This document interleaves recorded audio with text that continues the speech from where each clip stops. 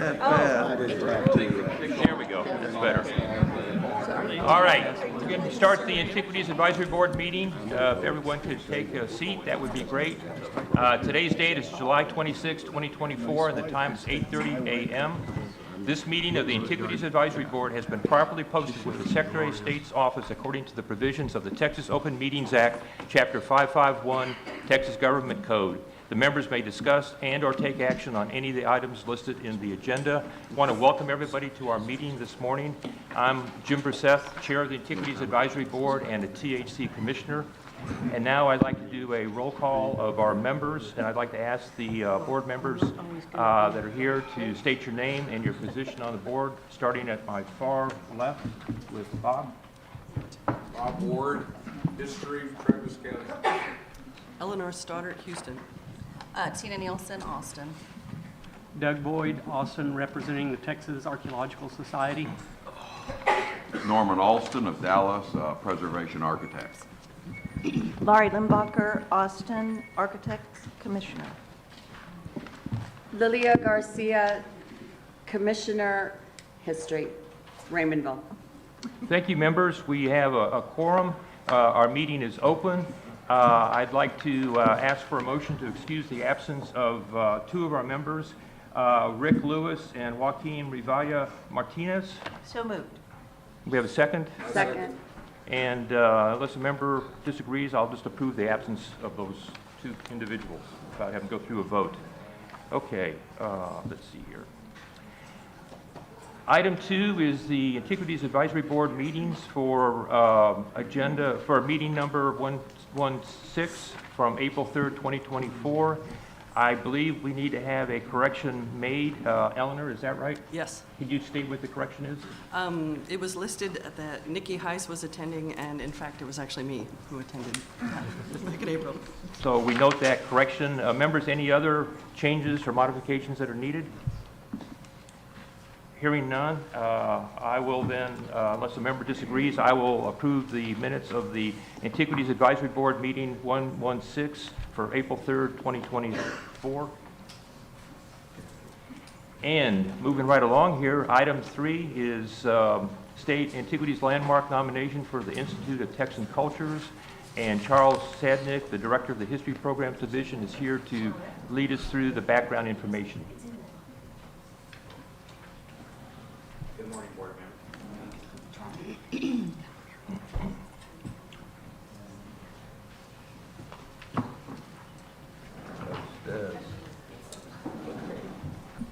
Be just 1 minute. Oh, no, there we go. Maybe one more minute. Good morning.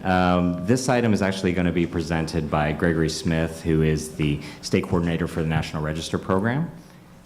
And I will call him up, and once the slides are working, he'll present this item for you.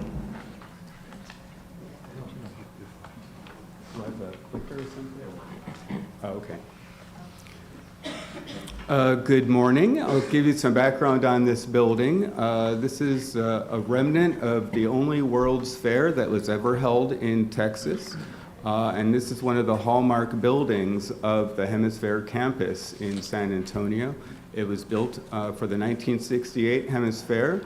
It was designed by the firm Codill Rowlett Scott, and it's in the brutalist style. And true to that style, it was originally windowless. The 6 windows that are in there were a later alteration to the building, but otherwise it looks pretty much as it did when it was designed originally for the fair as the Texas Pavilion, with the intent on repurposing this building to serve as a major facility for UTSA as the Institute for Texan Cultures. Do I have a way to advance the slides?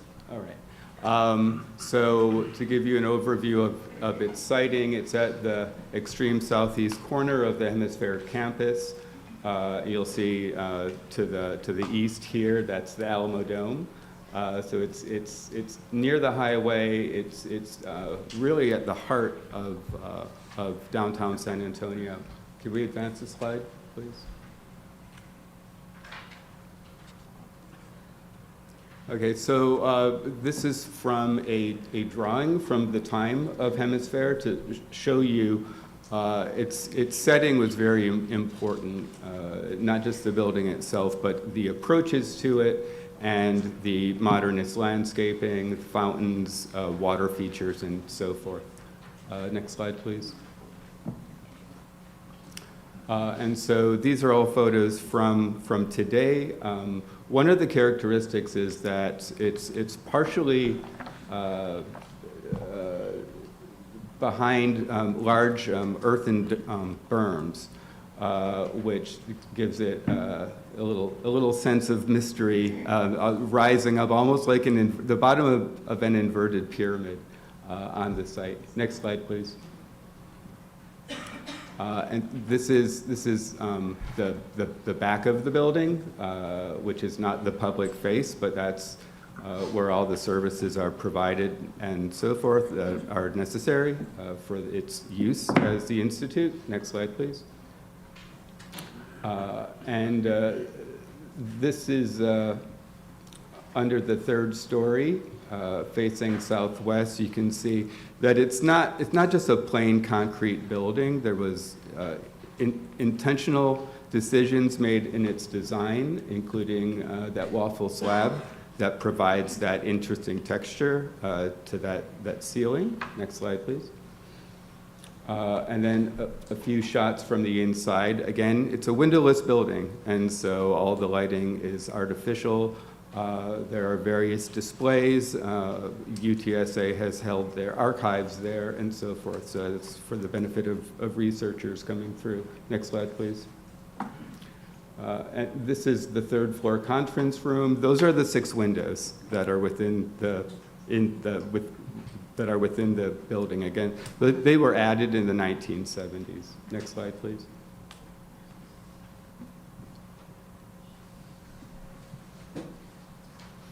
Okay, so the building was just listed in the National Register. It was reviewed at the State Board of Review meeting in January and then submitted to the Park Service where it was approved. So it was listed at the state level of significance in the area of architecture and also for its association with the history of Hemisphere, which, as I stated first, the only World's Fair ever held in the state of Texas. Thank you. Thank you for that. Any other presentations, Charles? Does that concludes it? Okay, we have a question here, Lori. Hi, Greg, thank you. Hi. You don't happen to have a modern-day photograph? I love that postcard image. It's so hopeful with the people with balloons. You don't happen to have a modern-day photograph of that same view, do you? Not with me today, no. It would be in the National Register nomination, though. Okay. But that view's a bit transformed from... Excuse me? It's a bit transformed? The It's- berms have been modified? The berms have been modified to a degree, but it still has that same configuration of the building rising up from behind the berms. Great, thank you. Sure. Any other questions for Greg? Hearing none. Thank you, Greg. Sure, thanks. I need to mention at this point, as we go forward, members, on this deliberation that we have with us today, Karina Green, Vice President of UTSA, as a resource witness, if we need to have her answer any questions for us. And with that, members, you've read the information, you've heard the presentation.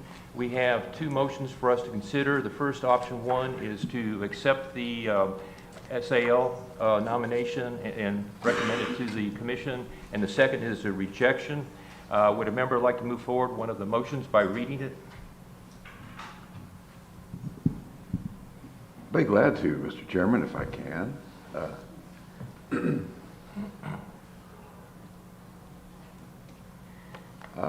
Mr. Chairman, I would move option 1, move that the Antiquities Advisory Board send forward to the full commission and recommend approval of the State Antiquities Landmark nomination to the Institute of Texan Culture in Bexar County.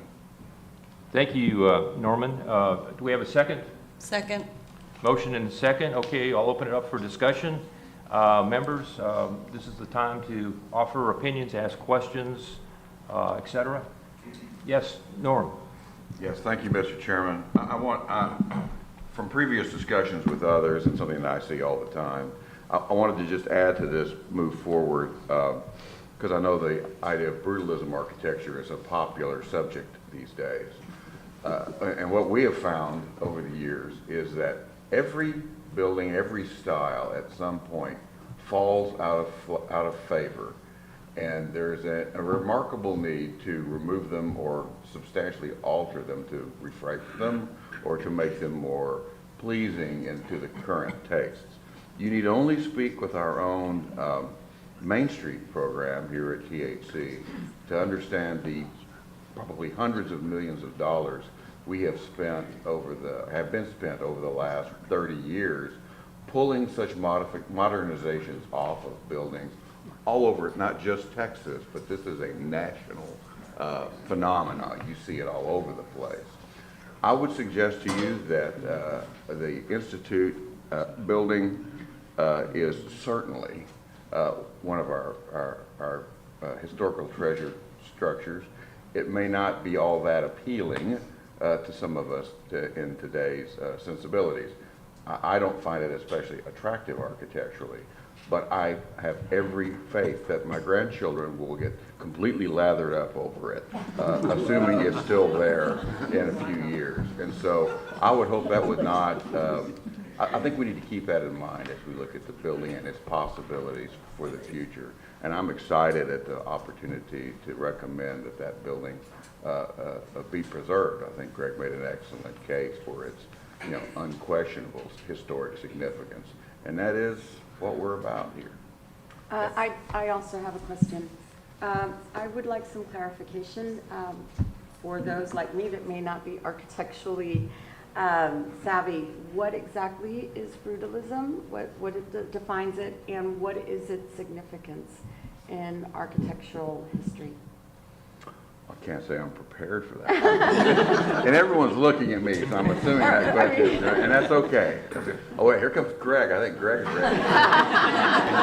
Well, it's not called brutalism because it's brutal to look at. It's from the French term Breton brut, and it's about honesty in materials. And so it very much was expressed very often with unadorned concrete. And so it's nearly a century old now. Yeah. So it's been around for a while. It has its roots in Europe, but it certainly took off around the world. There are numerous examples all over the world and throughout the U.S. So this isn't a one-off building. This is part of a much larger movement in modern architecture. And I would suggest in the United States, particularly in Texas, it really peaked in the late 60s and early 70s. When I went to university, we were lathered up over buildings like this. That taste has faded some in me, but not all. And it is, like I say, it is so widespread, and there are so many examples that it is certainly a defining moment in architectural stuff. Sure. It's definitely of its time and place. So Greg, would you say, when I think of brutalism, I think of Hallmark buildings, say from Paul Rudolph. So you might know some of the buildings that were designed on the Yale campus by Paul Rudolph. Or Marcel Breuer's, the original building of the Whitney Museum in Manhattan. When they moved 10 years ago or so to their new building, Sotheby's bought and so you may know that. Yes. Yeah. Thank you. Thank you. Other comments, questions? Hearing none, we have a motion and we have a second. I'll call for a vote. All in favor signify by saying aye. Aye. Those opposed say no. And I will abstain As will I. okay, 2 abstentions. The motion carries. Thank you. Next, we have division reports. It's going to start off with Brad Jones, the Director of the Archaeology Division. Thank you, Chairman Bruseth. Just a very quick overview, as we typically give for these. These are our third quarter numbers for permits. The one on the left is the previous year, and the one on the right in red is the current year. Our numbers have gone down, which doesn't actually hurt my soul at all because my staff are overworked. So it's a good number, but we continue to see plenty of archaeological research in Texas. And these are just Antiquities Code permits. I'd like to remind you all, this does not count additional survey, excavation, and testing done just for federal regulatory review. This just breaks it down very quickly into the types of permits. We had a couple of annual permits issued. As usual, primarily intensive survey in advance of development projects primarily, or highway projects. A number of monitoring projects, actually quite a bit of testing of archaeological sites starting up this spring, which is going on a long time because of the rain, actually. It's been quite a difficult summer for excavation out there. Couple of data recovery projects, and then one underwater survey. If there's any questions, please let me know. Otherwise, my report is complete. Any questions? Thank you, Brad. That was very, very quick. You're very welcome. Elizabeth Putman, it's now Hi, good morning. Elizabeth Brummett. I used to be Elizabeth Butman. I'll still answer to Sorry. that. Director of the Division of Architecture. Yes, good morning. Thank you, Antiquities Advisory Board members. So for the Architecture Division, we've seen fairly steady permitting in 2024 so far. Most of the permits issued in the last quarter were rehabilitation permits, which is to be expected. Rehabilitation is the most commonly applied treatment for historic properties. And I've got an example of a project that was recently completed for its State Antiquities Landmark permit, but it's just phase one of a much larger restoration effort. The County of Bandera recently completed phase one of a restoration project at the first Bandera County Courthouse and Jail. The phase included removal of unoriginal shed additions, excuse me, and concrete pads to both the historic courthouse and jail. Additionally, interior demolition inside the non-original additions included removal of partition walls, tile ceilings, carpet flooring, and mechanical systems. During the demolition, exploratory analyses included careful removal of historic materials to assess the condition of the structure and the framing.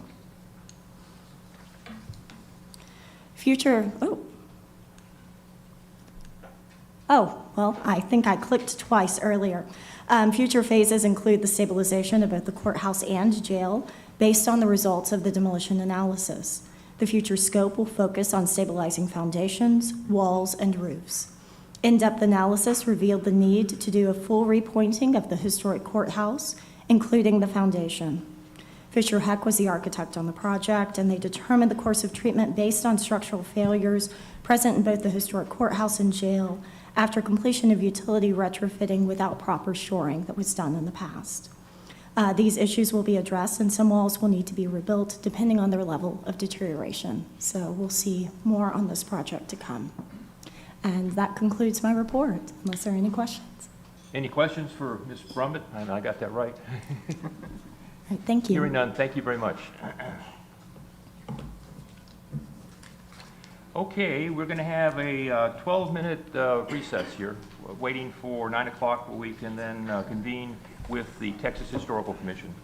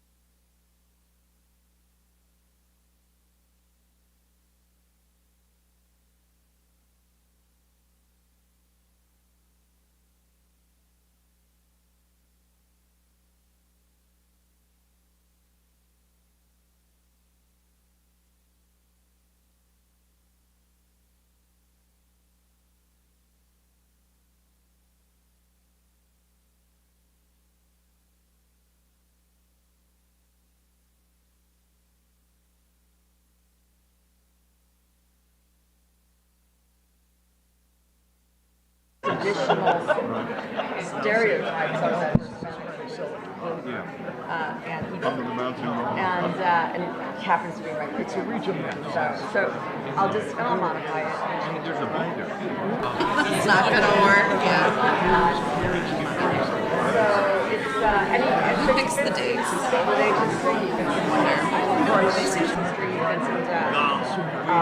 Business history, economic history, he gets into cultural. So no, I think Liberty has so they kind of laugh at me because I'm like, a lot of papers are writing on him and they're like, you know about this guy. You got your damn record, you're Virginia. I'm like, Confederate God. You're Confederate. I mean, you're Confederate God, but anyhow, I think there's a lot there to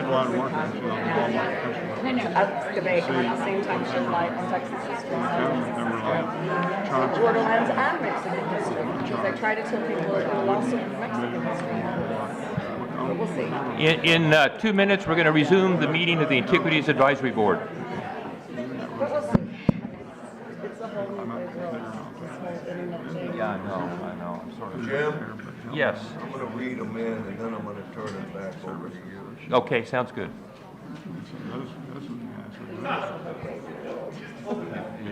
We have 2 minutes.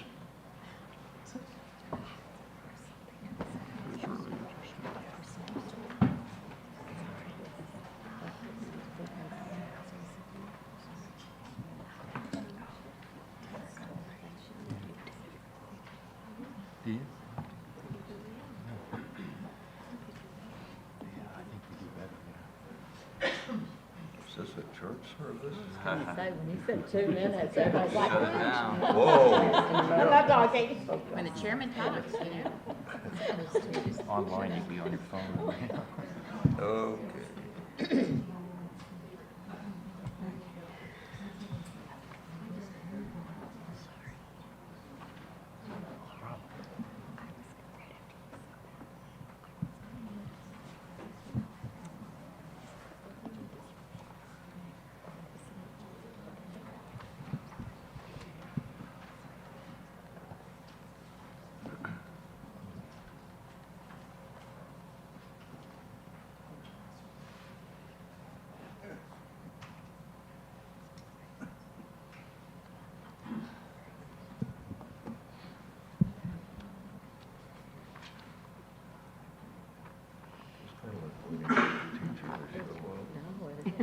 Or getting in trouble, like, wait for your dad to come home. Well, good morning. Today is July 26, 2024. It is now 9 a.m. This meeting of the Texas Historical Commission has been properly posted with the Secretary of State's office, excuse me, according to the provisions of the Texas Open Meetings Act, Chapter 551 of the Texas Government Code. The committee may discuss and/or take action on any of the items listed on the agenda. To begin, I ask that we all stand for the pledges of allegiance. There.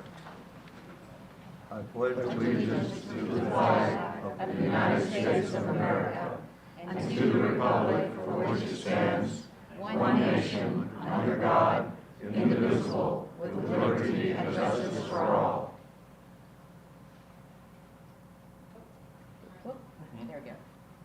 Honor the Texas flag.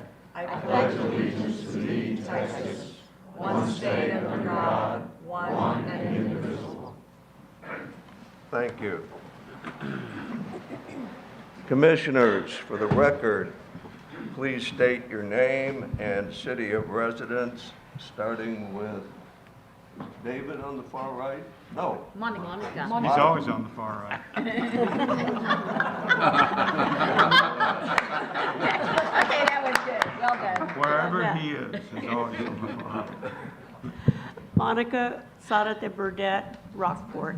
David Gravel, Highland Park. Fritz Duda, Dallas. Donna Bahorich, Houston. John Crane, Dallas. Garrett Donnelly, Midland. John Now, Houston. Catherine McKnight, Dallas. Pete Peterson, Alpine. Renee Dutia, Dallas. Lilia Garcia, Raymondville. Jim Bruseth, Austin.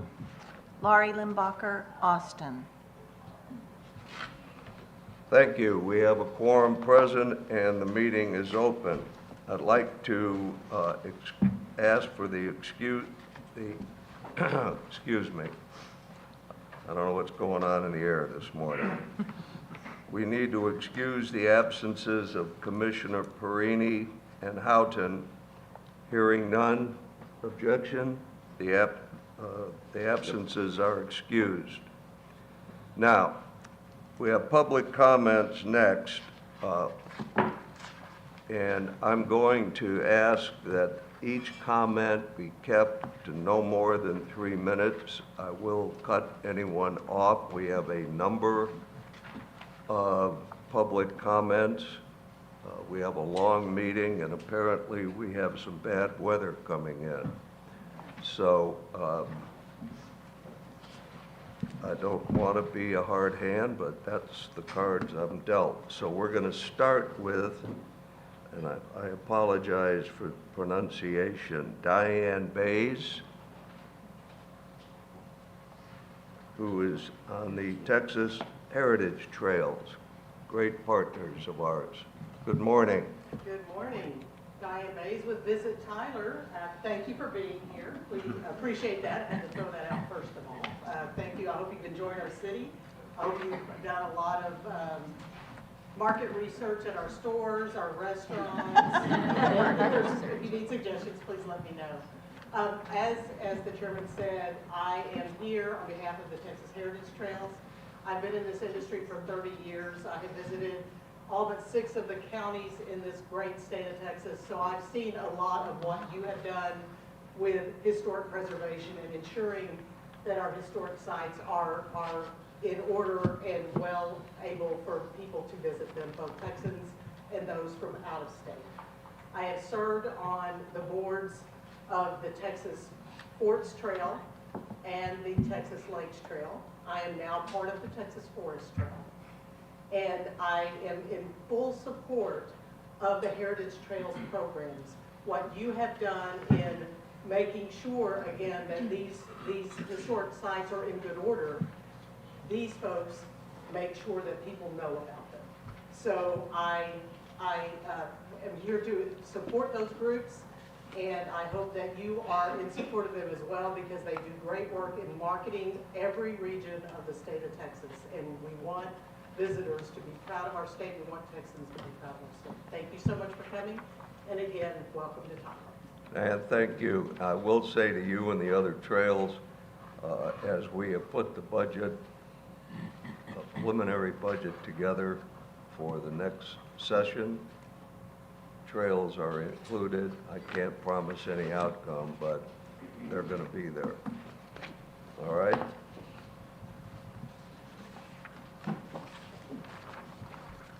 Tara Pujnet? I was close. On the Tropical Trail. Yes, thank you. Good morning, Commissioners, Chairman Now. My name is Tara Cunat. I am the current chair of the Texas Tropical Trail region. I am also the executive director of the Brownsville Historical Association. A few things since the last commission meeting. We had a board retreat in Fulton. We invited Angela Reed, THC staff, to come and present on nonprofit partnership structure. We also created our scope of work at that meeting for 2025, and we discussed the work and accomplishments of our communities over the past year. We reappointed committee members. We also revised our mission and vision statement. We welcomed or re-welcomed a board member in July, Margarita Araiza, who was one of our founding board members, and she recently retired from the Webb County Heritage Foundation in Laredo. She had served there for 28 years, so she comes with years of nonprofit and preservation experience. We've been working hard on the Museum on Main Street project. We are combining efforts with the Texas Heritage Trail Division, regional partners, as well as the city of Rockport. And that exhibit will be on display January 25th through March 4th. We are anticipating a really successful statewide meeting next week. I'll be attending with our Vice Chair, Steve Lanoon, and Sandy Jumper. Today also present is Valerie Bates, our Chair Emeritus, and Sandy Jumper. Since April, we've had 4 partner events. We also re-welcomed the South Padre Island community back to our organization. In May, we met in Mercedes, Texas. And in June, Corpus Christi. This month, we met at the city of Edinburgh. And we were excited to have Commissioner Garcia attend Mercedes and Corpus events. Teresa Caldwell also attended our Edinburgh event. Tara, about 30 seconds. And we are also working on rebranding our tropical tours, and we'll be seeing that soon. We also working on our 20th year anniversary in March, and that'll be in Kingsville. Thank you so much. Thank you, committee for their work. Thank you. Valerie Bates.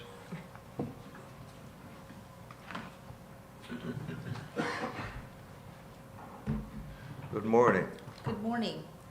Thank you, Chair and Commissioners, for the opportunity to address you all again. My name is Valerie Bates. I'm the site manager for the Port Isabel Lighthouse.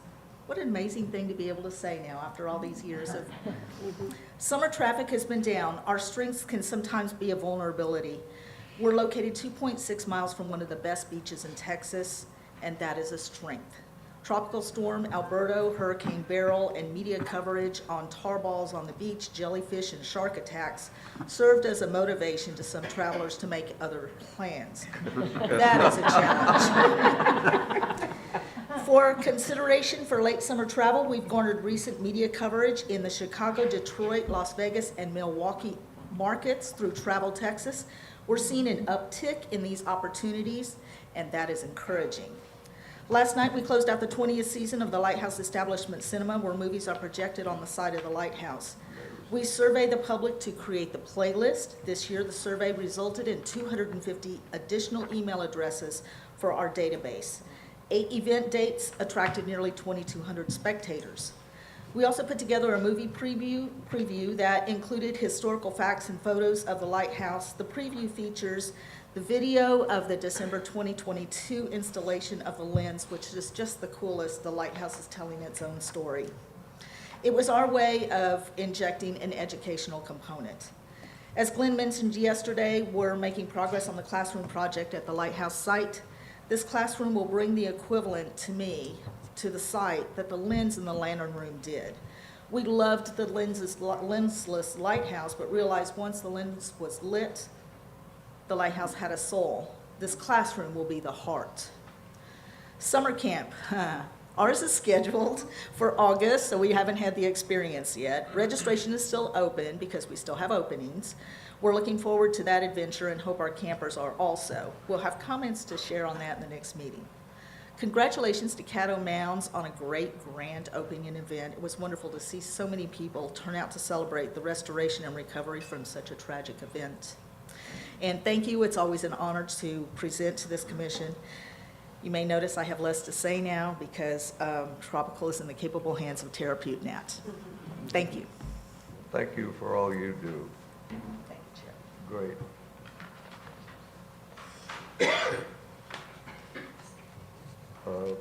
Edwin Bautista on the school numbers.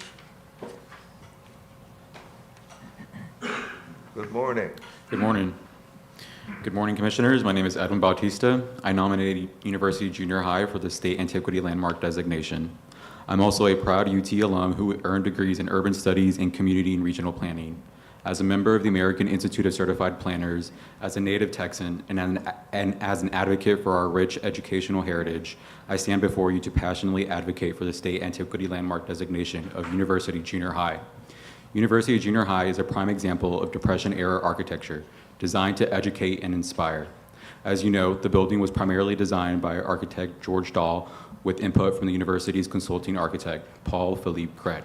Cret's vision for UT Austin's master plan emphasized cohesive classical architecture that promoted a sense of stability, order, and aspiration across the campus. Cret, a renowned French-American architect, designed many of UT Austin's most iconic structures, including the tower, which remains a central focus of the university's architectural landscape.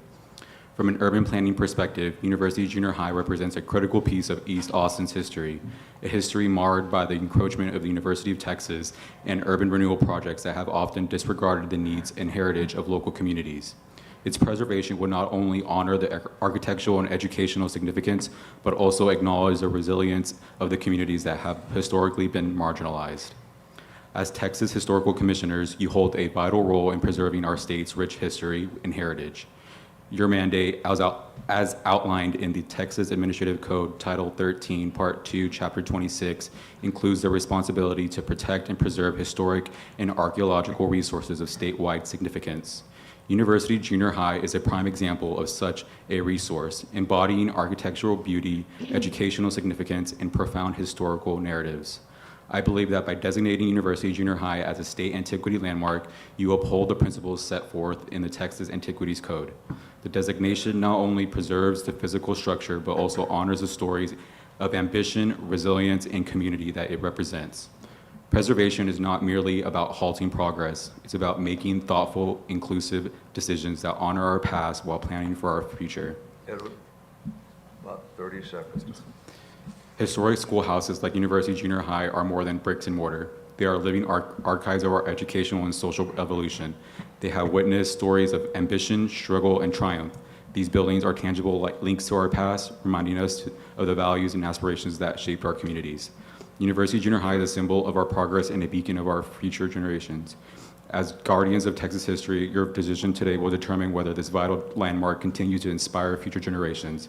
By protecting University Junior High, you ensure that its legacy endures and allows future Texans to not only appreciate, but learn from our shared history. Thank you. Thank you. Barbara Anderson from Austin. Good morning. Good morning, Commissioners, and thank you for your time and your interest in Texas history. It began for us in May of 2023 when the Austin Statesman featured a story that UT Athletics was going to raise the building that is known as UJH and also as the School of Social Work to build a football practice facility and field. Having worked in this historic building, which is listed in the National Register since 2001, for 25 years, my colleagues and I joined together to organize a grassroots, zero-budget movement to change minds and hearts. We are Save the Past for the Future. Over the past year and a half, our coalition has grown to be supported by an avid community of concerned citizens. These include Preservation Austin, Preservation Texas, which gave us the designation of Texas' most endangered places, the City of Austin Historic Landmark Commission, members of the board of the Austin History Center, LULAC, the UT Hispanic Alumni Network, the Asian American Cultural Center, alums of University Junior High, alums of the UT Hicks School of Social Work, individuals identified as precursors in integrating UT, the Art and Activism Coalition in the UT Art School, Austin Vida, La Cultura, staff of the Mexican American Cultural Center, the muralist Raul Valdez and friends of the Cantu Recreation Center, and extensive coverage from state media sites. In addition, we have over 2,200 signatures on our petition. Athletics say that the building has outlived its usefulness. Tell that to the hundreds of faculty, staff, and students who were in this building as recently as 8 weeks ago. Athletics will say renovation is too costly. UT possesses an architectural proposal developed in 2015 that 30 seconds. Oh gosh, okay, that offers a continuum of choices of expenditures. The The athletic department has many choices for other sites for the practice field. This building is in a green oasis with beautiful, mature, and heritage trees, and this mural that's exquisite, and all will be lost if this proposal to raise the building moves forward.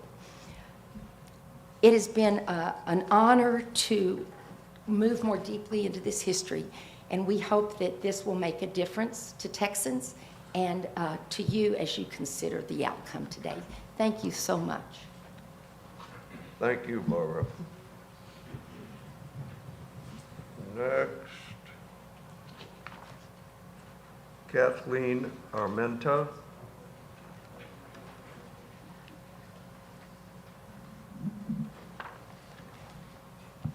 Good morning, and thank you for all your hard work to preserve and protect Texas treasures. My name is Kathy Armenta, and I'm a licensed social worker for the past 54 years. I taught graduate social work students at UT and retired as an emeritus clinical professor. I'm one of the founding members of the Grassroots Preservation Coalition, Save the Past for the Future. I'm here today to respectfully request your support of our SAL designation. UT's primary mission, as you all know, is the provision of educational services to Texas citizens. The university motto, "What starts here changes the world," that's been the sole purpose of the UJH building, education through innovation that changes the world. For 30 years as a lab school, the University School of Education was widely seen around the country in the 30s, 40s, and 50s as the source of the most innovative educational approaches, teacher training techniques, and school designs, all emanating from University Junior High, producing dissertations and evidence-based research. Innovation once again as the first successfully integrated public school in Austin in 1957, 3 years after Brown versus Board of Education, but decades before integration occurred in the city of Austin, once again on the cutting edge. The innovation continued for the past 30 years in the building as the School of Social Work continued to train and innovate the next generation of professionals. This building has been fully functional and in operation, bustling with students, classes, and faculty until only 8 weeks ago when it was vacated. Kathleen? Okay, 30 seconds. the building's never been condemned, never deemed unsafe, never found to be uninhabitable. The building has been renovated and upgraded throughout the years with the latest stuff, teaching consoles, computers, opaque projectors, on and on and on. This building is an important treasure in the history of the University of Texas. It does not need to be demolished. We represent thousands of community voices like you who believe in historic preservation. Thank you so much.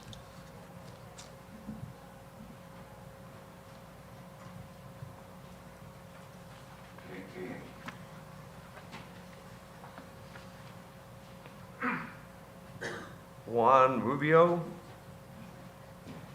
Hopefully I got that correct. Good morning. Good morning, Commissioners. My name is Juan Raymond Rubio. I'm a board member of Preservation Austin and Commissioner on the Austin Historic Landmark Commission. As you consider this permit today, I ask that you recall your visits to all of our Texas State universities along with your alma maters and consider all those National Register buildings and landmarks you passed every day. Consider your time at Texas Tech. Consider your time at Texas State, SMU, UT Austin, Virginia Tech, University of Virginia, and University of Colorado. We're here because our state's premier institution is turning away from its educational purpose and the desires of the Austin community. Consider these arguments before you vote today. Number one, UT has indicated their proposed project is a better replacement for a long-time educational building. They've done a disservice to the state's citizens by attempting to remove historic resources in favor for convenience sake. Number two, past Board of Regents have carefully stewarded this building for nearly 100 years, and they've used it wisely. Will this commission set a precedent for future regents to demolish other significant structures? Number three, ask yourself what the greater public purpose is. Is it a limited use facility with no public access? Or a place where students, faculty, and visitors can use the building and enjoy its beloved site and its public art? And number four, is this building a financial burden for the university system that boasts one of the top 5 endowments in the country at over $31.9 billion? When given the chance to utilize state tax credits from the state legislature from 2017 through 2022, UT decisively chose not to. Dozens of other schools across the state took advantage of those state tax credits, and proved that THC overview is not burdensome, it's welcomed. THC should be a great partner for our cherished campuses, and UT seems adverse to maintaining those resources. It's clear this isn't about money. This is about an institution thwarting outside review and jurisdiction. It's a reminder that public schools and lands belong to the people of Texas. The money they steward belongs to you and me. We need checks and balances to trust that these schools are using our money wisely. Today, I urge you to honor the legacy of millions of people and students who walk past this school every single day on their way to class. I ask that you remove any biases or political worries. Don't abstain, don't vote no. This vote will likely have ramifications either way. So consider the legacy of this commission and your contribution in a moment of need. Thank you. Thank you.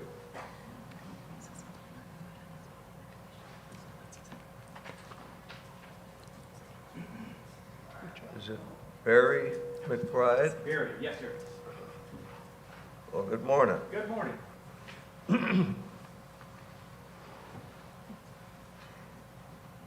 Good morning, Commissioners. My name is Barry McBride, and I'm grateful that we're all here today, and I want to thank you for all the hard work you do about preserving the antiquities in the state of Texas, and more importantly, I'm here to talk about a major antiquity that we hope we can resolve the issues that are now confronting it. I happen to be an alumnus of University Junior High School. I was there at the time it first integrated. I was at the very tail end of that first group of students that integrated University Junior High School and helped it to make it to become the school that it ultimately became.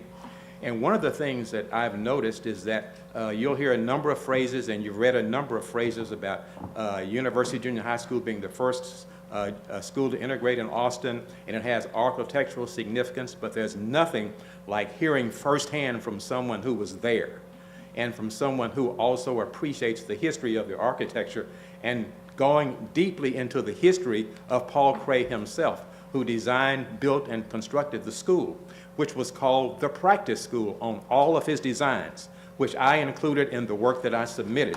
Hopefully you've taken the time to review that and understood what's behind all of those phrases, what's behind integration, what was it about University Junior High School that gave the principal and the leaders of the school the desire and the push to go ahead and integrate it at the time that it did. A lot of that came from East Austin residents, of which my parents were one of those very parents who helped to move integration of University Junior High School along.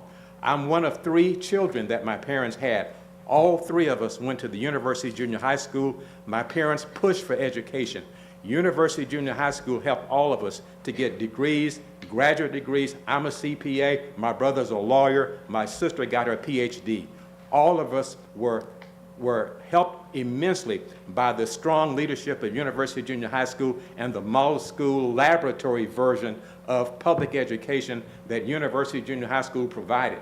That is a unique, premier aspect of University Junior High School that sometimes can get lost if you don't hear it from someone who was an actual participant. It's meaningful that Sweat versus Painter is a case that influenced University Junior High School to integrate, as well as Brown versus Board of Education. Thurgood Marshall himself was in Austin and was in some of these cities that made up the Brown versus Education case. None of that with UJH's integration would have ever happened had it not been for those 2 major cases. And if you'll recall, Sweat versus Plainer dealt with the University of Texas itself. Last but not least, and I know my time is growing short, last but not least, I want to emphasize the fact that across the street from University Junior High School today is the oil well, not a replica, but the oil well itself. The Santa Rita oil rig is right there. It sits directly in front of University Junior High School. It is properly preserved, commemorated, and recognized as the source of the revenue which helped Paul Cray get paid and get the funds to set up and design and to build University Junior High School, as well as 19 other buildings on the University of Texas campus. That is remarkable, and it is a towering achievement. All of that is something I hope that you will consider in making the decision to designate University Junior High School as a historic landmark, and also to give it the recognition by the Antiquities Committee that it needs. And I want to thank you again for this opportunity. I'm grateful for your time. Thank you very much. Thank you. Elizabeth Nowicki.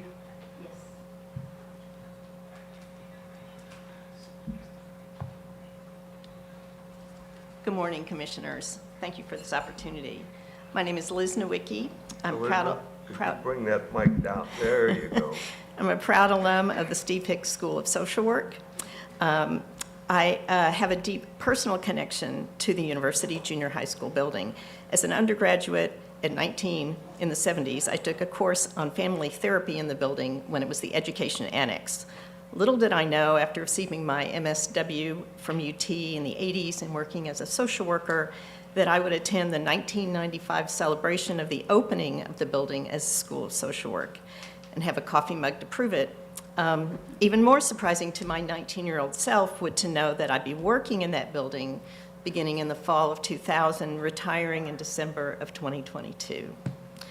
I was hired by Dean Barbara White, the university's first African-American dean, and she hired me to found and develop a continuing education program.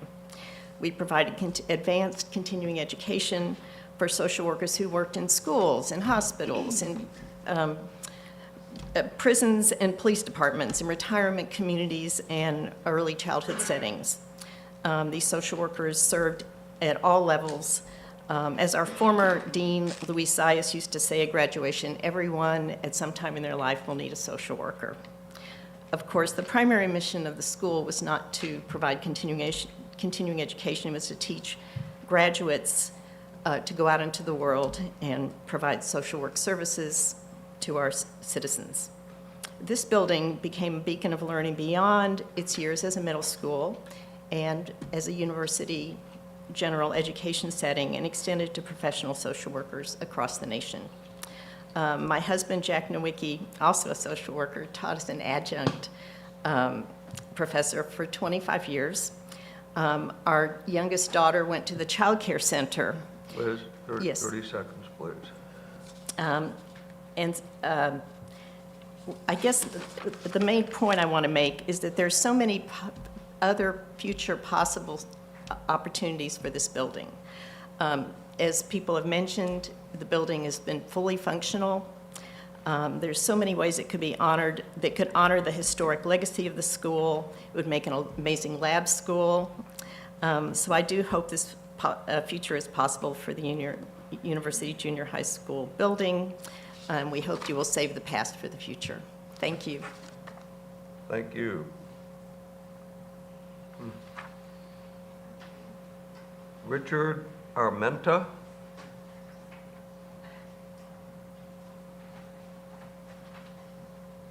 Hello, Richard. Good morning. Good morning.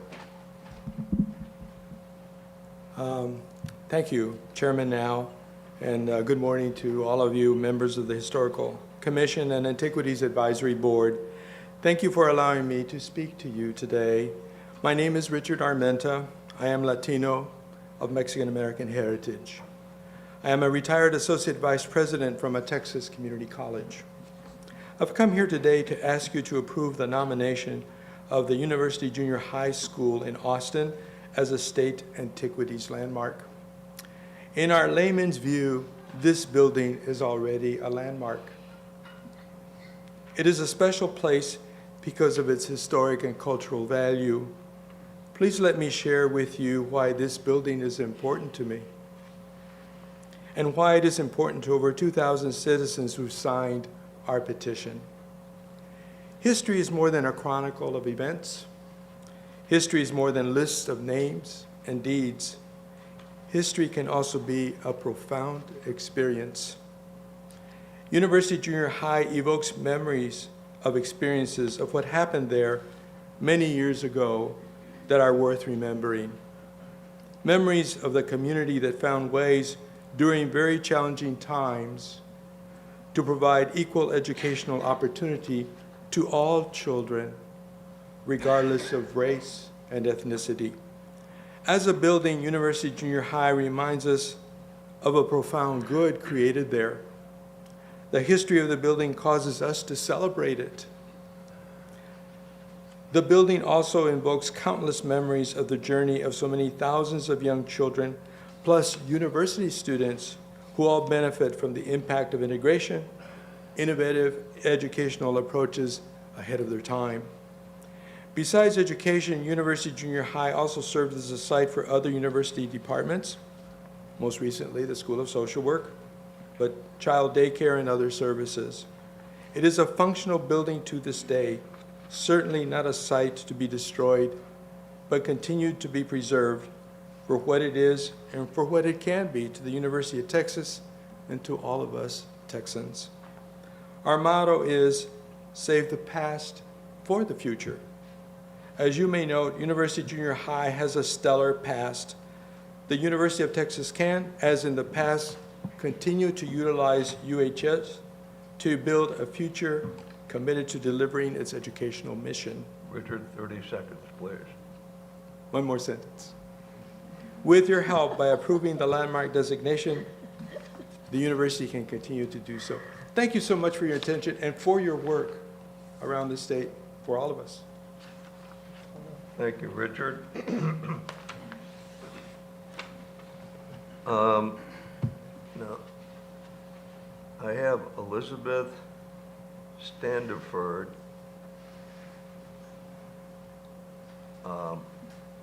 When you say for Louis Vedder, explain that. So I work for the Conservation Society of San Antonio. Louis Vedder is the president. He was unable to attend, but he sent me to read a statement to you on his behalf. So this is his statement that you're reading? Yes, sir. Okay, thank you. Thank you. Chairman Now and Commissioners, thank you. The Conservation Society of San Antonio looks forward to supporting the State Antiquities Landmark designation for the Institute of Texan Cultures building when it comes before you at the next meeting for approval. As a preview, this 1968 brutalist landmark is a rare example of a surviving work of large-scale World's Fair architecture, built by the state of Texas to represent the diversity of Texan cultures at Hemisphere in San Antonio. It marries the vision of Governor John B. Connolly and Museum Director Henderson Shuffler with the design skills of the major Texas architectural firm of Caudill, Rowlett, and Scott.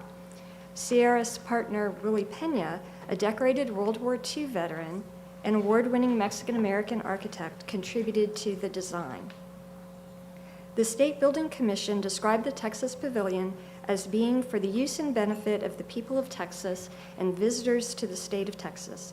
Given this purpose and the pavilion's irreplaceable historical value, it is in the public interest that the building receive State Antiquities Landmark designation. Only then will work affecting the state's sole permanent World's Fair structure be done in consultation with the Texas Historical Commission.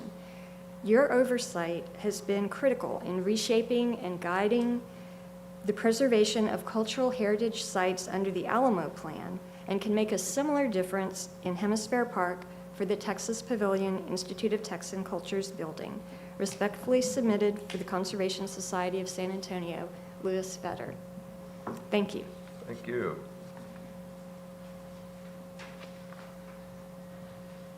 Sarah Gould from San Antonio. Sarah. Good morning. Good morning, Commissioners. My name is Sarah Zenaida Gould. I'm the Executive Director of the Mexican American Civil Rights Institute in San Antonio. We are an emerging national museum and archive focused on preserving, disseminating, documenting Mexican American civil rights history. Central to our mission is to increase the public's knowledge of Mexican American contributions to and experiences in the United States. The Institute of Texan Cultures building is significant to Mexican American civil rights history, and I strongly support its nomination for State Antiquities Landmark. The ITC building more than meets the criteria, of course, which you already know, so I just wish to highlight two areas that make the building important to Mexican American civil rights history. First is its association with the architecture firm Caudill, Rowlett and Scott, or CRS, one of the most important architecture firms of the 20th century, which was in fact based here in Texas, and whose fourth partner was one of the most prominent, if not the most prominent, Mexican-American architects of the 20th century, William Meriwether Pena, decorated World War II veteran and the father of architectural programming. In 1949, Pena became the fourth partner at CRS, but reportedly, he declined to have his name added to the firm's name to avoid making the name too long. In reality, there was a concern that adding his name, Pena, to the firm's name would scare off potential clients. This was the racial climate of the period. There are no other CRS buildings in San Antonio, and this one is particularly remarkable in design, a modernist twist on a Mesoamerican temple. Second is ITC's role as a national pioneer in ethnic studies. The vision and impact behind the original purpose of ITC cannot be understated, especially in the context of the civil rights movement, which was concurrent to the development of ITC. In 1966, while development of Hemisphere was underway, Henderson Shuffler, the director of the Texana program at the University of Texas at Austin, was appointed the ITC's research consultant, and the following year he was his title changed to executive director. Governor Connolly appointed him to to develop, maintain, and improve permanent exhibits devoted to areas specified in previous legislation and providing a statewide educational communication center concerned with subjects related to the history and culture of the people of Texas. So, Shuffler then, 30 seconds? Okay. Shuffler hired over 50 researchers and support staff, and what his scholars achieved was something truly ahead of its time. Long before multiculturalism entered popular discourse, they determined to showcase the contributions of the many diverse cultures of Texas with the central idea that it is our diversity that makes Texas so strong. Keep in mind that it would not be until 1969 in San Francisco that the nation's first university ethnic studies department was founded. It was San Antonio, it was ITC that really shaped a national discourse around ethnic studies, and that's part of our educational mandate, right, at the University of Texas system. So I believe that this building fully meets the SAL requirements, but it's also something relevant to Mexican American civil rights history. Thank you. Thank you.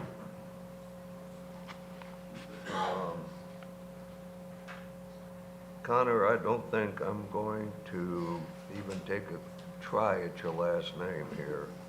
Hederick? Herderich. Well, I started it right. Go ahead, please. Thank you. My name's Connor Herderich. I'm the Northeast Texas Program Officer, so I'm here today to represent Preservation Texas. On behalf of its board members and statewide membership, to make the following statement in support of the designation of the ITC building in San Antonio as a state antiquities landmark. We feel strongly that the building, which we included on our most endangered places list earlier this year, not only meets the minimum criteria outlined in Chapter 26 of the Texas Administrative Code, but that it also meets the test of 4 additional requirements to be considered under Section 191.021B of the Texas Natural Resource Code. Number 1, alignment with educational mission. The primary mission of institutions of higher education in Texas is to educate Texans. The ITC has historically served this mission by presenting the contributions of 25 ethnic groups and forming Texas identity through multimedia presentations, live performances, and interactive exhibits. The ITC can be adapted to a number of uses, ensuring it continues to serve as a viable and important educational function. Preserving the ITC building will not undermine the future success of UTSA. Rather, it will enhance the university's ability to fulfill its mission through a unique and historically significant building. Number 2, authority for expenditure and mission furtherance. The governing boards of institutions of higher education are entrusted with the responsibility of furthering their primary mission through the prudent use of resources. This historic site can continue to serve its educational purpose while fostering community engagement, which is a core aspect of UTSA's mission. Demolition does not serve this purpose. Number 3, benefit versus inflexibility of landmark designation. The benefit to the state from the landmark designation of the ITC building far outweighs the potential inflexibility of its use. The building is one of the fewer than 4% of sites on the National Register of Historic Places that reflect Latino history. It's designed by prominent 30 seconds. It's designed by prominent Mexican-American architect Willie Pena. Demolishing this site would be a significant loss in that context. Conclusion, the designation of the Texas Pavilion, the ITC, as a state antiquities landmark would continue to serve the public interest by preserving an invaluable cultural, architectural, and educational asset. We urge this board to recommend designation, and we trust that UTSA will not object to this designation and will instead demonstrate its commitment to its core values and sustainability by preserving the ITC building. Now is the time to demonstrate that the development of creative alternatives to demolition in support of historic preservation is consistent with the mission and purpose of UTSA. Thank you for giving me the opportunity to speak, Commission. Thank you. Well spoken. Corina Green. Good morning. Well, good morning. Thank you for having me. I'm honored to represent the owner of the Texas Pavilion today. My name is Corina Green, and I'm the Senior Associate Vice President for Real Estate and Property Management. UTSA is dedicated to preserving the future of the museum as a cultural heritage beacon in Texas. As such, over the past 3 years, starting in April of 2021, we have been engaged in community visioning and evaluation. During this period, we offered 3 opportunities for extensive public input. In September of 2021, a survey was sent out to nearly 800 individuals affiliated with the ITC, local community leaders, donors, alumni, faculty, and students. It was advertised locally and on social media. It resulted in over 1,000 visits to our community conversation website and over 255 ideas generated. We then solicited feedback for the recommended reports of the 3 task forces in February of 22, and then in June of 22, sought public input on the steering committee's report before moving into the evaluation phase. All of these reports are published on our website. From summer of 2022 to October of 2023, we conducted extensive investigations based on these findings. The conclusion was that relocating the museum outside of the Hemisphere District near the Alamo is the best option for the ITC, UTSA, the City of San Antonio, and the state of Texas. The university is a state institution of higher education, and as such is dedicated to both its educational mission, including the operation of the museum, and being a good steward of public dollars it manages in furtherance of that mission. The current building is 55 years old, requiring building maintenance valued at over $65 million. This includes deferred maintenance and 30 seconds, please. wear and tear on the building. That figure does not include modifications needed to maintain an accredited museum in the current facility. To satisfy that, it would cost over $177 million with no opportunity to monetize the site. It is not in the public interest to use limited university resources for a building with no practical use for the university. Furthermore, the university cannot benefit from tax credits available for the structure in historic designation. And while we support historic designations that align with our mission, the Hemisphere campus does not fit this criteria. Funding the building's ever-increasing maintenance would divert resources from our educational objectives and the new museum. Therefore, UTSA does not support the designation of an SAL for the building. Thank you. That is, I should have said, that's the state, that's the statement by the owner.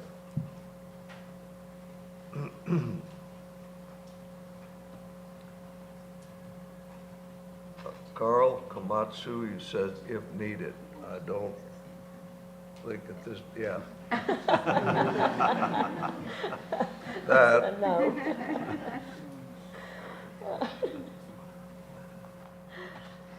Holly. Morning. Yeah, that. I'd never get that right. Well, good morning. Good morning. Thank you for having us, and thank you for being here, and welcome to the beautiful Texas Forest Trail region. I am Holly Fornicay. I am the outgoing president for the Texas Forest Trail region. Over the past couple of years, it's been my privilege to serve this region and the state alongside Del Polycredis, our board, and the other Trail Region executive directors and their volunteers. This is the most passionate group of people that I have ever worked with in the Trails program.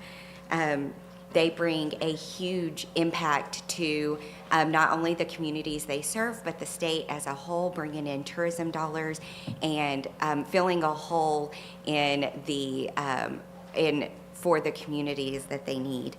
I've seen firsthand the huge impact that this program has, especially on rural communities here in East Texas, that these trail executive directors provide a source and resources to some communities that are deeply in need of those resources and aren't getting them from other places.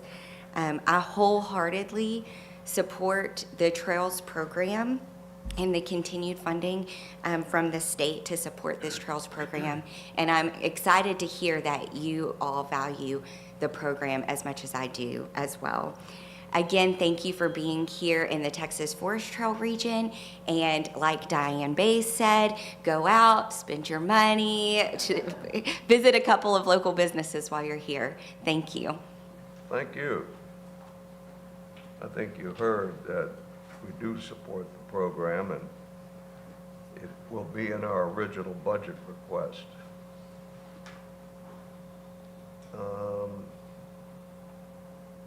Del Polycredis?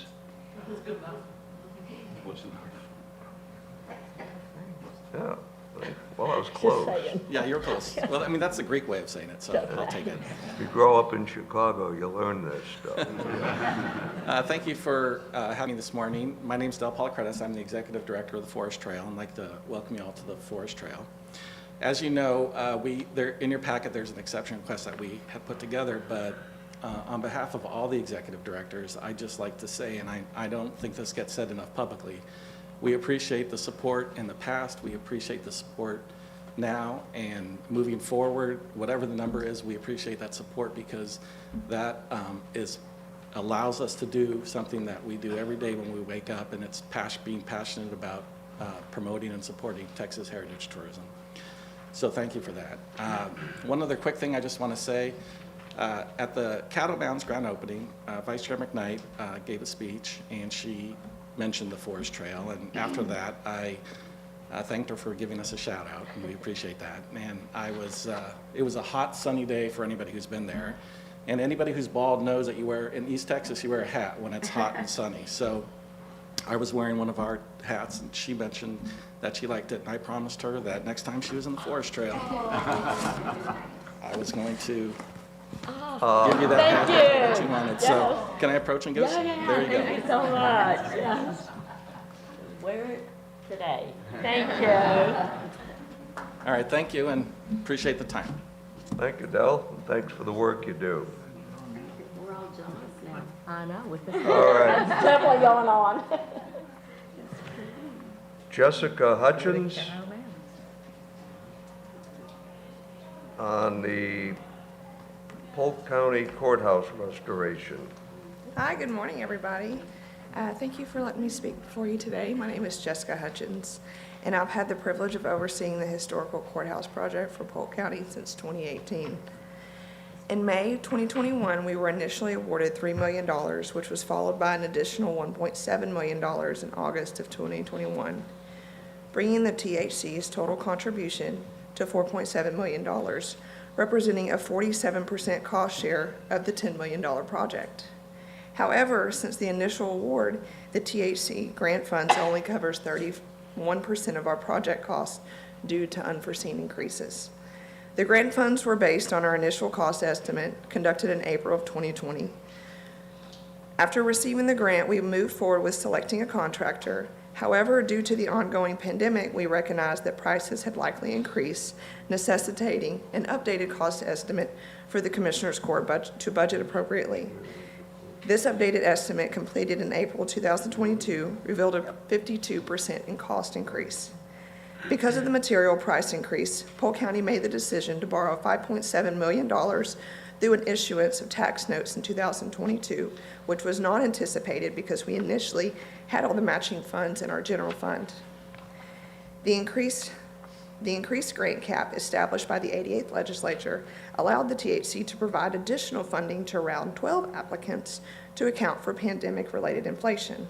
Unfortunately, round 11 applicants were not considered for this additional funding, as they were deemed to have not begun construction yet, which was not the case for us.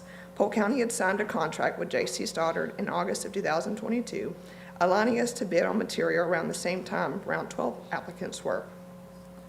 Since receiving the grant for full restoration, Polk County has encountered 5 unanticipated expenses: repointing of masonry, electrical revisions, parging, changing the interior plumbing to PVC to cast iron, and the largest cost of all, a full replacement of our roof, despite the installation of a roof funded through an emergency grant just 7 years ago.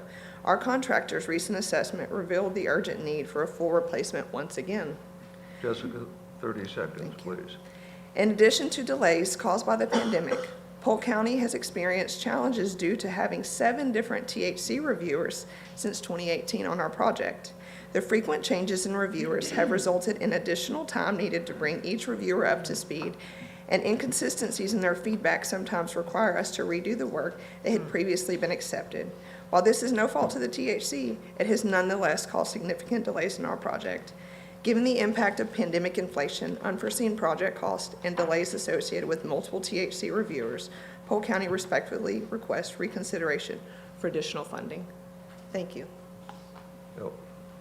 I'm aware of the issue, and I'm hoping to talk to the county judge either today or over the weekend. And then I'll try to get together with our courthouse committee. Thank you. And Sydney Murphy. That's me. That's the county judge. Hi there. Is this what's called leaving the best for last? Perfect. Here I am. And listen, I've learned a lot today. First of all, next time I'm hiring a bus, and I'm bringing everybody with me to speak. Second of all, I apologize because I evidently brought the weather with me when I came, because I drove through it this morning. But thank you all very, very much for your time. Basically, we got caught in the crunch between round 11 and round 12. So we were in the expenditures for round 12, but didn't qualify for the additional monies because of where we were situated. So we have already, to quote Mr. Olson, we've already removed all modernizations from the building. Polk County has been very, very committed to historic preservation. We have a historic Black campus, the Dunbar campus, which was originally built by the Black community and then became part of the school system. And I've had lots of historic events with you too. So we are committed to that. We committed our passport monies, our additional passport monies to preservation of documents. For the county, we gave additional ARPA funds to our district clerk, our county clerk, and we're working on our tax assessor collectors documents as well. So we're extremely committed, but this has turned into a historic expense for us. And keep in mind, I told someone the other day, I'm tired of history. I've had a historic tornado, historic pandemic, historic flooding. I'm tired of history, so I'd rather move on to the more simplistic history and get back to preservation of the building, preservation of documents, but we truly cannot afford to continue getting these crunches. So I look forward to our conversation. And I think I'm not beyond my time. Thank you. Yes, ma'am. Appreciate it.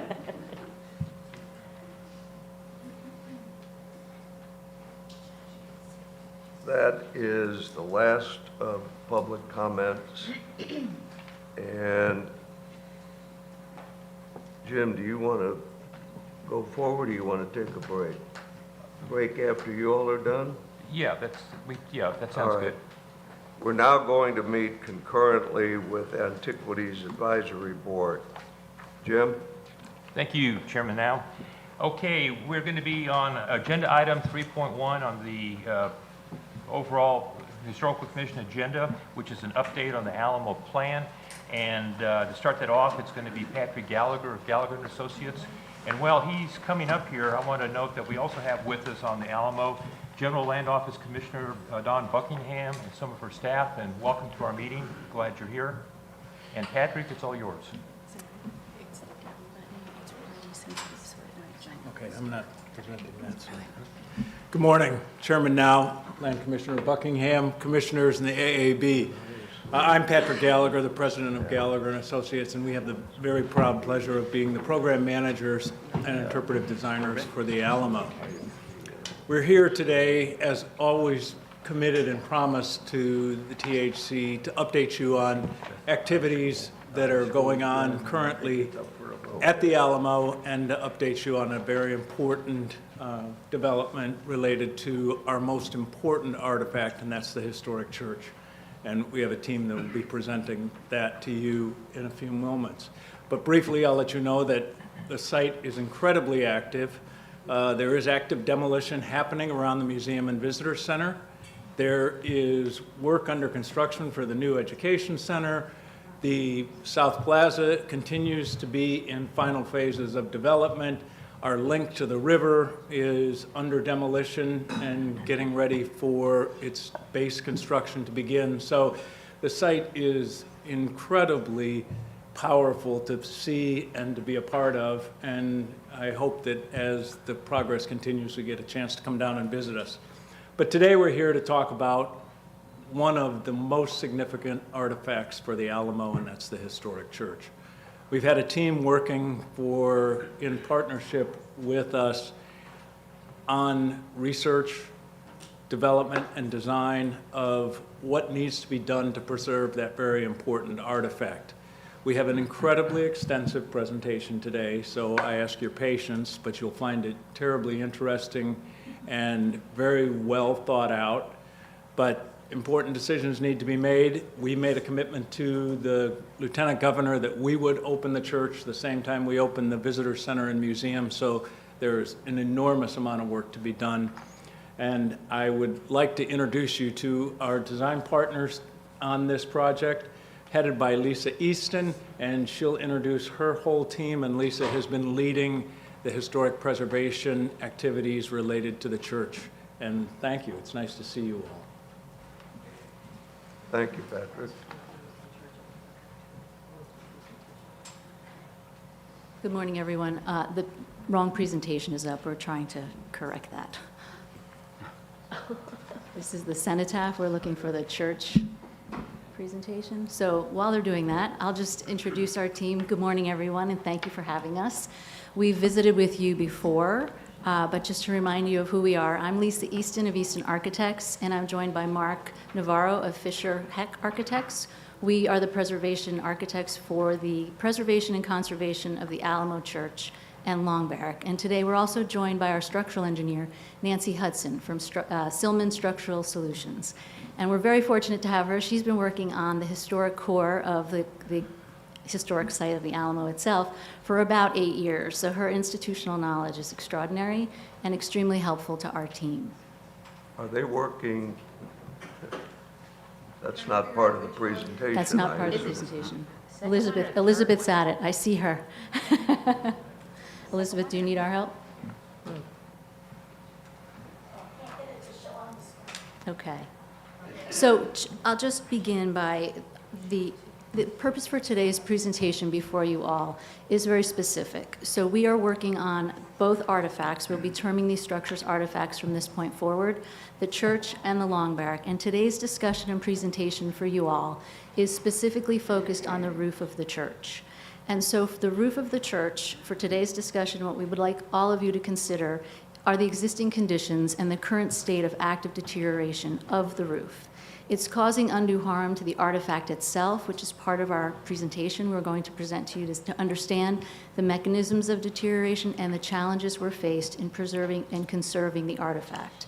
noting that the most historic character-defining feature is the historic masonry itself, which dates back to 1740. So that is our charge, and that's what we're here to talk to you about today. And we'll be dividing our presentation up, and we'll talk to you at first to introduce a little bit of history and the evolution of the site, because it's critically important to understand the church and its relationship to its roof. So with that, I'm going to start and turn it over to Mark, who's going to begin the presentation. Thank you, Lisa. Let me figure out this clicker. There we go. So as Lisa mentioned, we are going to be first starting with history and evolution briefly as it relates to how the church has grown over the last 300 years, and specifically how it relates to the rest of our presentation topics. Oh my gosh, this is very, very clicky.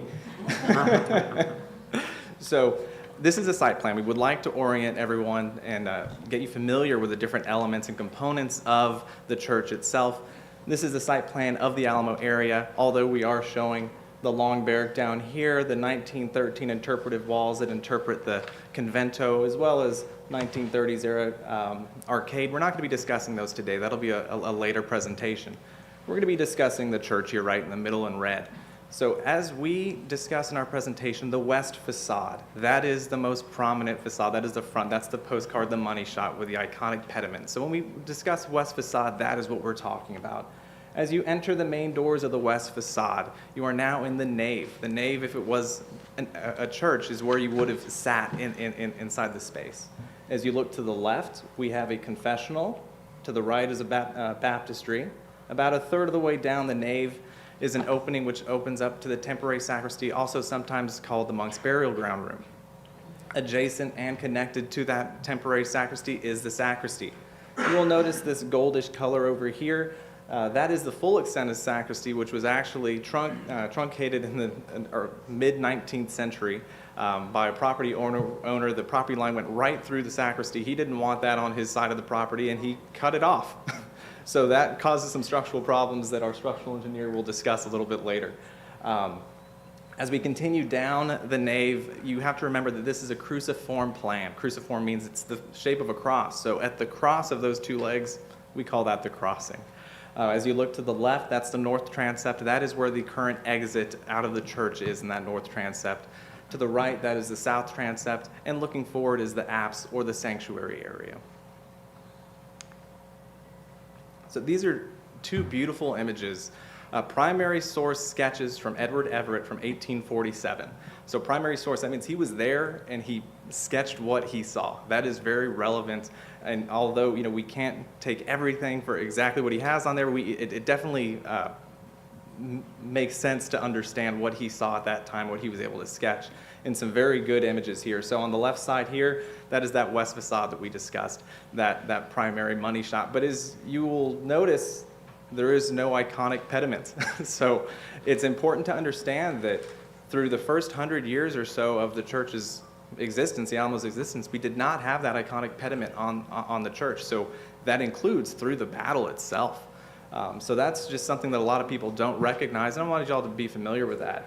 It's also a little bit difficult to see on that image that there isn't a roof at this time either. So at the same time that there wasn't that iconic pediment, there was no roof over the church. So that means that for over 100 years we had the elements, rain, getting into those walls, starting deterioration, basically from day one. You can. And what year are these? 1847 sketches, so 9 years after the battle. You can even see vegetation growing in the walls. So vegetation brings roots. Roots are in those walls, deteriorating the mortars, deteriorating the stones. Obviously, we don't have that condition now, but the damage that occurred then is something that we're going to have to address as part of our project. When you look to the right, that's an interior image of the church from the apse, looking towards that west facade. Beautiful, ruinous state. And once again, you can see the vegetation and lots of interesting things. I'm not going to go through every single one of them, but a lot of ghosted elements are still present in the church today if you know where to look. And most specifically, right here in these pilasters, where the beginning of spring points of ribs that would have continued across the nave are present. Those ribs would have held the roof if the roof would have been completed in the 18th century, but it never was. There was never a roof? There was never a roof until 1850. John Wayne was wrong. So it's also important to understand the context of the Alamo with the rest of the missions in the World Heritage Designation. These are two missions, San Jose as well as Concepcion. And surprisingly, if the church would have been completed, would have looked very similar to what we have here. For a lot of reasons, it wasn't completed. But you can see here that, we have two towers on each side here. We also have at each of the missions at the crossing a dome. So I'm not suggesting that there's going to be a dome in the future or anything, but it is important to understand the history and the context of what would have been potentially. As we look at the lower images here, those are images looking from inside the nave, from the front doors, looking back towards the apse. And they're almost indistinguishable from what we would see inside the Alamo. It's besides color, it's the same configuration. You have pilasters on the side of the nave that project a little bit from the walls, and those go into these arched ribs that carry our roof. So speaking of roofs, we have three different conditions of roofs or no roofs over the church over its lifespan.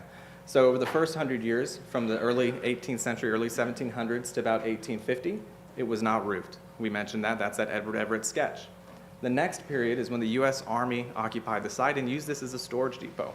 Well, a storage depot doesn't work very well if you have all of your stored items getting wet by the elements. So one of the very first things they did was put a very utilitarian roof on the structure. This is a wood hipped and gabled roof. So on the end here, that is over the apse, and that is the hipped portion, and then it becomes gabled the rest of the way towards that front pediment. So they are the ones, the U.S. Army, the ones who put that pediment on the building. They needed to put that on there because if the roof would have continued, it would have just been open. So they created this iconic design. So we have the U.S. Army to thank for that iconic design that everyone knows and loves today. So that is a wood structure, utilitarian in nature, mainly over the nave, but also wood-structured low-slope roofs over the secondary spaces, such as the transepts and the sacristies. The third condition is what we have today in the 1920s, but before that, when the Daughters Republic of Texas, the DRT, became stewards of the Alamo, they did have this roof on. The roof was still there. The wood roof was still there, but it was in a deteriorated state. It had been there for around 50 or 60 years. Once again, it was always meant to be a temporary roof from the U.S. Army era, so it was definitely time for a change, especially for a more permanent solution. So they worked with renowned architect, Texas architect Alfred Giles, to develop a plan and design for how to put a more permanent solution on that roof. So they developed this thin shell concrete and vaulted roof using inspiration from the missions that I just pointed out. And that was placed in the 1920s and has been there ever since, so a little over 100 years.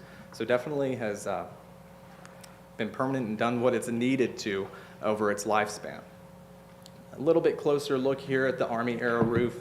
You can see this was the pediment that has only been placed there during this picture for about 30 years, so it's only about 30 years old. You can see the gable behind that, and on the inside you can see just a very, very simple wood structure, very light materials, just what they had in the area locally, really. Something that's also interesting is the U.S. Army had to install these new columns, pilasters, in the transepts in order to span the distance across that transept. The size of wood members they were using wasn't great enough to be able to span without those pilasters. Obviously, those pilasters are gone today because of the new roof that can span over those. And then the DRT era roof that we have today, the thin shell concrete. You can see that Alfred Giles used those original spring points that are present from the original construction and continued those out of concrete to create the structural base for the thin shell above that. And I would also like to mention that when the building was originally constructed, they were able to complete a couple of these ribs out of masonry, but then the Mexican Army was ordered to remove them prior to the battle for fortifications. So there is, they did have a few of them completed. So another fun fact of the Alamo that relates to our presentation, the Alamo was not built in a short amount of time. You know, most buildings these days, you know, it's a year, 2 years is too long, right? Well, this took many decades to build from maestros. Maestros are basically construction superintendents or construction managers that were appointed by the Spanish crown to start these missions. And so the first maestro was only able to get basically the foundation and about 3 foot of wall started here in the early 1700s, 1744 timeframe. Over the next 10 years or so, the next maestro came in, and I actually do want to just briefly mention that the images that we're showing here are just interpretive depictions. They're not exact. You know, we've done research, obviously, but you know, there would be definitely variation on what was actually there at each of these times. I just wanted to be clear about that. So the next maestro that came in put a good amount of the additional walls on, and then finally, closer to the end of the 1700s, 1772, we have something that was more like what we had during the battle time itself, still without a roof. 1850s, the U.S. Army came in. They put that iconic pediment on. They also leveled some of the walls so that they could actually put the rest of the wood structure as well. And then finally, the DRT, they had to add a little bit of additional masonry in here to cover the area between the vaults of the new vaulted area, and they included they added the thin shell concrete roof.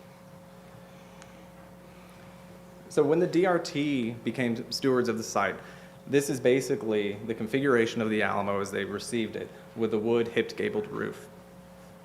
So as I mentioned, they needed to replace that, and the very first thing that they did after removing that roof is they saw that this is the condition of what they had. They found walls of varying widths and heights and conditions, and it was not ready for a concrete roof that was supposed to be permanent in nature.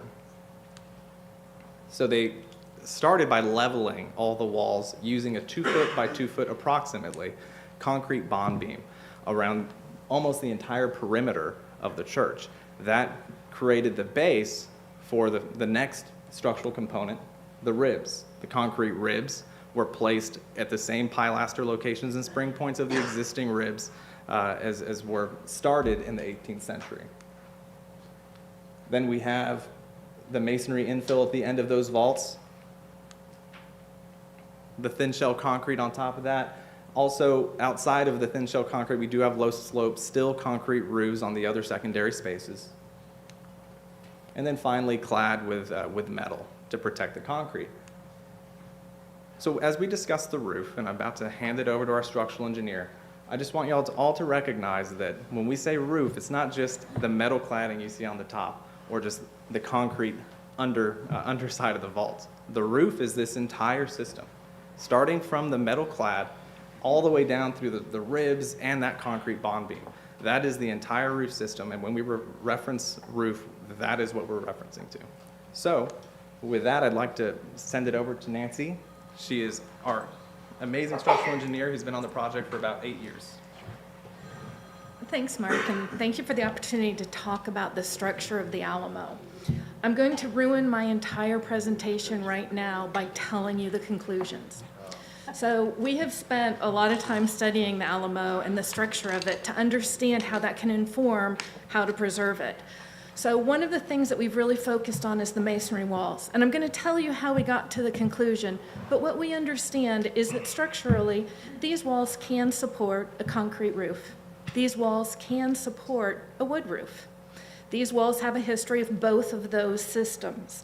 And so structurally, we luckily have the opportunity to be able to have a roof that is what's most functional for the Alamo.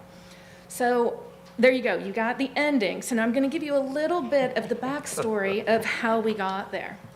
So when we talk about the structural system of the Alamo, it's a bunch of stones. It's a bunch of stones stacked on top of each other to form these walls.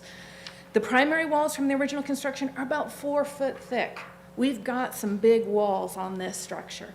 There's some places where the armies work and some of the modifications, you might have like a 2 foot thick wall. Again, that's still a pretty thick wall. So the construction of these really matter to their structural performance. And as Mark mentioned, these were walls that were built over a long period of time. As soon as I hear that, what do I think about? Different workers.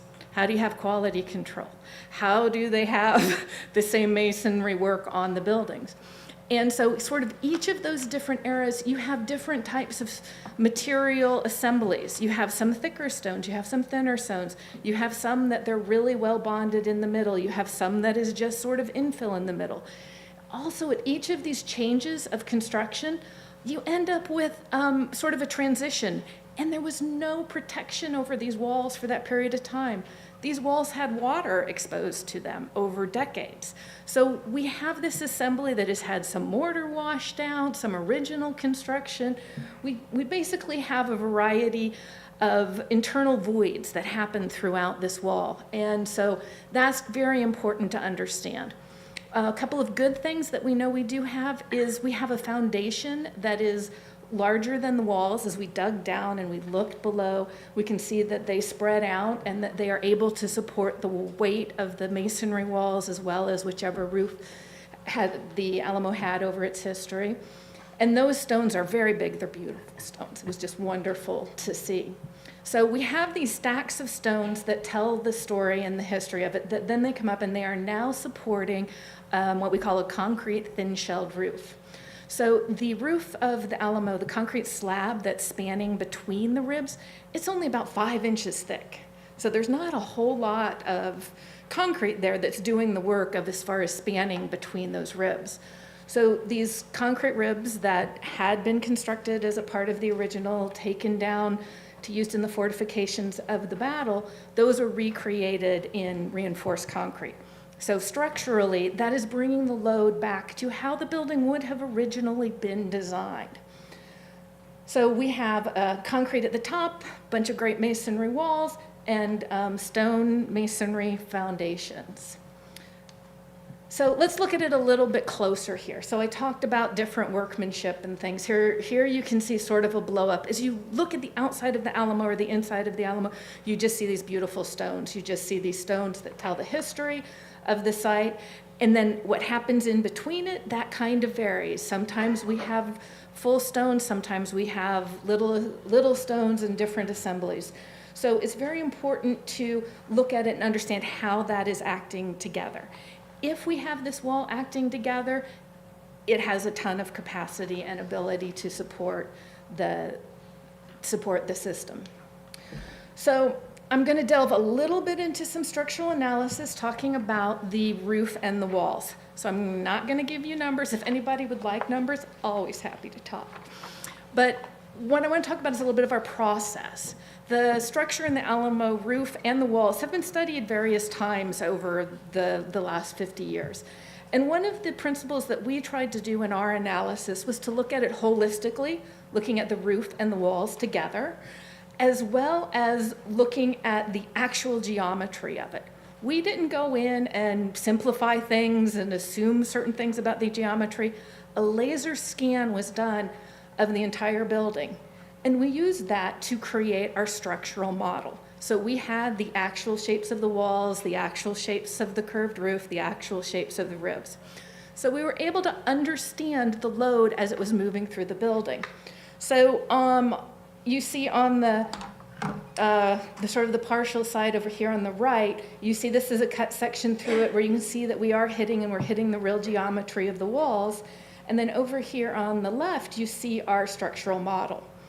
So to talk about the roof a little bit, it has the structural capacity to meet the current codes. As a structural engineer, I have to look at modern building codes. That's where we always start.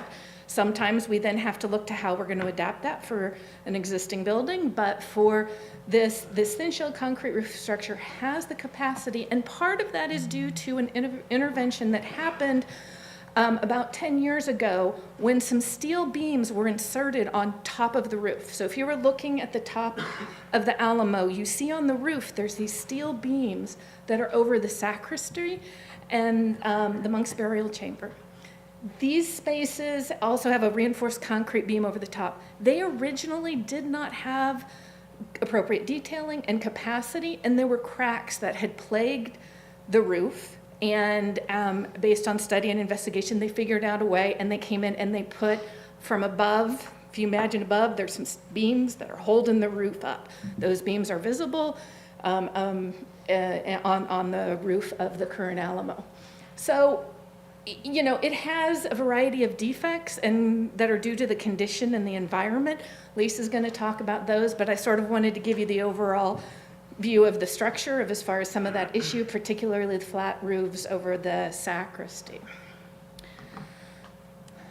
So let's then talk about the walls a little bit. We delved significantly into the walls to understand what is their capacity. And so these walls have a fairly low stress on them with the existing concrete roof. Our basis of analysis was first looking at the existing condition of it, which would be the concrete roof over the masonry walls. So we have a structure that has low structural stresses. Okay, I'm going to say a number. It's about 50 psi, which in this type of masonry, we may be able to go up to 150 or even 200. So it is something where there is even reserve capacity under its current loading. The load that transfers through the walls into the foundations, again, similarly, the foundations based on some of the preliminary geotechnical work can support the loads that are happening on the roof. So this is all good news, but hopefully everybody kind of says, this is just a bunch of structural engineers' number. What does this really mean? So one of the key approaches we look is we rely on the resource itself. What is the building telling us structurally? So having spent a lot of time looking at these walls, surveying them up close, looking at laser scans, looking at photos, there are not patterns of distress that indicate settlement. There are not patterns of distress that are significant structural cracks in the building. You don't have a separation of the concrete and the masonry walls. What you do have is you have local areas where the stones are not well bonded, well formed together, where there are voids, where there's a deformation because there are these voids behind it, so maybe not everything's bonded. You have areas where there's loss of mortar that needs to be addressed for it. So those are local and relate to the assembly and relate to the different construction techniques, relate to the whole period where it had no roof, so water was just going in, running down the structure. So this is where we start to feel pretty good that it's like our analysis is being correlated with what we're observing in the building. So when we get into the part of whatever type of roof the Alamo has, one of the important things is going to be addressing the masonry repairs. So there'll be a point in time where we develop a toolbox that's going to address these things locally of different sort of standard masonry interventions. And part of what we did was really looking to use all of the technology we could to help us understand the building. So we went through and the entire building, and I mentioned it had been laser scanned. There was non-destructive testing, which means radar. So radar was done to locate the voids. Radar was also used to understand the thicknesses of the stones. Because these stones are so important, we want to make sure that we are understanding them and their intervention so that we can structurally address the concerns while allowing it to continue to tell the story of all of the different eras and in particularly the battle. And so we will be using all of this to come in and to focus on our structural repairs for the walls when we get there. And so now I will turn it back over to Lisa. Thank you, Nancy. So the next aspect we'll talk about are the deficiencies of deterioration. So by this, we're breaking it down really into 4 major categories to discuss with you. Really the deficiencies which Nancy just touched upon, which are due to their original construction technique and detailing, the lack of quality control. The second will be the deficiencies due to the actual configuration. The third will be the compromised drainage. And the fourth will be material degradation. So starting with the original construction technique and detailing, both Mark and Nancy touched on this, that this is an evolution. The site and its construction are an evolution over time. So the concrete roof that's on the artifact now is designed and built of a 5-inch thick concrete slab, as Nancy mentioned, and in the middle of this slab are lots of bars of steel. It's the reinforcing bars of steel. And that concrete actually comes up to the building edge and primarily the historic pediment on the west facade, leaving about 1/2 to 3/4 of an inch of a curb to stop water from flowing over it. So the image on the left-hand side is showing you how close, sorry, I need the laser pointer, how close the top of that curve hits the parapet. And so it's actually pouring over. This is concurrent on the entire perimeter, which you'll see in a minute. But the west facade has the most precious carvings. So it is really actively deteriorating rather rapidly. And this isn't a new phenomenon. This has been since 1920. The image in the center is showing you the side, which is the baptistry, and it's actually showing you a very, very shallow pitched concrete roof. So the water just sits here, and when it rains, I just want to remind everybody, San Antonio is not in the desert. We get about 33 inches of rain annually, and when we get it, it comes fast and it comes hard. So right now, we get on average about 8 inches of rain that can hit in a 5-minute period. So there's nowhere for this water to go but over the sides and the edges of the church or the artifact. I should actually also mention on the right, in addition to this configuration, are conduit lines, things that have been added over time with air conditioning. The conduit lines hop up and over the curve, and there are points of penetration to hold the brackets in place. Every point of penetration is another point of water infiltration. Whoops, that blew up a little too fast. This is a fast clicker, sorry. On the left is a close-up of that configuration I was telling you about. It's 3/4 of an inch on the right where you see that red arrow. On the left-hand side, right here, it's 3/4 of an inch. When rain hits, which it does, it falls straight down on the roof, and it runs fast and furiously over the side of the building. This level of deterioration is happening because of water infiltration to that concrete.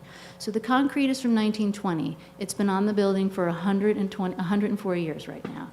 As Mark mentioned, the artifact itself sat 107 years without a roof, 70 years with a wood roof, and now we're at 104 with this concrete roof. So it sat more often than not, it didn't have a watertight enclosure over it, which is adding and abetting to the deterioration of the artifact itself. So on the right is just a very brief illustration of how water interacts with the artifact. So when we have a rainstorm, it comes down, it hits the roof, it filters over and comes over the side of the building if it's a heavy rainstorm. If we have enough time to capture it, it's captured in a drainage trough and comes out canales, which you'll see in a minute, which are basically gutters or pipes that stick out. It comes down, it hits about 2 feet away from the building, and the surrounding area of the building is all gravel. So when the rain hits the gravel, it does two things. It either bounces back and hits the building wall, or it soaks into the gravel and affects the foundations and the footings, which you see here. So we have this dueling action going on whenever we have a rainstorm. We have rising damp from below, and we have falling damp from above, and our historic masonry fabric is what's in the middle, and it's suffering every time it rains. So the next slide is showing you the canales. So on the left, this canale was actually added to eliminate condensation drainage from the air conditioning. It's not there for drainage from the roof. The canales come off the building. They were not actually installed in 1920 by the DRT. They were installed after. So clearly there was a drainage problem that was evident in the original design and construction. The canales came back somewhere in the 30s and 40s. They were added, and they're added at the level as Mark and Nancy both touched on, which is the concrete bond beam. So they're fortunately not cut through historic masonry. They're cut through the DRT. I shouldn't say that. They're not original masonry. They're cut through the DRT masonry. So when water comes down, it sometimes makes its way to the canales, but oftentimes the canales cannot handle it. They're either undersized or they're not appropriately placed to handle the water, and we have this flooding condition that just pours down the walls. And this happens on all 4 sides of the church.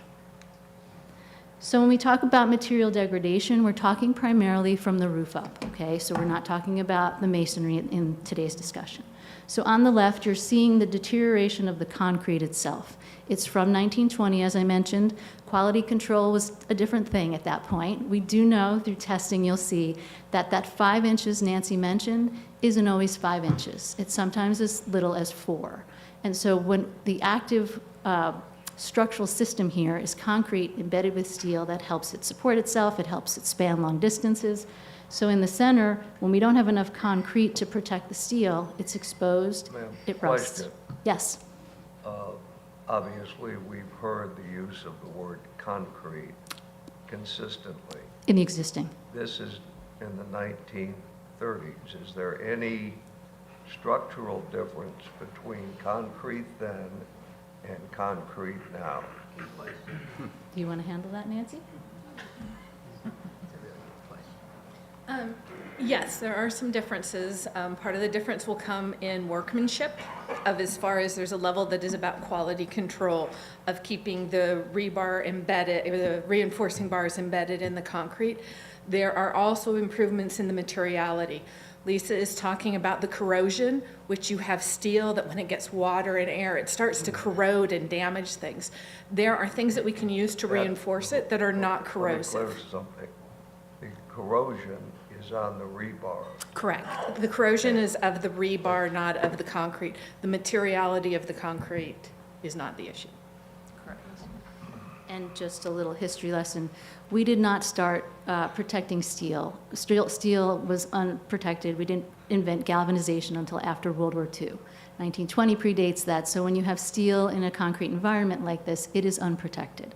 So when water affects it, it corrodes. And when it corrodes, as Nancy says, it expands, it causes cracking, it does do harm to the actual concrete. So this rebar is exposed, it has no longer any protection, so it's really not functioning well at all and causing structural damage to the concrete beneath it. The image on the right is showing you a waterproofing membrane, which Mark mentioned. When the DRT put the roof on, they put a standing seam metal roof, which you'll see in a minute. And over time, there have been layers and layers of waterproofing membrane added to it.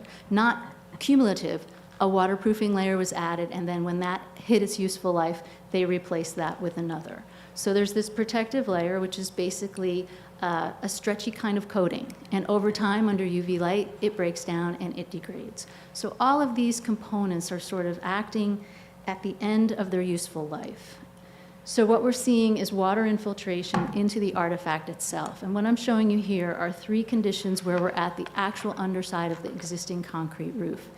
The left and the right are in the space underneath the concrete over the sacristy, which is above the historic masonry vault that's there from the 1700s. On the right is the underside of the concrete roof in the monk's burial chamber or the temporary sacristy. And this is a point of water infiltration that you'll see in a minute has been historically there. So taking off the waterproofing membrane to show you what the DRT standing seam roof would have looked like, that's what it was. It's still there, it exists, and this is the existing flashing that was original flashing that was put in for the interface between the pediment and the actual concrete roof itself.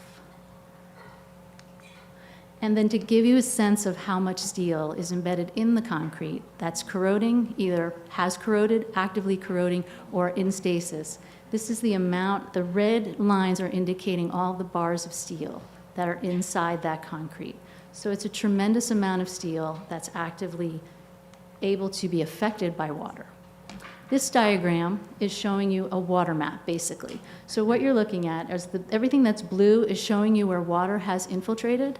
Everything that's in green is where it's active, and everything that's red or yellow is severely deteriorated. So I noted before that the quality control issue of the concrete, the majority of the system is 5 inches thick. We know that this portion of the south transept is about 4.5 to 4 inches thick. So where it's thinner, we're getting more water in. This is a translation of what that water means in active corrosion. So again, where we had blue before is green. So it's moderately corroding in the green areas, it's actively corroding in blue, and it's corroded beyond return in the red and the yellow. So there's really not any area that has not been affected by the water infiltration over time. And this is just mapping the other conditions. One is corrosion, one is water infiltration, and then there are other things that happen like spalling concrete, cracks in the concrete, delamination of the concrete. And again, it's all natural. It's the degradation of time. It's over 100 years old. It's really served its purpose well. So what we do with all this, what does it all mean? I'm just gonna touch on a few things where rigorous investigation and testing have been done over decades. We know what's happening to this roof. This is not new. It's not something that's just started in the last 10 years. It's been going on for decades, if not since the beginning of time when it was put on in 1920. So it's now causing undue harm to the actual artifact itself.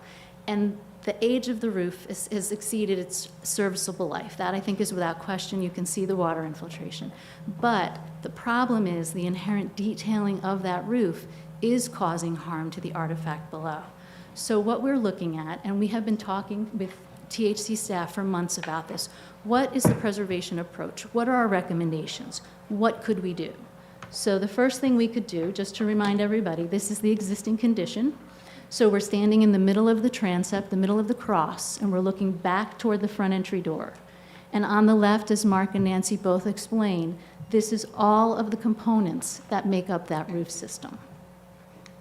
So the first thing we could do is do nothing, keep this roof. What would it take? What would it take to put it on life support, and how much life could we get out of it? So that we looked at, and this is a system called cathodic protection. And cathodic protection is similar to, it is actually, it's very similar, it is what's used in boats. You put it on a steel hull when you put a boat into service in water. It abates the corrosion activity of metal and water. So that is what this system does. It is not simple, and it is not non-invasive. It's a very intense system, but it's possible. And what it entails is introducing a bunch of ribbons of wire and nose that you poke into the concrete that send us a charge that helps mitigate or slow down the corrosion. It doesn't stop it, and it doesn't reverse it. But it would give you about 20, and according to the study, we think it could get about 20 to potentially 50 years of life into this. It would mean skim coating it, so the interior surface of the church wouldn't necessarily change. It would look very similar to what it is now, but you wouldn't see all of this intervention. It would be hidden behind a layer of painted plaster. The issue, however, it doesn't solve the problem of what's happening with the drainage. It doesn't solve the problem with its interface with the west pediment. It doesn't solve those problems that are causing undue harm, and we're conserving the masonry. The masonry is what goes back to the 1700s. It's what goes back to the Battle of the Alamo. So this is keeping the roof on, making it a better roof in terms of its watertight integrity, but it doesn't solve the problem for the artifact as a whole. So, our team has thought long and hard about this, and our recommendation is to remove the existing roof. And that is what we're presenting to you today. We're not here to present what goes back. We're presenting to you the idea that for the safety, the longevity, and the life of the artifact, we are able to take this roof off and put something back. Now, the question you're all going to ask me is, what could go back? So what could go back are concepts only. We're going to present to you historic precedent concepts only. So the church, as Mark, he took you through the evolution quickly. We know that the building sat without a roof for 107 years. The first roof it saw was wood. It was a gable-hipped configuration. The next roof it saw is concrete in a vaulted form. So historically, we have precedent for wood and concrete. Historically, we have precedent for vault and gable. And that is what we intend to just show as concepts. So the first concept would be introducing a new concrete roof, a new composite masonry roof that looks very similar to what's there now. However, operates and functions technically much better. So again, to highlight the area in question, this is the roof. We're not talking about anything below that red coloration. And what we would do technically is, this would pull the vault back away from the west pediment. It would create a stronger pitch for the associated roofs over the sacristy and monk's burial ground, and we would create a much larger gutter or drainage trough to collect the water, about a 2-foot-high drainage trough we would be introducing. We would not at all change the height of the church. The walls would be exactly the same height. From the exterior and the interior, it would appear visually exactly the same as it is now. The intervention is really just technical detailing to put a concrete or composite masonry roof on the artifact in the same location that the current roof exists. The second option would be looking at the wood roof, which is inspired from the historic precedent of the Army Quartermaster. So that was an exterior gabled roof and an interior gable roof with trusses. So this is not a recreation, it's an inspiration of historic precedent, introducing a cross transept in wood. Again, just to illustrate, that's the area in question in red. We're talking only of what's above the historic masonry. We're not talking today about how we're treating the historic masonry below. And again, we'd be doing a very similar action where we're pulling that roof and the structure away from the west pediment, pitching appropriately, and designing for appropriate drainage troughs and drainage systems. This also includes the introduction, which is another discussion of drainage, the canales. We need to increase the number of canales, increase the size of the canales, and introduce a subterranean capturing system, which we are doing right now at the Long Barrack. So we need to get the water off the artifact and away from the artifact as fast as possible. So these are just illustrations doing exactly the same thing as the composite masonry would do, a larger gutter or drainage trough, and a simple split between where the new roof structure hits the historic pediment. The last option that we're looking at. Just a second. Yes. You made a comment that this is not, and I'm not certain how you said it, this is not a recreation? It's not a recreation of the Army Quartermaster, because the Army Quartermaster only took it over the nave. Yeah, I don't know why you'd want to recreate that anyway. I agree. So how is what you're talking about here reflective of any time of the battle, or are we doing this for preservation of the artifact, water, and that, At the time of the battle, there was no roof. right? So this would be the preservation and conservation of the artifact. And the idea is that honoring the cruciform plan with the transept is what is inspiring the designs in all three options. When the Army Quartermaster put the roofs on, they put flatter roofs, low-sloped roofs over that transept. When the DRT came, they actually put the full roof over the transept. So that is the inspiration. I want to say this. Mhm. Members of the commission have seen various iterations of this. What I just saw was somewhat new. That's why I was asking. The way you Wait, I said it? the way you said Okay, it. okay. And I want to make certain that we understand. I agree. I want to make sure that we're not conflicting history with fact. Historically, the Army Quartermaster would have been one roof over the nave that was gabled with flat, slightly pitched roofs everywhere else.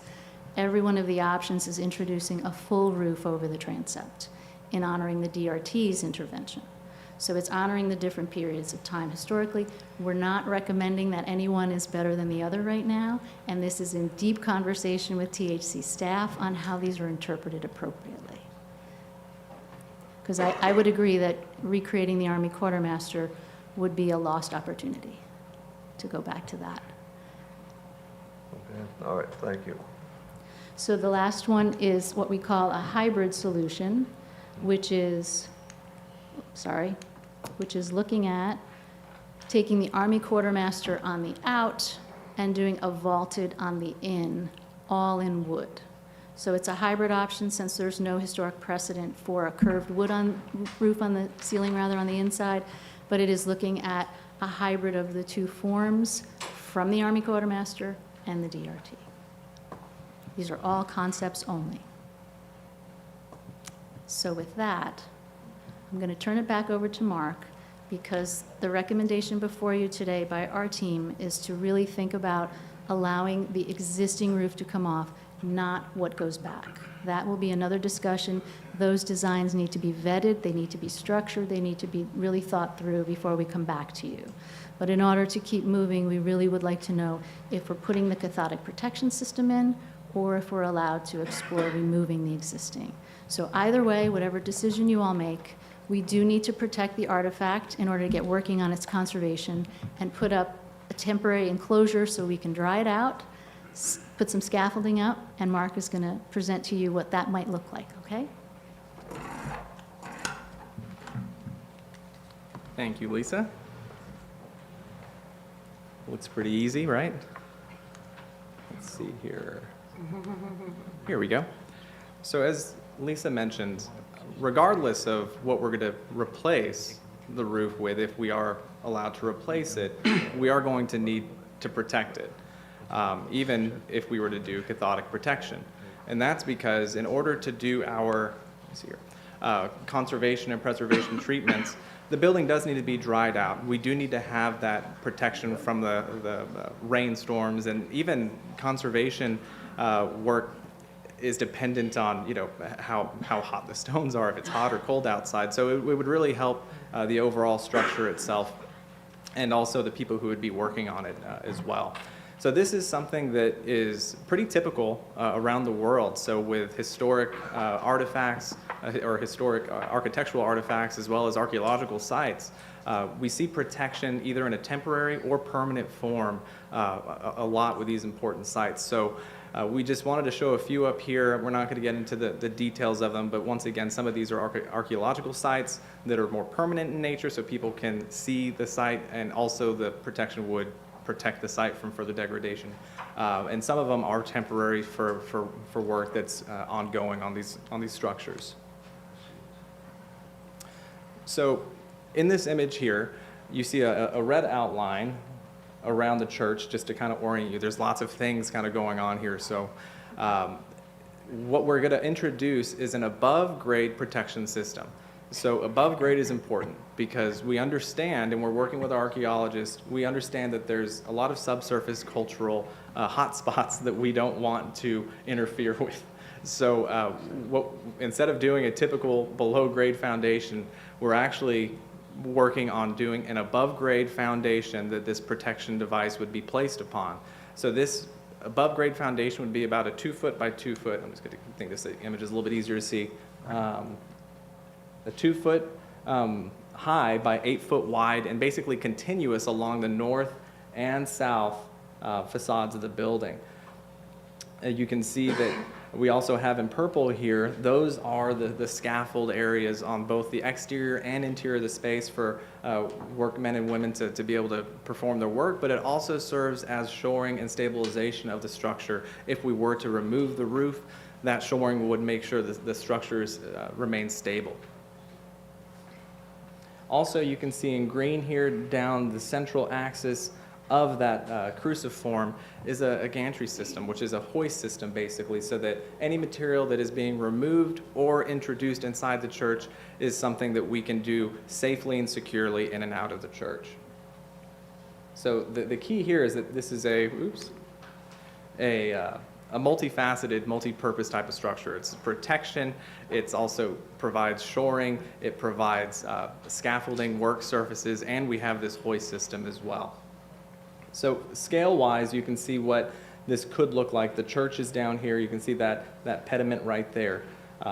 Above-grade foundations on either side. And once again, this is just conceptual, but just to give you kind of some scale on what this temporary protective enclosure could look like. And then finally, you got a quick little glimpse of it a second ago. Picture is worth 1,000 words, so we do have some conceptual renderings of what this could be. On the upper images, those show just the structure itself so that you understand what that looks like, but it would be enclosed. So these bottom images show the roof over the structure, also side panels and scrims that would enclose the space. On the front facade, we are looking at having imagery so that you can so that people who are visiting the site can still understand where the church is during this work. And at the very center of that, where the entry is, actually still having it open at times so that people can actually see that masonry and potentially have private tours inside for preservation. You can also see here the two openings on the west facade where we have that gantry system that's going through, and we can actually see a rib being removed and taken out of the space. So something that's very secure, but very, definitely needed for this type of work that we're going to be doing here. Lisa, I think that concludes our presentation. I don't know if you had any final statements. You got to end it on just to let them know that.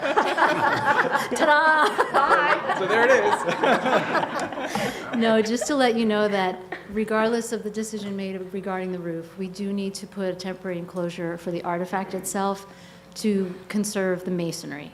In order to really have our conservation treatments be effective, they need to be adhered to dry stone. Part of it, as Mark illustrated, this building has gone up as horizontal units, and every time it's stopped construction, water has been infiltrating that. And so we have to really address the whole artifact at once in order for the conservation treatment to work. So thank you. I know this is a lot of information, and we're happy to answer any questions you might have. Thank you. I have a question. So if we went the cathodic route, you said that might last 20 to 50 years. So worst case, 20 years, then what? Would we still be having the same You'd discussion? be facing the same, yes, exactly.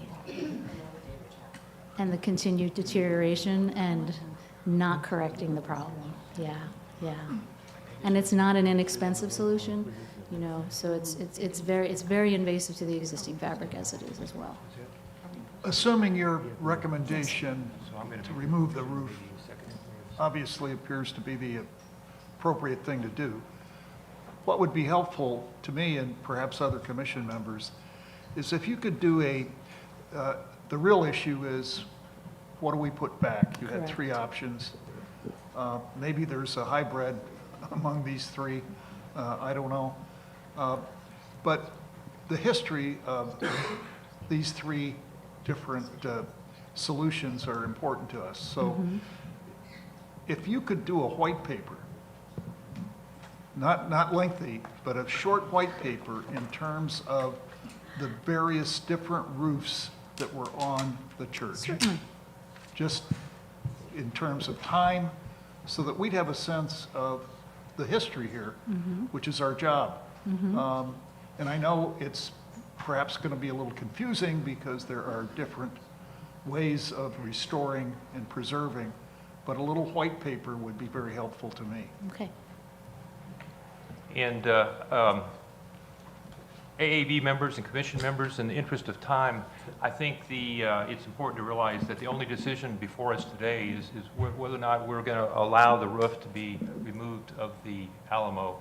And to foster that discussion, I will move that we allow the roof of the Alamo to be removed for study and later a new roof structure being put on. And for the sake of discussion, I'll second that motion. All right, so that's before us now. That's the decision we need to make today. I'll open it up for discussion. Yes. Mr. Chair, I wanted to, as usual, thank you all for your very thorough and methodical process, and very much appreciate your providing the background information, a sense of your analysis and your findings, and some thought about what you're recommending for the next step. I think you all have done a fabulous job, as usual. I empathize with your struggle, because when we deal with iconic buildings such as the Alamo, buildings that have existed for hundreds of years, my personal memory of what is the Alamo, what's appropriate, what elements and aspects of it are to remain, might be different from Jim's or yours or someone who visited it at the age of 5. We'll all have a different perception, but it's all important and it's all iconic. And so I can certainly empathize with what you all are going through to think about the appropriate treatment once you get to the next decision that we'll face, which is what goes back. But I have to say that I applaud what you have done to date regarding the analysis and the recommendations, and so I can support all that. Any other comments? Yes, sir. Yeah. I'm Norm? on. First, thank you again for this most enlightening presentation. I do have one quick question. I'll start by saying it's thorough enough that I'm completely comfortable with the motion and this approach.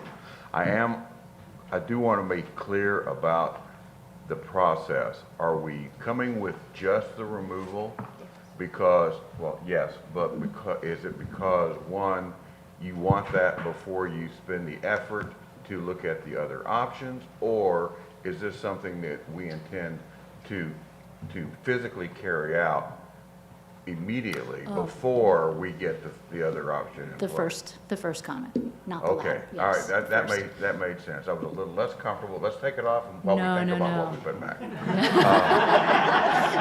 Wouldn't be the first time I've heard that, maybe here, but, and that's also in the consultant side of things, that's what you don't do to the historical commission. If you come in and say we want to do this without giving them the whole story, they always say no, and so this would be a real departure from that. So that's comforting, I like that. And I also appreciate that, so far at least, and hopefully it stays that way, the options for going back are not really conjectural. I was afraid Correct. we were on the Absolutely road to a correct. conjectural creation of something that might have been there based on other contexts in the city, and that would, I can see where that would happen, but it would also, I think, be, wildly inappropriate here. So I'm happy with the options that have been presented. So I guess that's my lone question and comment. I think what we've, knowing why, I'm comfortable with this process. Mr. Chair, if I may, I don't want to hog the stage, but I did want to also offer another comment, and that is the need for the structure to protect the structure is imperative. It has to happen, and I think you're absolutely right. We need to let the walls dry out, and we need to have the ability to study it closely over time as we make that final decision of what goes back. Absolutely.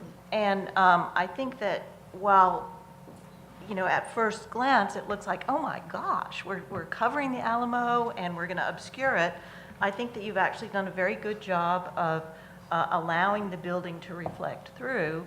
And I think there will be many opportunities to use it as a way to keep people excited and enthusiastic about the building, to educate people I was about. just going to say as a teaching tool.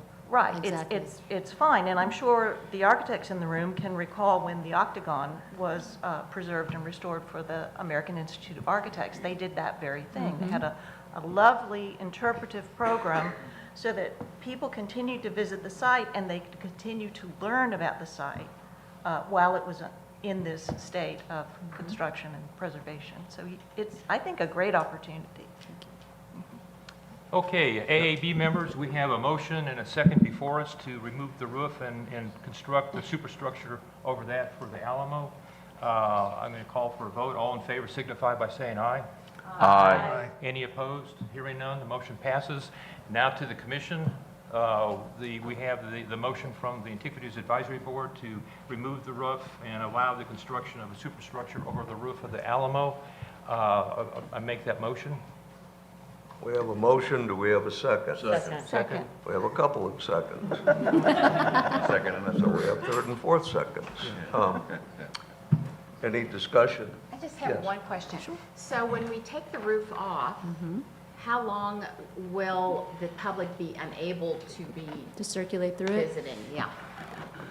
Likely, we are anticipating now that we have this directive, which is wonderful, to have that temporary enclosure up next spring, and it would remain up likely until 2027. Now, the one thing to keep in mind is the way it's designed, it's structurally stable so that there'll still be private tours that could be given, but open to the general public would be 2027. So you're looking at spring of 2025 to whenever the ribbon cutting in So 2027 like is. 2 years, you're Correct. not going to be able to just like walk Correct. into the Alamo? Correct. Except through a private tour? Correct. thing. Okay. I just And they wanna make will sure be I able to engage with there are pockets of viewing points where they Yeah, can yeah. look, but the tour itself, correct, 2 years, yeah. Okay, that's all I. Is a safe assumption. Are there any other questions? Being none, I'll call for a vote on the motion. All in favor signify by saying aye. Aye. Opposed? Thank you. Thank you. Okay, we're continuing on now our joint meeting with the AAB and the Historical Commission. We're on to agenda item 3.2. This- What's that? Oh, there's one more, that's right, yes. One more presentation on the cenotaph, sorry. Trying to move us along, but maybe too quickly. It ain't over yet. I think we can go through this. Okay. Elizabeth, you running this, or is Jim? Good, one more vote, we'll have no audience. Perfect. Looking for the air conditioning. Hello there, I'm Larry Yersick with Architects Society. Just wanted to give you a short update on where we are with the investigation and restoration of the Alamo Cenotaph. Larry, excuse me. Bring could the you mic up. Tilt the mic up. Sorry. There, is that better? Great, thank you. So what I'm going to do here is, first of all, give you a summary of our previous investigation, the additional investigation results that we've done to date since the last quarterly meeting, where we're at with our restoration recommendations, and with cleaning and our mock-ups, and then what our schedule is for the project. So as you recall, there was like 8 of us that went down into the shaft of the tower, we're calling it. When we went down there, we actually found several things that were happening that were detrimental to the structure of the cenotaph. We had low concrete cover depth. We had concrete carbonation that was quite deep, several inches. The concrete was tested for pH, and it came back at 5.5, I think it was, or 5, and it's typically 12. So definitely have an imbalance there in our concrete, which is contributing to the carbonation. And then our inter-atmospheric conditions are also contributing to the corrosion and to the carbonation. We saw visible water infiltration, and our airflow is insufficient inside the monument. Additionally, I think you saw this slide before. We took about 8 stones off the top of the cenotaph monument. It temporarily has an enclosure on it right now, but there are several of the stones that had very little anchorage or poor anchorage that wasn't really adequately holding the cladding in place. So we saw that in these photos here above us. And on the exterior, we saw displacement, spalling, cracking, joint damage, and soiling on the marble. So we decided we really needed to get in due diligence and get into what we're calling the boot and the toe of the monument. So what you see in pink here, we actually took off one more stone on the east side of the monument to get into that center bay of the boot and do some additional investigation. Inside of that, we saw a lot of similar things happening that were in the shaft. We had the efflorescence occurring. We saw cracking in a few areas of the concrete frame. We saw the exposed reinforcing where concrete was spalling off the surface. We did some GPR scanning and found that most of the reinforcing was close to the surface, closer than you would want it to be. And the carbonation is about a similar depth as we had in the shaft area. So this is some of that ground penetrating radar that we did in that boot area. And you can see in the red above some of the exposed reinforcing that's occurring in some of the deep carbonation. We also, while we were there, put in some humidity sensors to test for relative humidity, temperature, and CO2. Found that in a month period, we did some remote monitoring that our temperature was very high, especially at the top of the shaft, as you would expect, because we did not have adequate ventilation. At the bottom, we had really high relative humidity, and then a range of things happening in between with different weather conditions, but both of those being very detrimental to the steel corrosion and the carbonation, which we're going to address. We also tested the anchors.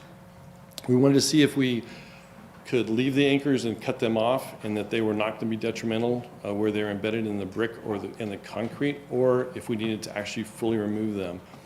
They're not just aluminum, they are an alloy, and we did find that we can, when we replace those anchors that are inadequate right now, leave the embeds that are in place right now, which are not going to be long-term detrimental to the monument. So our restoration recommendations, to date, we are still talking with the Alamo Trust, but we are looking at a realkalization treatment for the concrete to bring the pH back to the level that it needs to be and really arrest that carbonation that's occurring right now and the corrosion. And that's also going to include coating of the concrete to help also long-term resist that, and then also do proper ventilation inside the monument.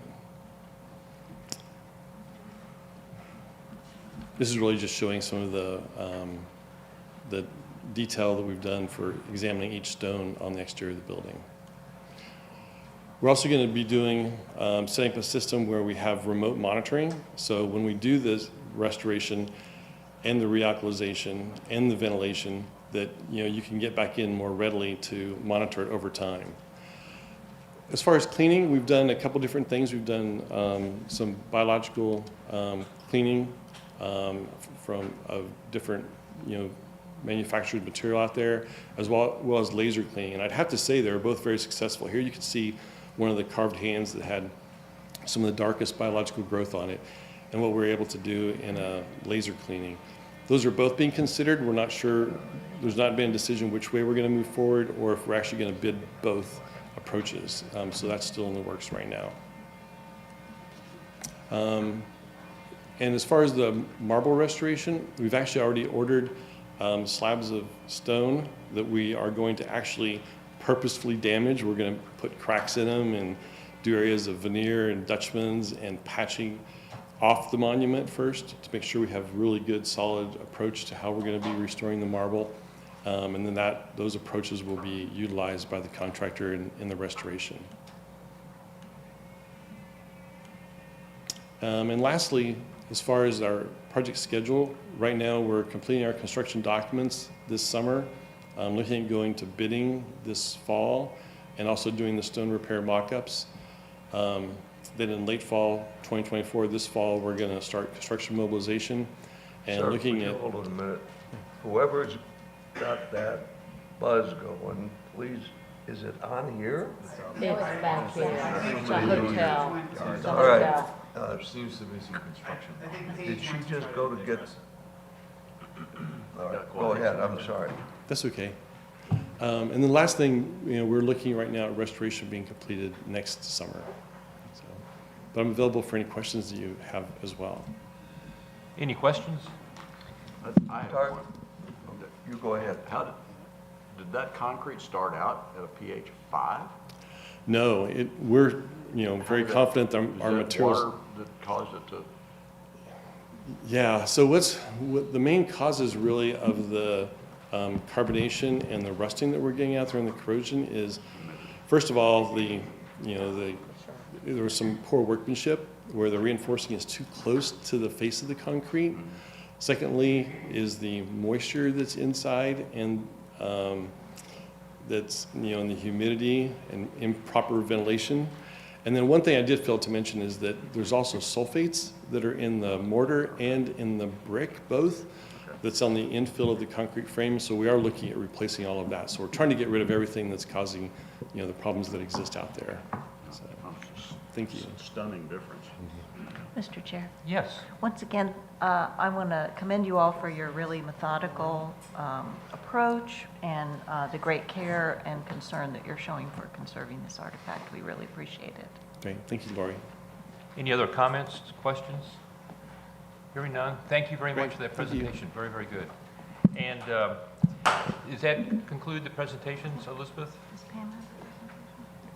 there one There's more? one more presentation Okay. by Pam Rosser. Okay, great.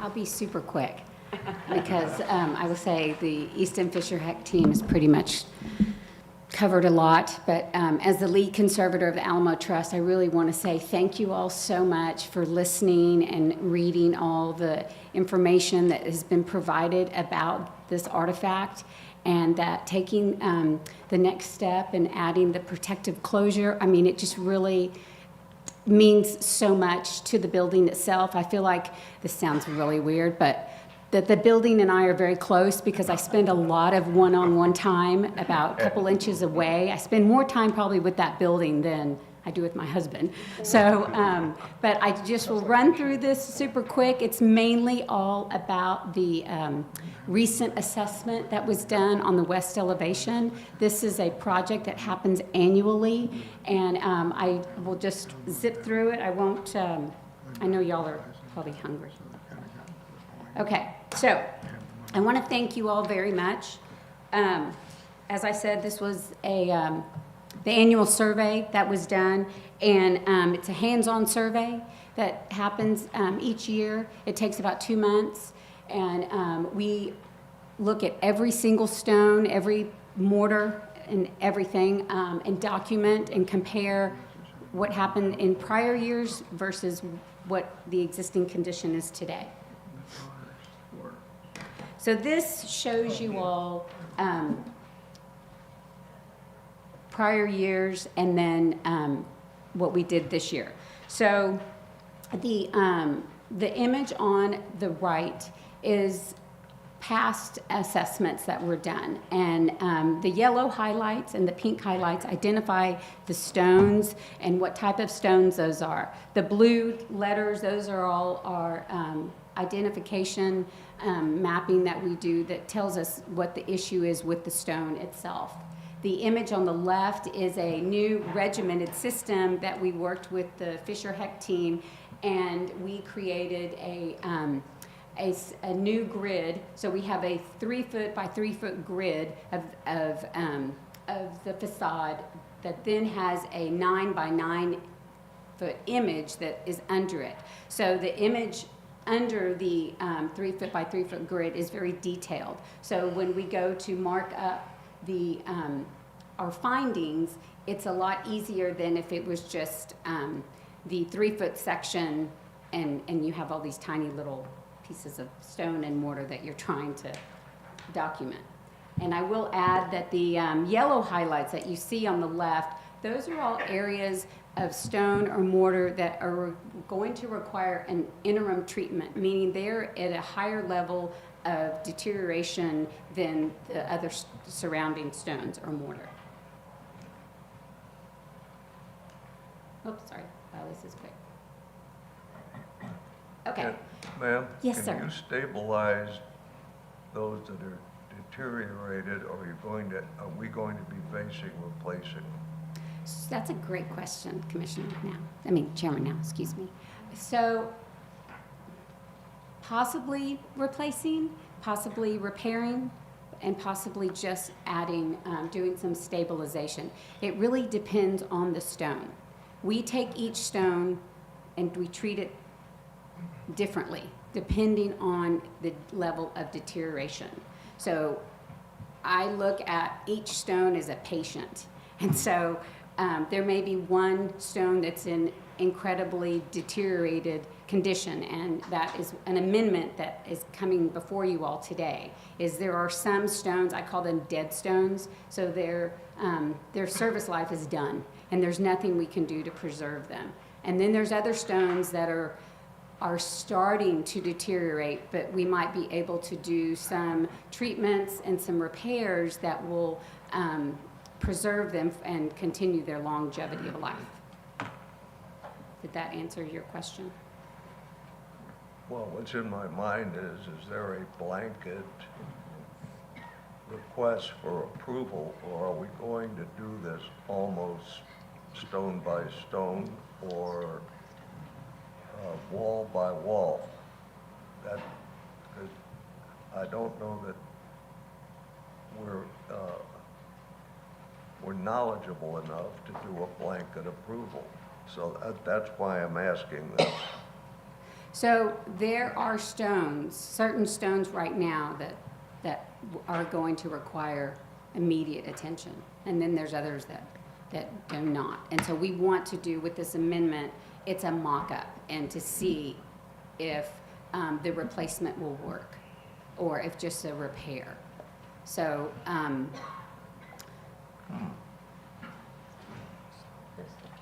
trying to I don't want to do this assessment every year. It's a lot of work, and I feel that we have enough knowledge right now from doing the annual assessment on the west elevation that we don't need to go back, that we're now ready to move forward with the preservation plan for the west facade and by adding the, Jim, you're gonna have to really help us understand a blanket approval versus section by section, or, we don't want to get to stone by stone, but you're gonna have to help us understand that. Certainly, and we have one today, which is a grouping of stones that we're approving. Kind of like the rolling stone. Yeah, go ahead. okay. So what you're looking at here is what has been completed to date with the survey. The parapet at the top is what we're going to assess and do some light cleaning in the coming months.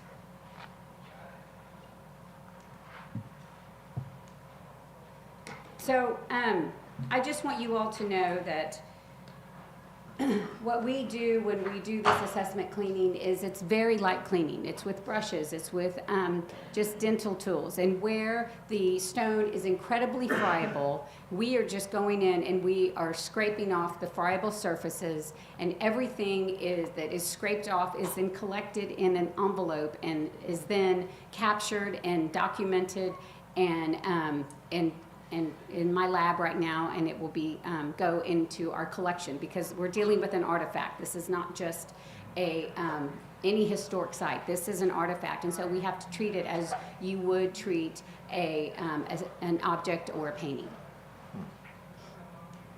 Oops, sorry. Oh, well, what's this? Okay, this is what I would like for you all just to take a look at real briefly.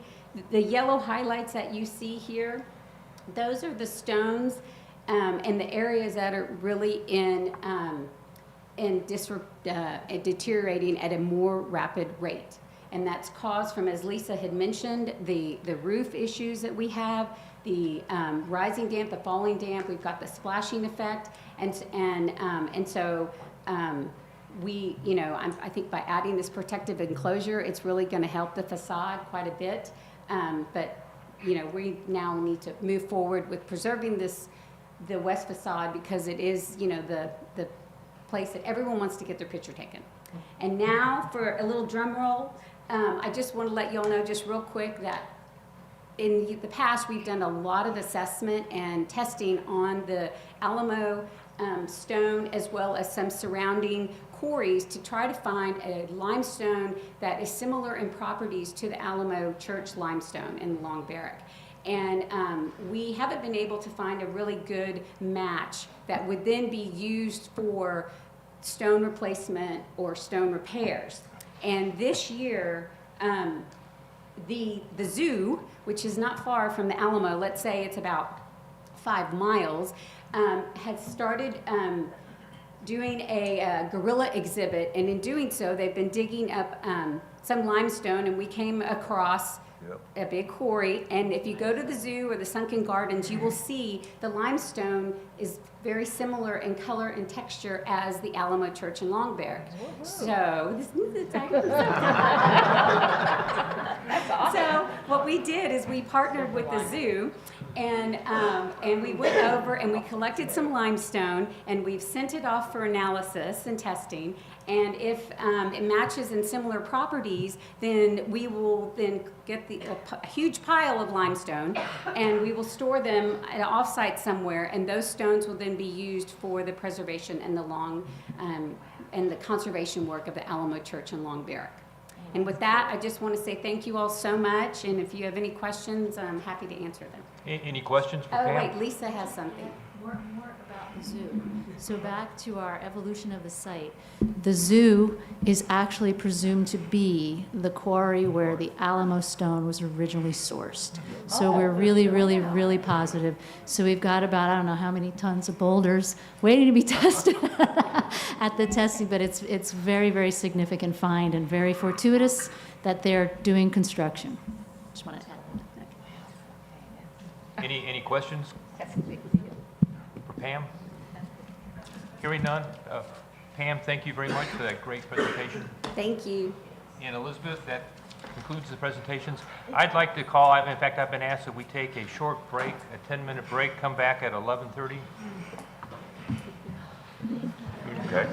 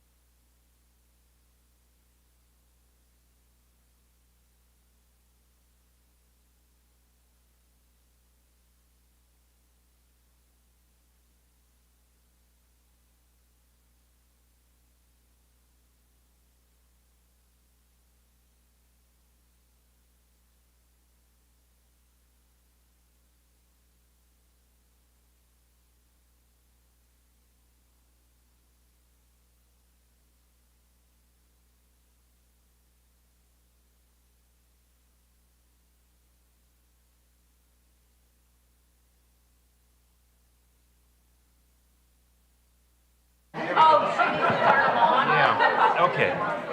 Is lunch served? We've got box lunches in the hallway. Wait, yeah, but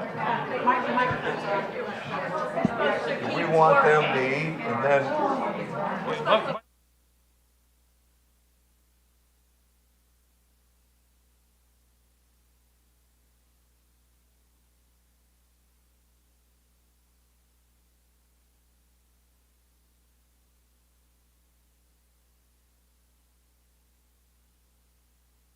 turn this on, please. It's on.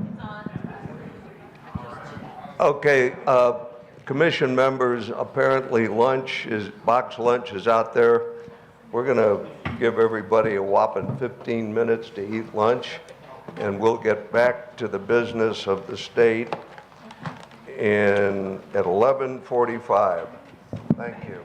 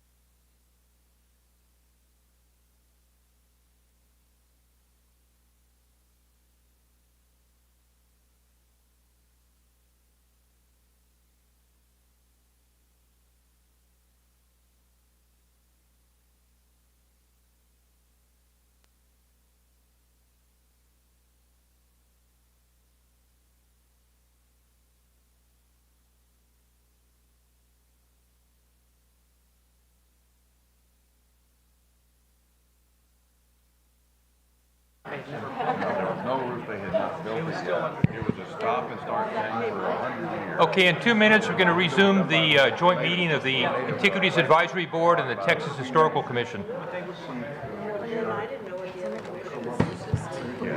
Okay. Give it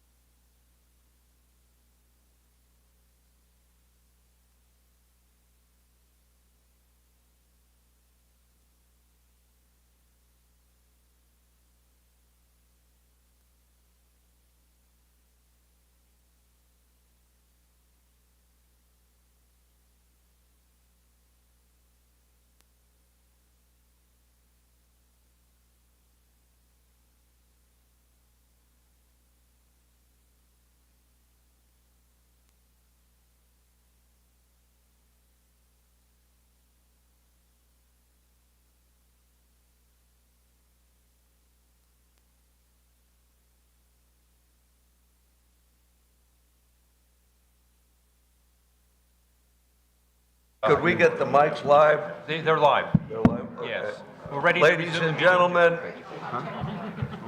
we'll reconvene in 2 minutes. Please, especially the commissioners, let's find our seats, please. Okay. Well, not me. Yeah. Turn it back on, so I'm on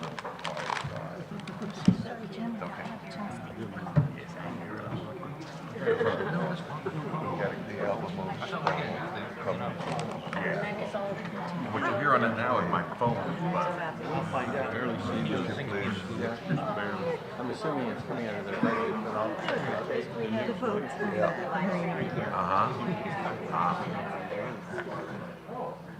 It's like what you're giving places. Oh, okay. You know, That's I good. couldn't do anything. I mean, and that was hard for you too. I say, put the sports back. All of the productive surgeries. Boy, is that tea something. Strong. Strong. Okay. I couldn't even walk around it. Okay, Jim? Yes. You ready? Yes, I'm ready. Okay. I think we have a quorum. Let's go. Okay, we're ready to go. We're on to agenda item. Ladies and gentlemen, please. We're back in business. Thank you. Okay, we're on to agenda item 3.2 on the Historical Commission's agenda. Discussion and possible action to amend Historic Buildings and Structures Antiquities Permit number 1095 to address severely deteriorated stones at the Alamo Church, San Antonio, Bexar County. And Elizabeth, you're going to give us a brief overview of this. I think we've had a lot of information about deteriorated stones.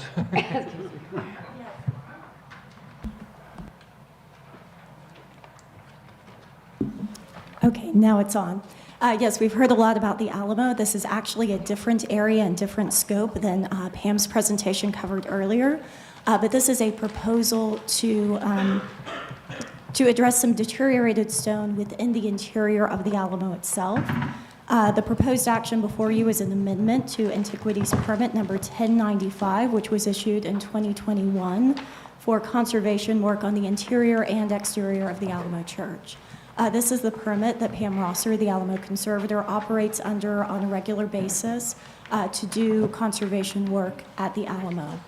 Highlighted in blue on this slide are some areas where some stones have deteriorated to a point that they really are no longer viable. Pam has treated these areas with stone consolidants, but they continue to degrade. So what is proposed are two different areas of treatment. Removal of two severely deteriorated stones measuring around 3 feet by 3 feet for analysis and replacement with limestone with similar characteristics to the existing, and then up to 2 additional stones to be removed down to the level that the deterioration is no longer present with a Dutchman repair over top. So as Pam mentioned earlier, this is meant to be a pilot to see how these repairs hold up. Is that it? Okay, we have a motion then, which I will make for AAB. I move to send forward to the commission and recommend authorizing the executive director or his designee to amend historic buildings and structures antiquities permit number 1095 for ongoing conservation work at the Alamo Church in Long Barrack to include the above scope of work to address severely deteriorated stones. Do we have a second? I'll second it, Mr. Chairman, because I'm the only one whose mouth isn't full. Motion and a second. Any discussion, members? Hearing none, I'll call for a vote. All in favor signify by saying aye. Aye. Any opposed? Hearing none, the motion carries.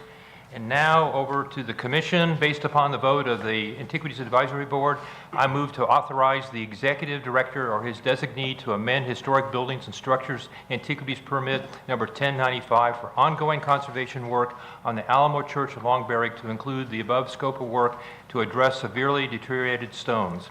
Do we have a second? Second. Any discussion? Hearing none, I'll call for a vote. All in favor signify by saying aye. Aye. Any opposed? The motion carries. Thank you. Thank you. Jim, Yes. whoever's running it, flip back one. Just want to make certain that where we say to address severely deteriorated stones, that would include replacement, correct? Yes. Yes. All right, I want to make sure everybody Yes. understands that. Selected stones, yes. Yes. All right, thank you. Thank you. Yes.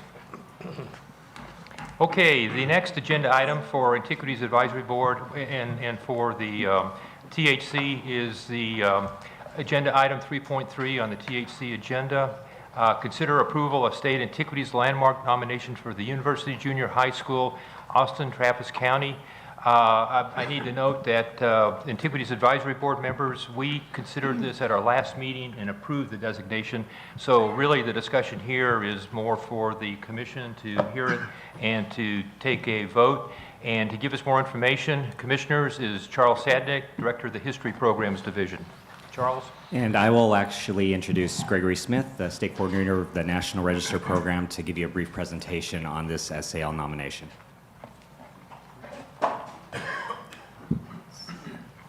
Thank you very much. So yes, I made this very presentation to the AAB at the last quarterly meeting, and so I will recap very, very briefly. We've already heard from a half dozen advocates who are wishing to preserve this building, and what I can do is give you my quick overview and also show you the photographs. So what everybody is so passionate about. Let's see, that way. All right, so the University Junior High was built in 1933. It's on the University of Texas at Austin campus. It served for the mutual benefit of lots of different groups, the university at large, the student teachers who use this as their laboratory to learn the craft of teaching, also served the needs of the Austin School District. Which in the 1930s was growing, and they needed extra capacity, and also all the students who attended this school for decades. It says on the building itself, it says University High School. That's the name on the building, but it actually was always the University Junior High. This is the aerial showing the boundary, which is largely taken from the National Register nomination. The nomination was approved in 2001 and was initiated by a student of Jim Steele. Some of you might remember him. He was the former director of the National Register Department when it was its own, akin to a division. He would have his students take the nominations to the State Board of Review. And so this became an active nomination, and we saw it through that process. Here's a photo from the early days, 1934. The cast stone reliefs. I'll note that this was the work of George Dahl. George Dahl was a Texas architect with the firm Green, LaRoche, and Dahl. Dahl's not a household name, maybe in Norman Alston's house, my house, and a few others perhaps. And so he's not in the canon, But the problem is with the canon, especially when it comes to Texas architects, with few exceptions, except for maybe O'Neill Ford. People don't know these names necessarily, but Paul Cray has the credit of doing a lot of this work on the UT campus. He could not have done this without the Texas architects that really made it happen. And then walking around, I don't have any interior shots. These were supplied by the applicant. And I'll note there's at least, there's more than one alumni of this school within this room right now. So it's touched a lot of people. All right, and I'll leave you with these motions, some options. So I can answer any questions if you Yeah, any questions for Greg? Hearing none. Be here. Yes, oh, we do have one. Okay, yes. Donald. I didn't hear anything about, I mean, they want to, you know, just raise the whole building and whatever, but I hadn't heard anything about, you know, they're saying, well, we can't use the building anymore because the building's still being used, correct? Up until apparently 8 weeks ago, it still had the School of Social Work occupying it.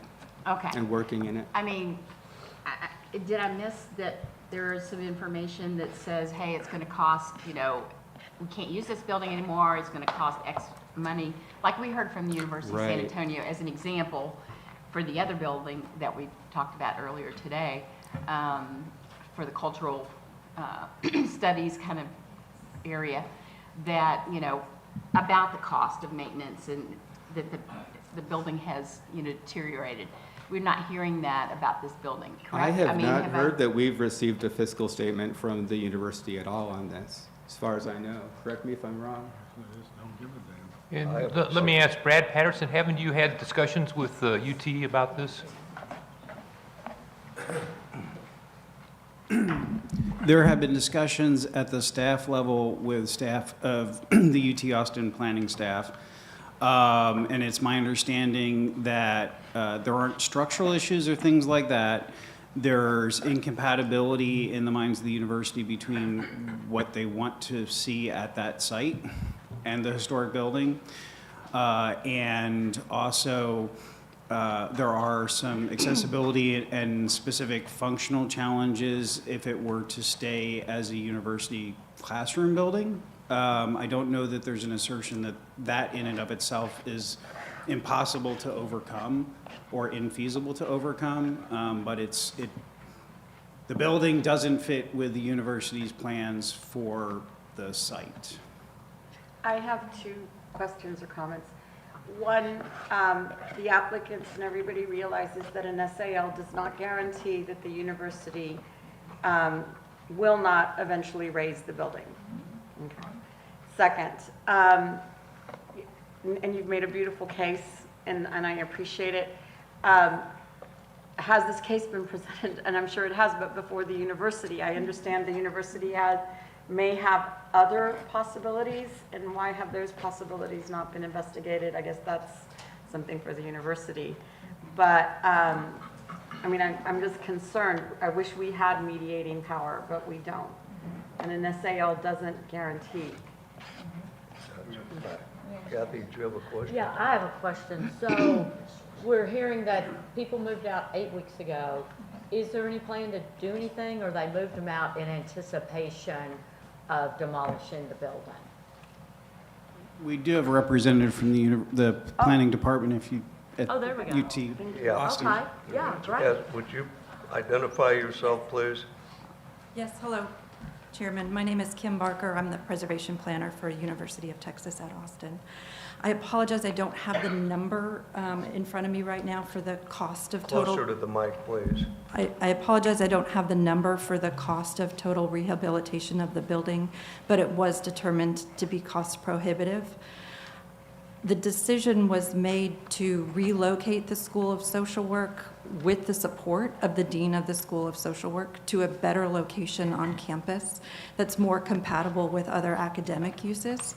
This location is surrounded by athletic uses and the Moody Center, so it's a far distance for students and to walk to this side of campus for academic classes, and we think that there's better compatibility to move them to the core of campus. So that's where they did move at the end of May. The university appreciates the fact that the optics on this, you're going to raise a building down that does have some historical value for football or athletic I mean, the optics are not good for UT on this. Yeah, I would just say that the University of Texas does plan to demolish the building for an athletic practice facility, football practice facility for student athletes.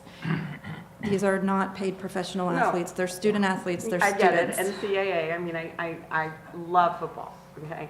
I'm just saying the optics do not look good. So I have a quick question. Wait. Okay, go Let ahead. him, Mr. Chairman, is it okay? Please. I didn't fill out a card. My name is Kevin Eltife. I'm chairman of the Board of Regents.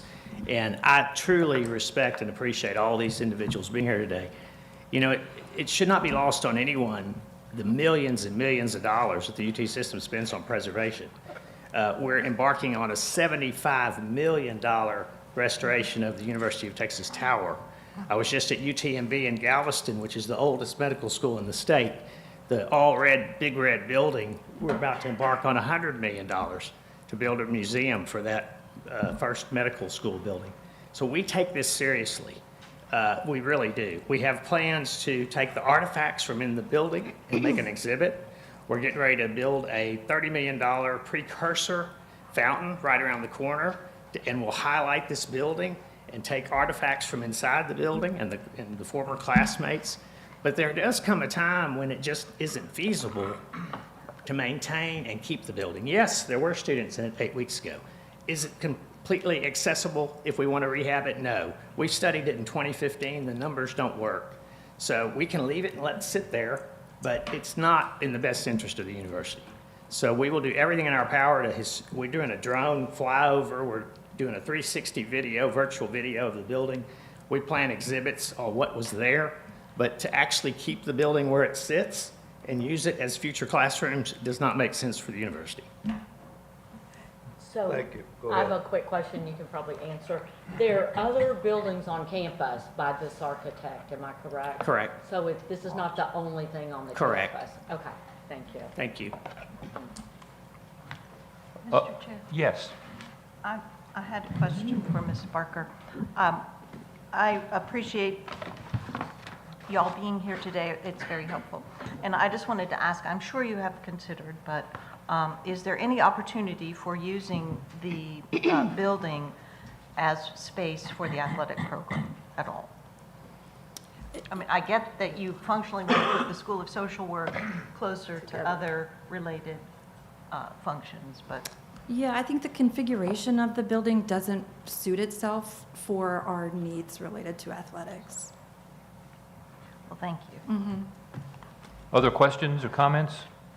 Well, I have a comment. It seems that during the process of this, the UT could say at any time, according to the rules and regs, that we're going to do it anyway. And so it's a moot point, essentially. Am I correct? That is correct. The Antiquities Code was modified, that institutions of higher education presented an issue where we really have to look at the educational mission versus the preservation issue and determine which is more important. That argument's got to be made. Any other comments? Jim?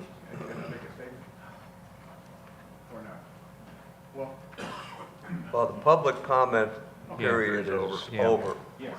So I've got to stick by the rules.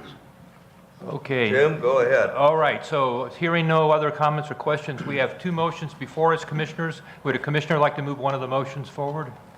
I will. I'd like to move motion number 1 forward. Move to approve the State Antiquities Landmark SAL nomination for the University Junior High School in Travis County. Second. Motion and second. Okay. Any further discussion? And if we approve this, that doesn't mean it's designated. We have to go through an administrative hearing process before an administrative law judge to outline the issues I mentioned just a few minutes ago to Commissioner Peterson, why the preservation attributes of the building outweigh the educational mission, and an administrative law judge has to decide that. So, so keep that in mind, that this will not say that the building's designated. It starts a process that we've never actually been through before, so we'll have to learn as we go forward. So any other discussions, items, or questions? We're ready for a vote? All in favor signify by, you know, probably, Brad, if we could raise your hand and you count the hands, Brad. You may have to do that on this one. So all hands, because the voice vote may not tell, we're divided on this. So well, let me do a voice vote first. All in favor signify by saying aye. Aye. Aye. Any opposed? Aye. Nay. Okay, motion carries. All right.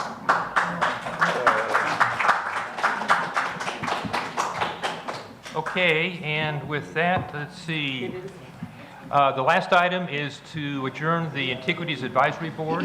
I want to thank the AAB members for staying with us the whole time and for the great discussions we've had, and for the new members. Folks, This is a one-off. Jim, Yeah. hold on a minute. Will the people here please keep the noise level down? Okay. All right, go ahead, Jim. All right, so AAB members, thank you very much for your great service today. Future meetings won't be quite so long. And do I have a motion to adjourn AAB? I so move. And you're adjourned. Thank you very much. And with that, Chairman, now I turn the microphone back over to you. What if I don't want it? Okay, we will now move back to, we've concluded the joint meeting with the Antiquities Advisory Board, and in accordance with Texas Government Code Section 551.0411, the commission will now continue with its regular business. We're going to go through a process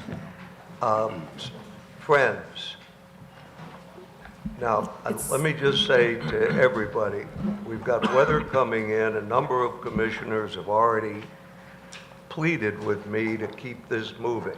So I'm going to ask everybody, keep it moving. Mr. Chairman, our board chair, Sally Ann Schmidt, could not be here, but she sent a very brief statement that I am asking my board member, Sarah Gould, to read out for you all. Good afternoon, Chairman, Commissioners, and Mr. Bell. I very much wish I could be there with you in Tyler this morning, but I'm home with pneumonia. Because this is the last commission meeting of my term as chair, I have asked Anjali to read this brief statement. I wanted to thank each of you for your support of the Friends of the Texas Historical Commission. The Friends is an organization that I have been involved with for over 14 years, and I thank Chairman Now for introducing me to it. It was a pleasure to serve as the board chair for the past 2 years. I want to thank the executive officers, Secretary Laretha Clay, Treasurer Courtney Reed Hoffman, and Vice Chair Donna Carter for their service and leadership. Each of these women have long and dedicated histories with the Friends and also the Commission. Donna will be the new chair of the organization and has assembled a new group of officers. Donna is a former commissioner, and I know the organization is in wonderful hands.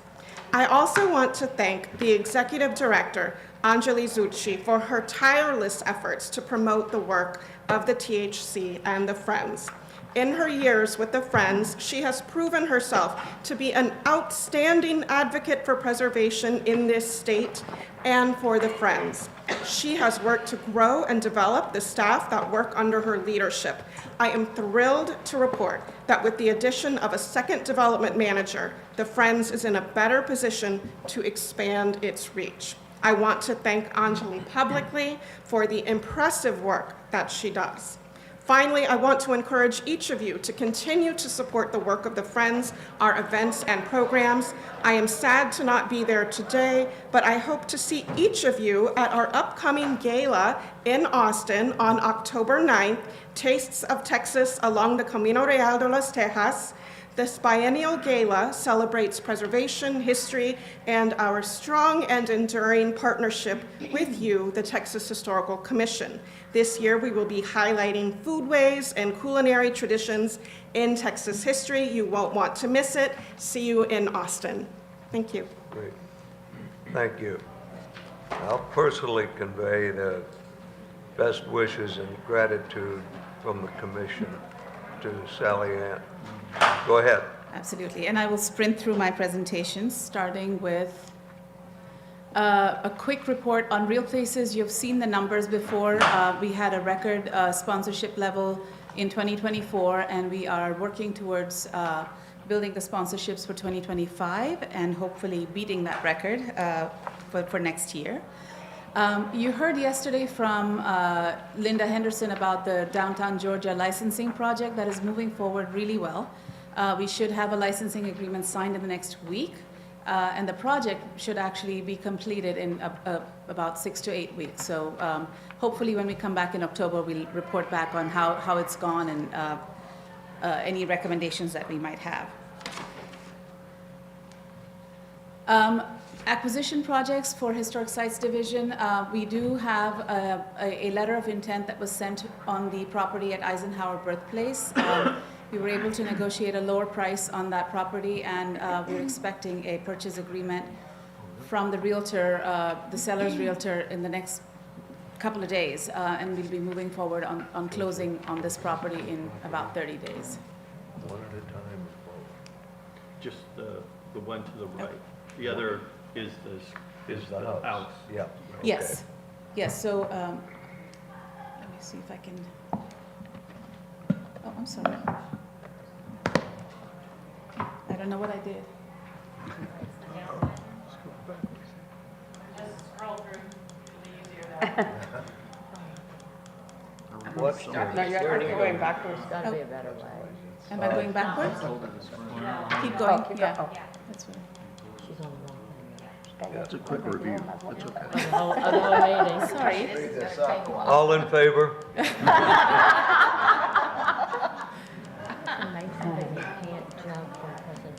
Don't look at it. Almost there. Okay, so wait a minute. What are we trying to do here? We don't have this time. No. I'm trying to get back to the correct slide. How about Mr. Chairman. orally? How about? Yes. How about just say it? Yeah. Okay. How about just say it? Yeah. About to get it. The house that we're trying to purchase is right adjacent, just across the street from the actual birthplace home. So it's about 20 feet away from the birthplace home. I'm sorry? There's no motion. No, not right now, no. It's just a report. Correct. And then, very quickly, our transaction with THC on the 2 properties that we bought for Goodnight Ranch, that's happening in this next week. So hopefully by the end of next week, THC will be formally owning those 2 properties as well. So that process will be complete by the end of next week.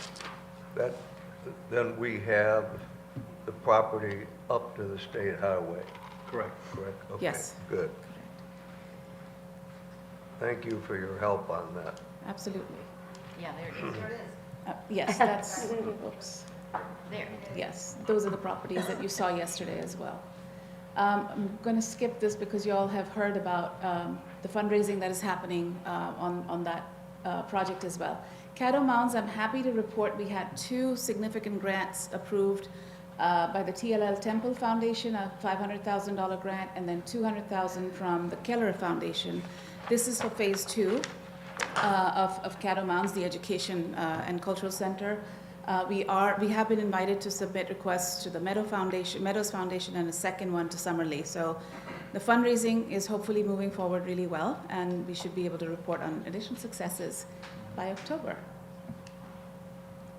Our conversation with the Presidio La Bahia is continuing, and we are at the final stages of negotiating the gift agreement with them, where they will be transferring about $1.1 million in cash assets for the benefit of the Presidio to establish an endowment that will support educational programs there.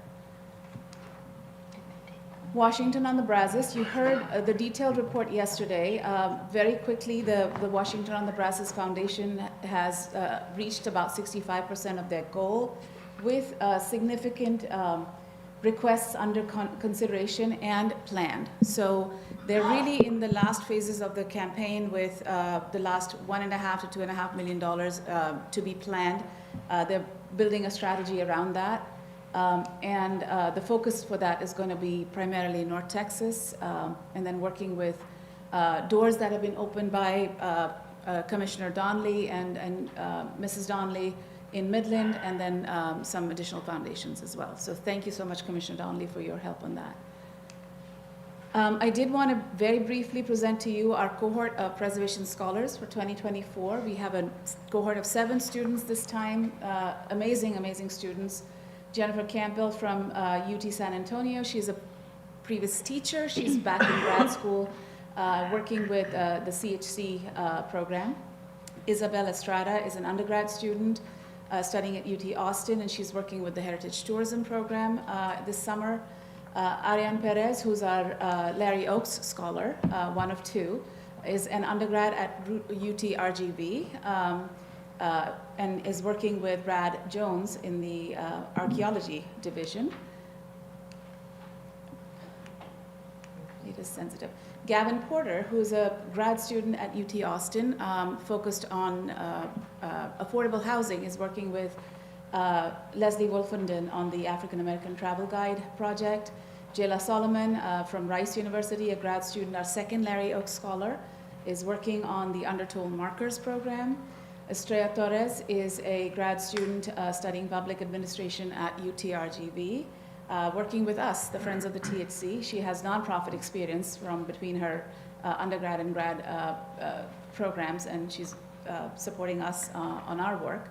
And then finally, Talia Tran is an undergrad student studying urban studies at UT Austin, and she's working with Brad as well on the in the archaeology division. Amazing students. Their program finishes on August 9th. It was a 10-week-long program, and each year our cohort just gets better and better, and we're really excited about this program. Virtual events coming up. You have the dates. I did want to point your attention to the last one, October. It says October 10th. That date has changed to the 17th. And I'm highlighting that because it is an event focused on the railroad, and the presentation is going to be made by a board member of the Slayton Harvey House, Mandy Lockerbie, who happens to be a BNSF conductor herself. Really excited. But all of the other events are up there. We hope that you have time to attend some of these. They're virtual and a lot of fun. And of course now then our gala coming up on October 9th. I did want to thank Chairman Now for his presenting sponsorship for this event. Really appreciate it. And I wanted to say thank you to Patrick Huey, who always comes through with branding for our events. Thank you, Patrick. It's another great, I think, visual that we're going to take forth into the event. Please mark your calendars. We would love for each one of you to be there October 9th in Austin at the UT Alumni Center. And you've seen emails about it. I'll be sending more details in just a few days. We have a new office and finance manager, Tracy Anderson. She's a native Austinite, comes to us from Parks and Wildlife. She worked at the Parks and Wildlife magazine and comes to us with nonprofit experience, financial management experience, and she's a history buff, and she's just amazing with all the nuggets of information that are in her head. It's been amazing to have her as part of the team, and we're really happy to expand our team. And then these are our financials. Happy to answer any questions, but you have these details in your packet as well, so I will stop right there. Thank you. Any questions? Yes, ma'am. Are you aware that the Big Boy train is coming through? I don't know if you guys could, are interested in that. It's the world's largest operating steam locomotive, and it's coming through. I thought you might have changed your date kind of to try to coincide. That may be the case. I did not change that date. I just saw that it has changed. I'll find out. Yeah. Thank you for letting me know that. Union Pacific, Big Boy train. Thank you. Mr. Chairman, I have a general question, if I could ask. Yeah. Since we all sit through these committee members the day before, is it possible for the future meetings that we could just have action items from the committee come forward to the full commission meeting to speed things along? Yeah, there's going to be a sizable change. Okay. Yeah. Thank you. Yep. We have Joy. Hi, Joy. Hi there. Good afternoon. I'm Joy Nathan. I'm the Executive Director of the Texas Holocaust, Genocide, and Anti-Semitism Advisory Commission, the THG-AAC. For the first time since our establishment in September of 2021, the THG-AAC is fully commissioned with all 9 governor appointments filled. Our new commissioners are Kara Mendelson, a city council member from Dallas, and Adam Blum, a businessman from Austin. We held our last quarterly meeting on June 6th in Austin. The discussion included addressing acts of anti-Semitism on college campuses. The president of the University of Texas in Austin, Jay Hartzell, spoke to the commission about the recent protests, his support for fighting anti-Semitism, and his commitment to making the campus a safe space for all students. THG-AAC commissioners additionally focused the discussion on Governor Greg Abbott's executive order requiring the Board of Regents for each Texas public university to report to the governor what actions were taken by each institution of higher learning to address anti-Semitism, including verifying revisions made to free speech policies and evidence that those policies were enforced. Lieutenant Governor Dan Patrick's interim charge prioritizing combating anti-Semitism on Texas college campuses for the next legislative session was also part of the discussion. As part of that directive, in May, the Senate Higher Education Committee held a hearing on anti-Semitism on college campuses, and our advisory commission assisted in finding a student speaker who provided invited testimony and shared his experience during the protests. Earlier this month, our commission was invited to present at the Governor's Student Regent Leadership Training Seminar about the rising scourge of anti-Semitism on college campuses at the Capitol. The THG-AAC will issue 2 reports to the legislature in the next legislative session. The first, a study on anti-Semitism, is due November 1st. The second, a report on the results of the survey of the Holocaust Remembrance Week implementation, is due December 1st and will likely be issued in late August or early September in time for the beginning of the school year. We're working with the governor's office on final approval of the report, which includes recommendations to continue support of Holocaust education around our state.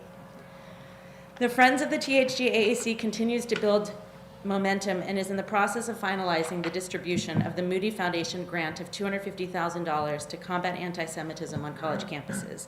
The plan is to pilot programs with 3 unique campuses within the UT system, UT Austin, UT San Antonio, and UT Rio Grande Valley, and explore opportunities to educate students about Jewish hatred by connecting them to resources about the Holocaust and other genocides.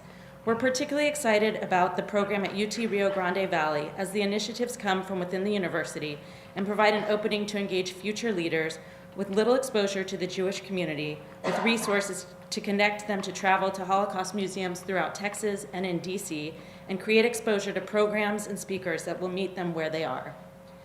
As the THG-AAC looks to fill in gaps in education, the Rio Grande Valley campus may become a model to engage more universities around the state. Chairman Goldberg is hosting a Friends of the THG-AAC introductory parlor meeting in Dallas on September 3rd with the goal of creating awareness and community buy-in. Finally, the next THG-AAC commission meeting is scheduled for September 4th in Dallas. That concludes my report. Thank you. Thank you, Joy. Thanks, Joy. Be safe driving. Okay, sorry.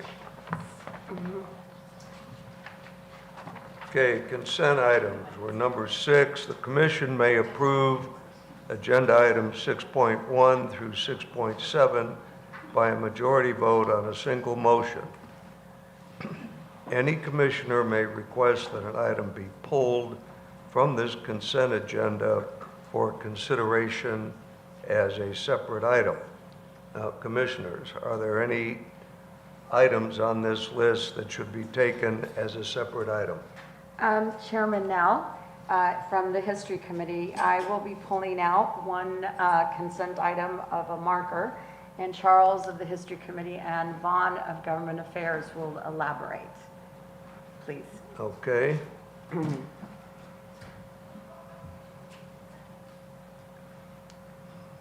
Just very briefly, and Vaughn can give more background if you're interested in it, but we want to add one more inscription to the total that was considered by the committee yesterday. That's the inscription up there, 23 WM04 for the Welfare Workers Club. And we're asking that it be added to the other 40 markers that the committee is recommending for approval. Why was this not included? I think Charles and the marker staff would agree that this inscription was quite far along in the process. A final version did not get to marker staff in time for this. State Representative Carolyn Harris of Williamson County worked with this group in Taylor, Texas on this, and she's asking the commission to please approve this so that the metal marker can be placed in a timely fashion. County Historical Commission, the applicant group, and our staff have worked extensively on this narrative. So we feel like it's a good narrative. And this would be added to 6.3? Yes. All right. Is there any objection from any commissioner? All right, so we'll look at 6.3 that's listed plus this. All right. Are there any other issues? Being none, I'll call for a vote. All in favor of the consent item signify by saying aye. Aye. Opposed? Thank you. Agency services, Mr. Donnelly. Chairman, we had a good meeting yesterday. Went over some of the audit pieces and things. I don't think there's anything big to report at this time, so we'll move on. How can you have a good meeting going over the audit? Well, Just an observation. We've made good progress on what was in the audit. How's that? Thank you. Annual operating budget. Oh, we do, oh, I'm sorry, that's right. I'm sorry. We do have one action item, the 2025, fiscal year 2025 annual operating budget. We have to approve, so move to approve the Texas Historical Commission $35.4 million fiscal year 2025 operating budget. Second. We have a motion and a second. Garrett, do you or Joseph have any comments?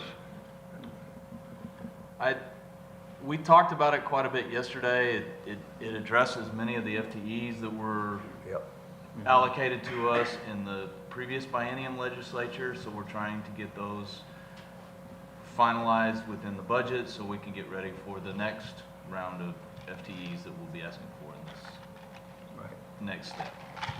And then we discussed that in the next quarterly meeting, we'd have a little bit more clear financial reporting structure so that the commissioners can actually see exactly where the numbers noted are tied. All right, so that's, you've made the motion. Is there a second? John made a second. Got it. Yes, sir. Any discussion? Being none, call for a vote. All in favor signify by saying aye. Aye. Opposed? Thank you. Well, you have a budget, Joseph. Thank you. Jim, archaeology. Yes, yesterday, at the Archaeology Committee meeting, Brad Jones, the division director, gave a thorough presentation of the great work the division is doing, and we have nothing new to present today. Thank you. Architecture, Lori? Yes, sir. We also had a great meeting yesterday, and Elizabeth, might we spare the commission your report? And so we do have 2 action items, and there may be some fluidity. We'll, in the fullness of time, see what happens. Elizabeth, do you have a presentation you're going to make, or do you want me to? Susan, okay, thank you. So our first action item has to do with recommendations for grant awards under round 13 of the Texas Courthouse Preservation Program, and Susan Teets is here to walk us through that. I was going to propose that we discuss the supplemental funding for Polk County before we discuss round 13, if y'all are okay with that. To me, it's logical to do it the other way, but whatever you'd like. Okay. But, fine. Okay. I think it's a good idea to go through the Polk request. Okay. So we'll take up item 9.3 if the commission doesn't object to that before we take up 9.2. Okay, and I'm going to move as quickly as I can. Polk County has requested supplemental funding in the amount of $2.5 million toward the ongoing full restoration of their courthouse. The county received a Round 11 grant award in 2021 in the amount of $3 million and later supplemental funding in the amount of nearly $1.5 million to meet their full initial request. Next slide. Supplemental funding is available to cover unforeseen conditions during a construction project and rarely for project cost increases, and it comes out of the monies allocated for competitive grant funding. Courthouse Grant Program Funding Agreement language states that grant recipients are responsible for cost overruns and for completing the full scope of the project and covering cost increases. Next slide.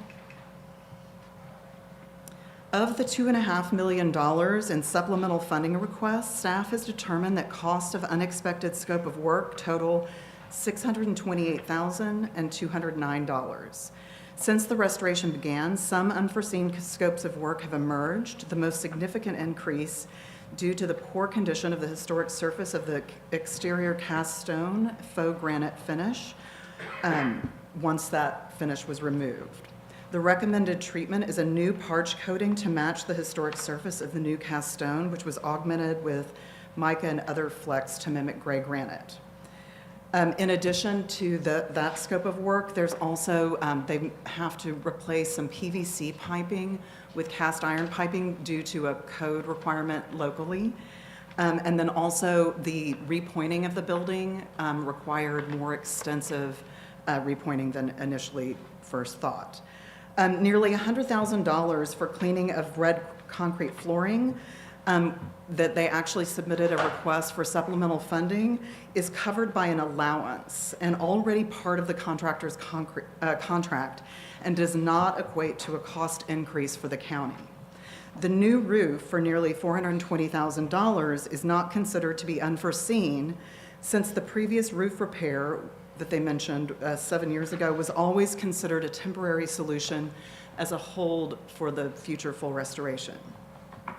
A substantial portion of Polk County's request, about $1.5 million, is related to cost overruns on the existing scope and was already considered and denied by the Executive Committee in September of 2023. And the Executive Committee denied it with the understanding that the appropriation of $45 million was already very limited to cover the anticipated needs of Round 13. Next slide. So the costs of work, these are the items that the staff believes are unforeseen and should receive supplemental funding. Parge coating, additional repointing of the masonry, replacement of PVC piping, at a total cost of $628,209. And then the THC's percentage of the project, as determined by their initial funding agreement, is 47%.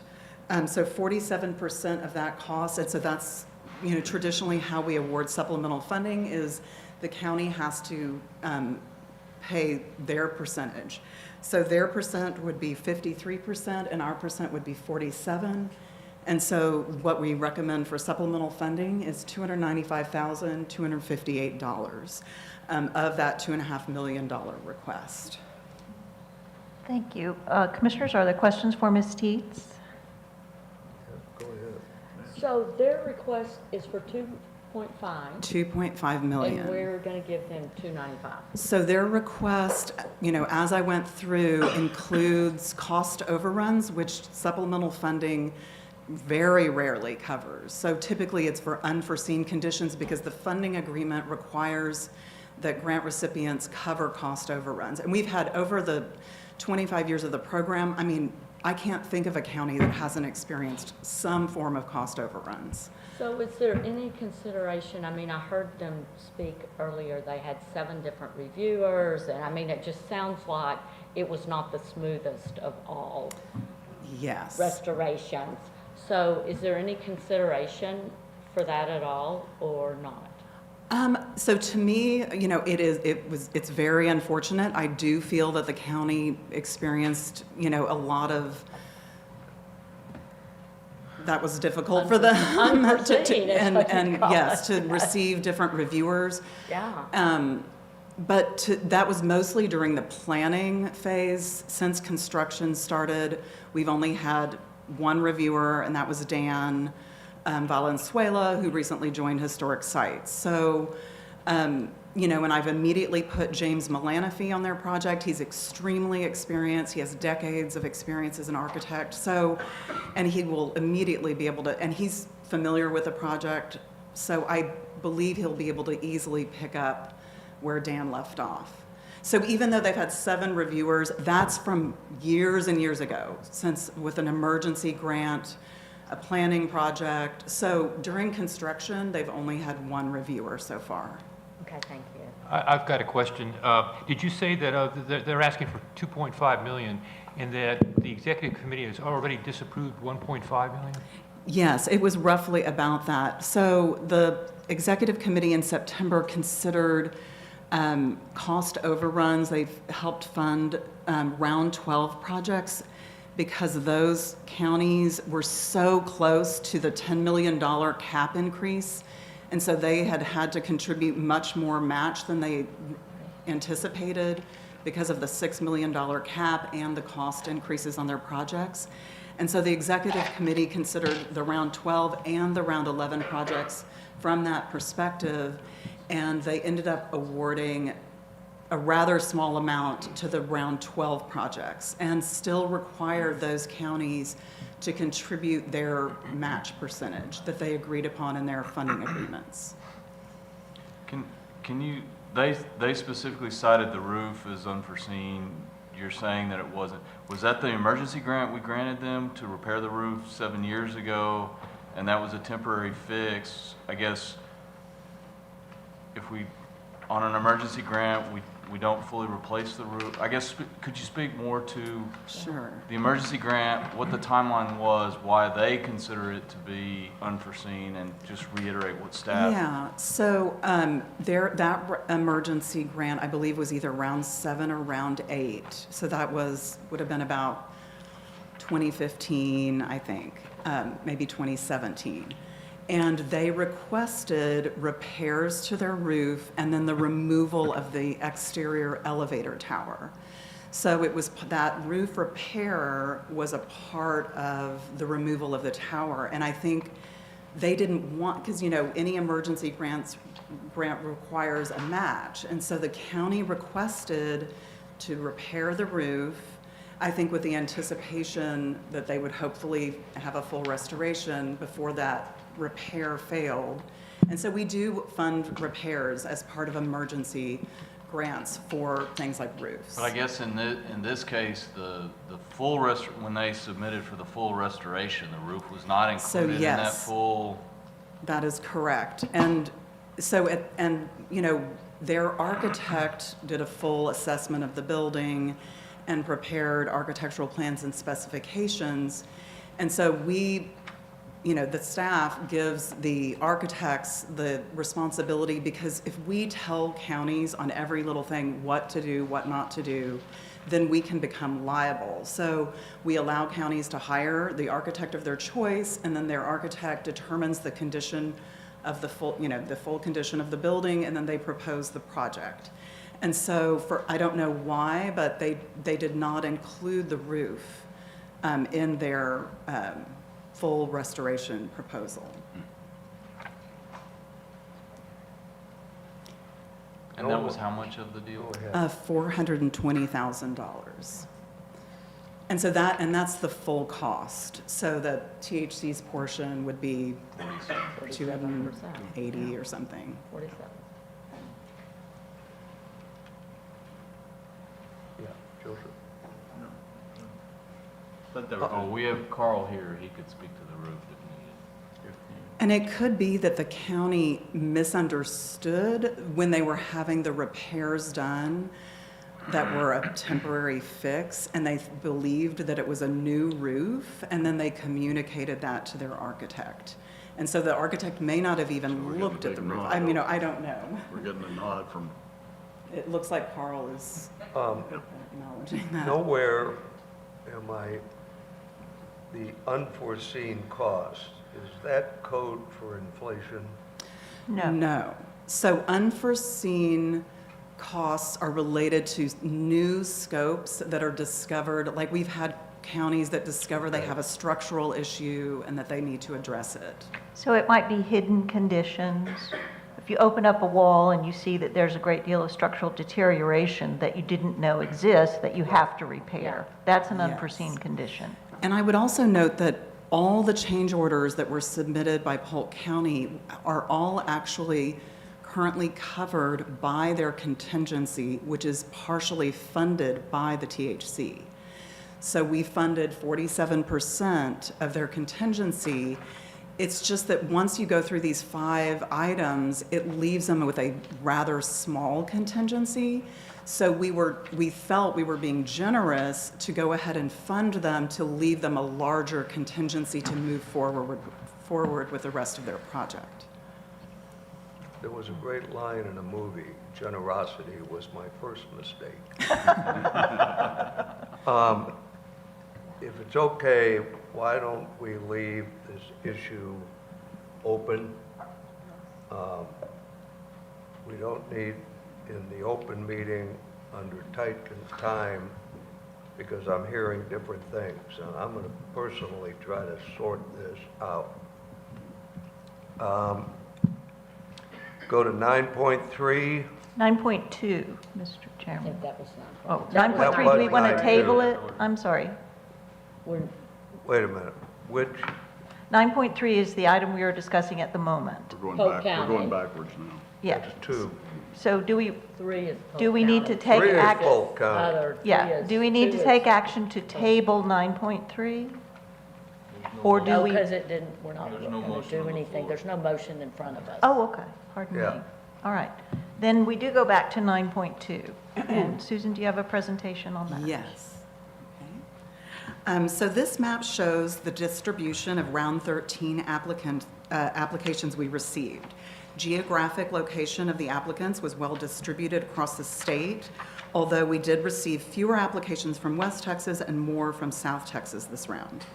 Applications were received from as far north as Donley, as far south as Willacy County, as far east as Jefferson, and as far west as Presidio.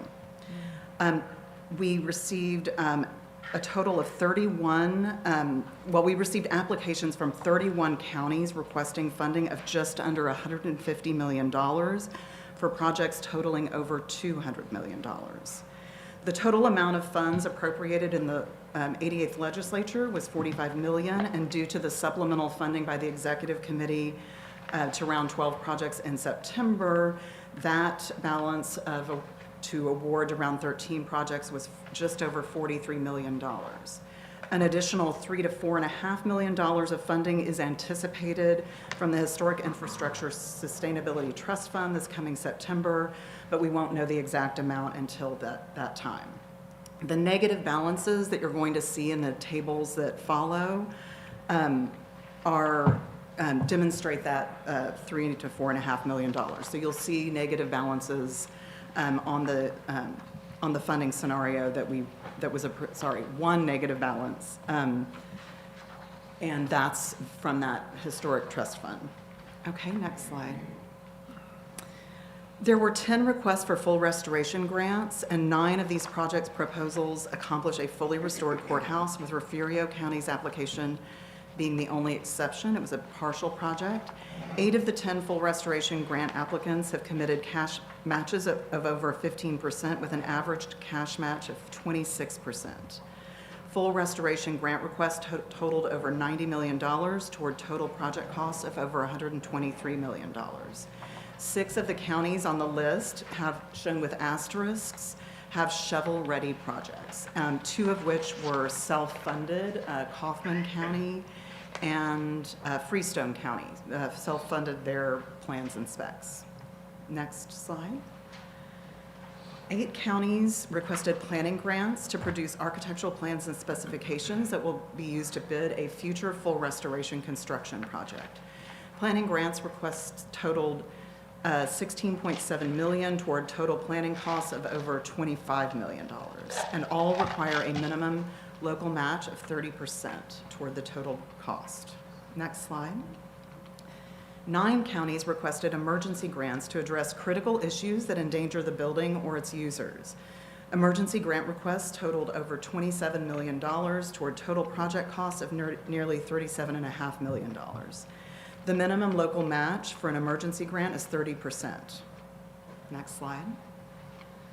9 counties with courthouses that were previously restored using THCPP funding applied for emergency grants to address critical issues that have developed since their completed restoration.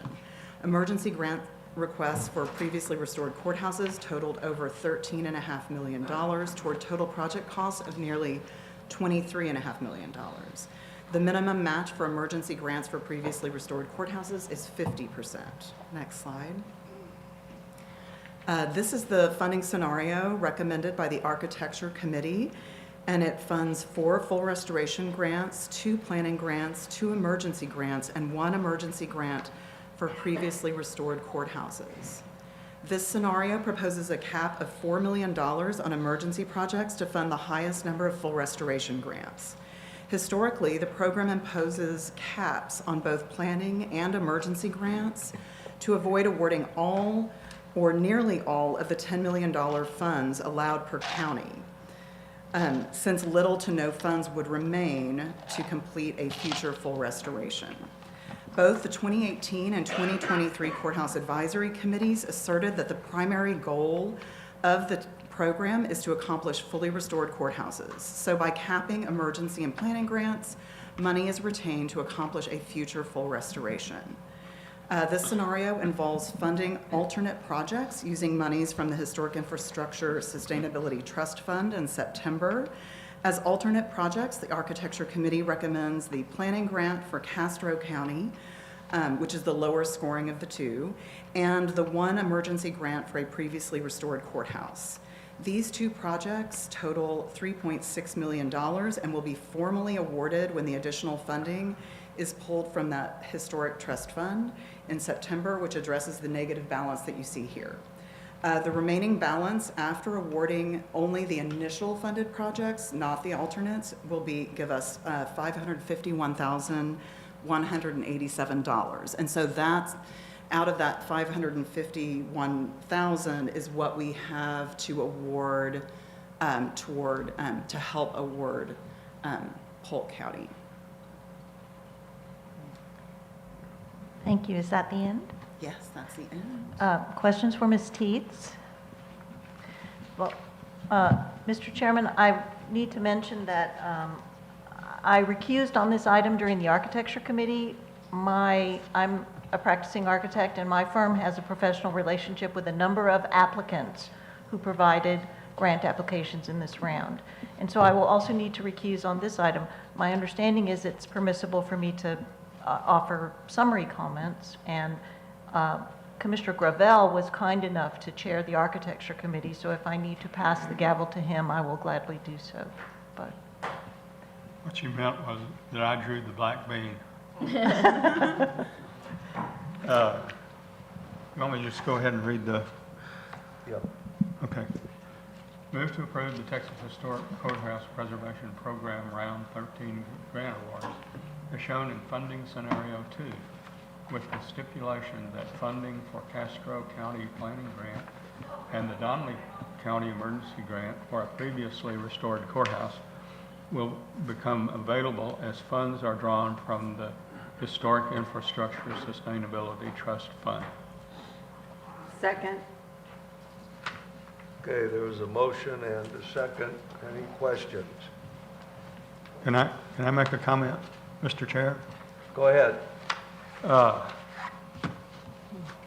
This is a gut-wrenching project, and I didn't realize how hard it would be to, it wasn't so much about awarding the money as essentially denying the money to the other counties. And it's extremely difficult, and when you have a goal of approving as many full restorations as you can, it doesn't, it kind of chips away at the, well, it gouges the $43 million that is left to, well, it's not left, it takes most of it. And I somehow feel like there's got to be a better way to do this, to be able to convince the legislature that more than $45 million is needed. Because you're going to have these fully restored courthouses that have problems. They're all legitimate. This is not, wailing and weeping from the field. These are legitimate things that the staff has brought forward. You're going to have all of those coming back. You're going to have many of these emergency grants that are kind of left like, what do I do now? And it's all going to get bigger and bigger and bigger as we go along. So we can anticipate a lot of what the names you see here are going to, you're going to see them again. And I think what I have suggested to Lori is maybe there's some way to substantiate a greater fund for courthouse preservation because of these growing buckets.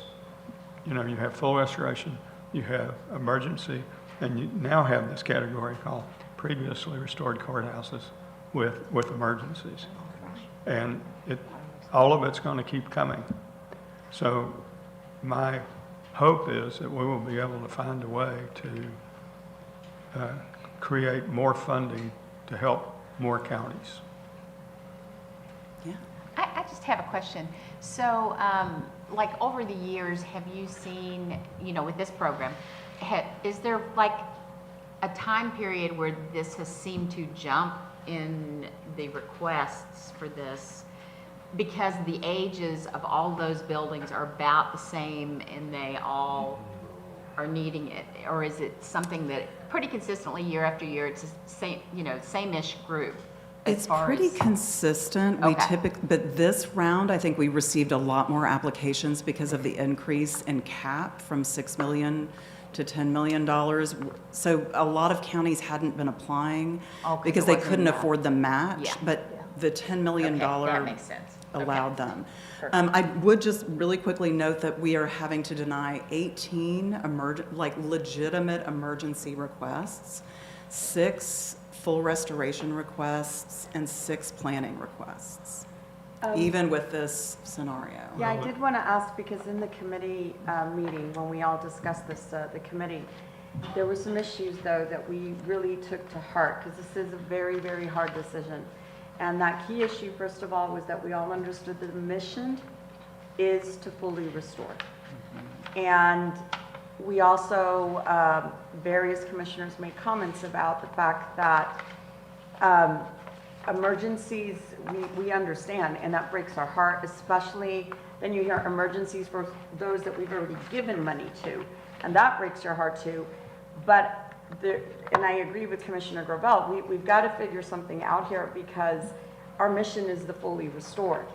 I understand things happen. I understand that we need to give money to help.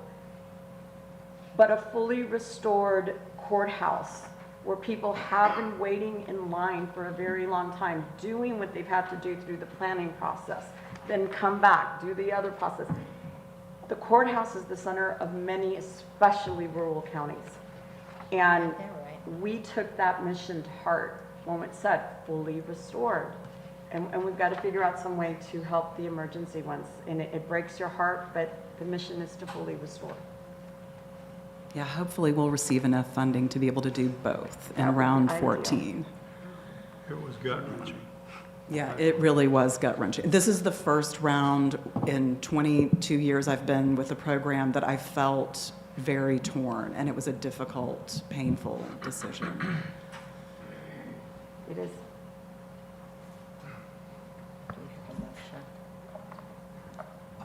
Give me a minute here, please. I do want to comment on something on that. If I'm not mistaken, Chairman Now got together a group, a committee to review what we were doing, having to do specifically with the courthouse, maybe 5 years ago, something like that. So my point is that we really have tried different ways. It's not like a project that we just ignore and do nothing about. And I can remember one of the first times that I was on this committee, and there was a group from Lipscomb County.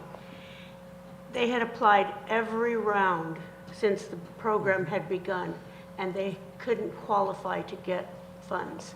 So part of that research that this group did changed the rules and the counting, you know, the points that they would get for different things. And they finally were able to. So I agree that it is gut-wrenching. I just wanted to cry for them when I realized that they had, you know, applied every single round and had never been able to achieve it until those rules changed. So there has been some effort to improve that, and certainly a lot of more money would improve it a lot. So that's obviously, you know, one of the things we want to try, but I want to just say that Chairman now, you know, he has kept his finger on the pulse of that problem and has done things. And these people, by the way, they weren't commissioners, and it was from all over the state. It was county judges. It was all kinds of people that really had nothing to do with Texas Historical Commission, but he put that group together. So Yes. there is a lot of effort, or has been effort, towards that. It's just a real hard thing. That's all that there is to it. And we just have to keep trying our best. Yes, absolutely. Yeah, we held another courthouse advisory committee meeting last year to discuss the previously restored courthouses and all the issues that we were seeing on those. And I think we've made a lot of, you know, dramatic changes that I think will make a big difference moving forward. But I appreciate those comments, Commissioner Burdette, and Commissioner Gravel suggested at the end of the committee meeting that we might consider reconvening the Courthouse Advisory Committee at some point in the near future to continue to struggle with the fact that we have three different kinds of projects now pressing for limited funding: the full restoration, emergency grants, and now emergencies on previously restored courthouses. So that's a lot of pressure. Yeah. Yeah, it is. There is. Well, then I think I hear what everyone is saying and made myself a couple of notes. Sometimes you have to repackage, resell an idea that's been around for a while. We have many new members of the legislature, so you know, my job's marketing, so maybe I've got to figure out how to remarket this. I hear, interest of time, is there anything else on the courthouses? Did we vote on that, or did we move on that? I thought we didn't. I'm sorry, I've been. Yeah, there's a motion and a second. There's a motion and a second. Go Okay, ahead. so we just need to vote. Yeah, we need to. We just need to vote. All right. Okay. Well, we know the motion, we know the subject. Any further discussion? Being none, call for vote. All in favor signify by saying aye. Aye. Opposed? Thank you. Mr. Chairman? Yo. I'm sorry to take more time, but, you know, all is not lost. This is first of all, thank you very much. I came to understand in the last few days that you were responsible for starting this program, and Well, is that a thanks or an indictment? No, it's a thank you. It's a huge thank you. It's such a tremendously important program that this agency does, and it's valuable all across the state. What I wanted to say is that over the 25 years of the program, we have succeeded in fully restoring 77, I think, courthouses. There are 78 other courthouses in the program who are actively seeking to complete their projects, and we're advancing some of those now. There are still 90 some odd counties that haven't yet decided to join the program, but progress is being made. It's just a slow process. Yeah. Thank you. And I take to heart how our scoring, if there's a lesson in inflation, we've got to figure out how to address it. For those of us that built something during that time period, there was no way to stick with a budget. It was impossible. We've got to figure out how to bake this in, but we're not going to do it here today. Let's move to Community Heritage Development. Commissioner Peterson. Thank you, Mr. Chairman. And in the interest of time, we're going to move forward. We will. We will move forward very quickly. The ghost of Brad Patterson has moved away from the lectern and a little bit, and we have now a new director for the division, and so she's going to speed us through because we have no action items. She's just going to talk about what's about to happen. Yes, hello, thank Thank you. you. Commission and Chairman now, thank you. Yes, I'll be really quick. So the Main Street team has been really busy, so we heard about all the things they've been doing around the state. Sorry, I'm trying to figure out I'm going to go real fast unless you tell me to put the brakes on. They've been doing design workshops and training for Main Street managers and assessment trips to help communities kind of understand what their role is as a Main Street program. And then you heard from Anjali about the licensing with State of Georgia for downtowntx.org. That position on our team is currently vacant, so we are hiring for that and kind of reimagining some of that with that posting a little bit. Now I'm moving to heritage tourism. Am I going too quickly? No, no. Okay. All right. We're with So, ya. Heritage Tourism wrapped up their commercial. museum on Main Street workshop series, and they are getting ready for this big opening of the Crossroads Tour exhibit in St. Augustine. You heard about that from the Forest Trail region. They're really excited about that. That will be on August 24th. We have now entered into a contract with Compass Media to start preparing those brochures for reprinting. So that will be up and coming. We'll have brochures reprinted in the coming year or so. And then next week, several of us... Where's the flip back one? Where's the reprint, the budget? The budget is from supplemental from 2023 that's still been sort of earmarked for that reprinting. First, we've got to get the redesigns done, and then we will get them printed. So we have to go through a sort of redesign to make them fit with the Travel Information Center racks and things in a different way. That's been a recommendation.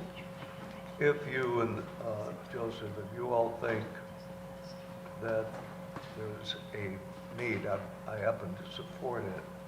We need a budget number in this for the next session. All right? All right. I will make a note of that. So next week we'll be in Alpine, enjoying the nice dry weather out there. This will be the statewide meeting for the Texas Heritage Trails program.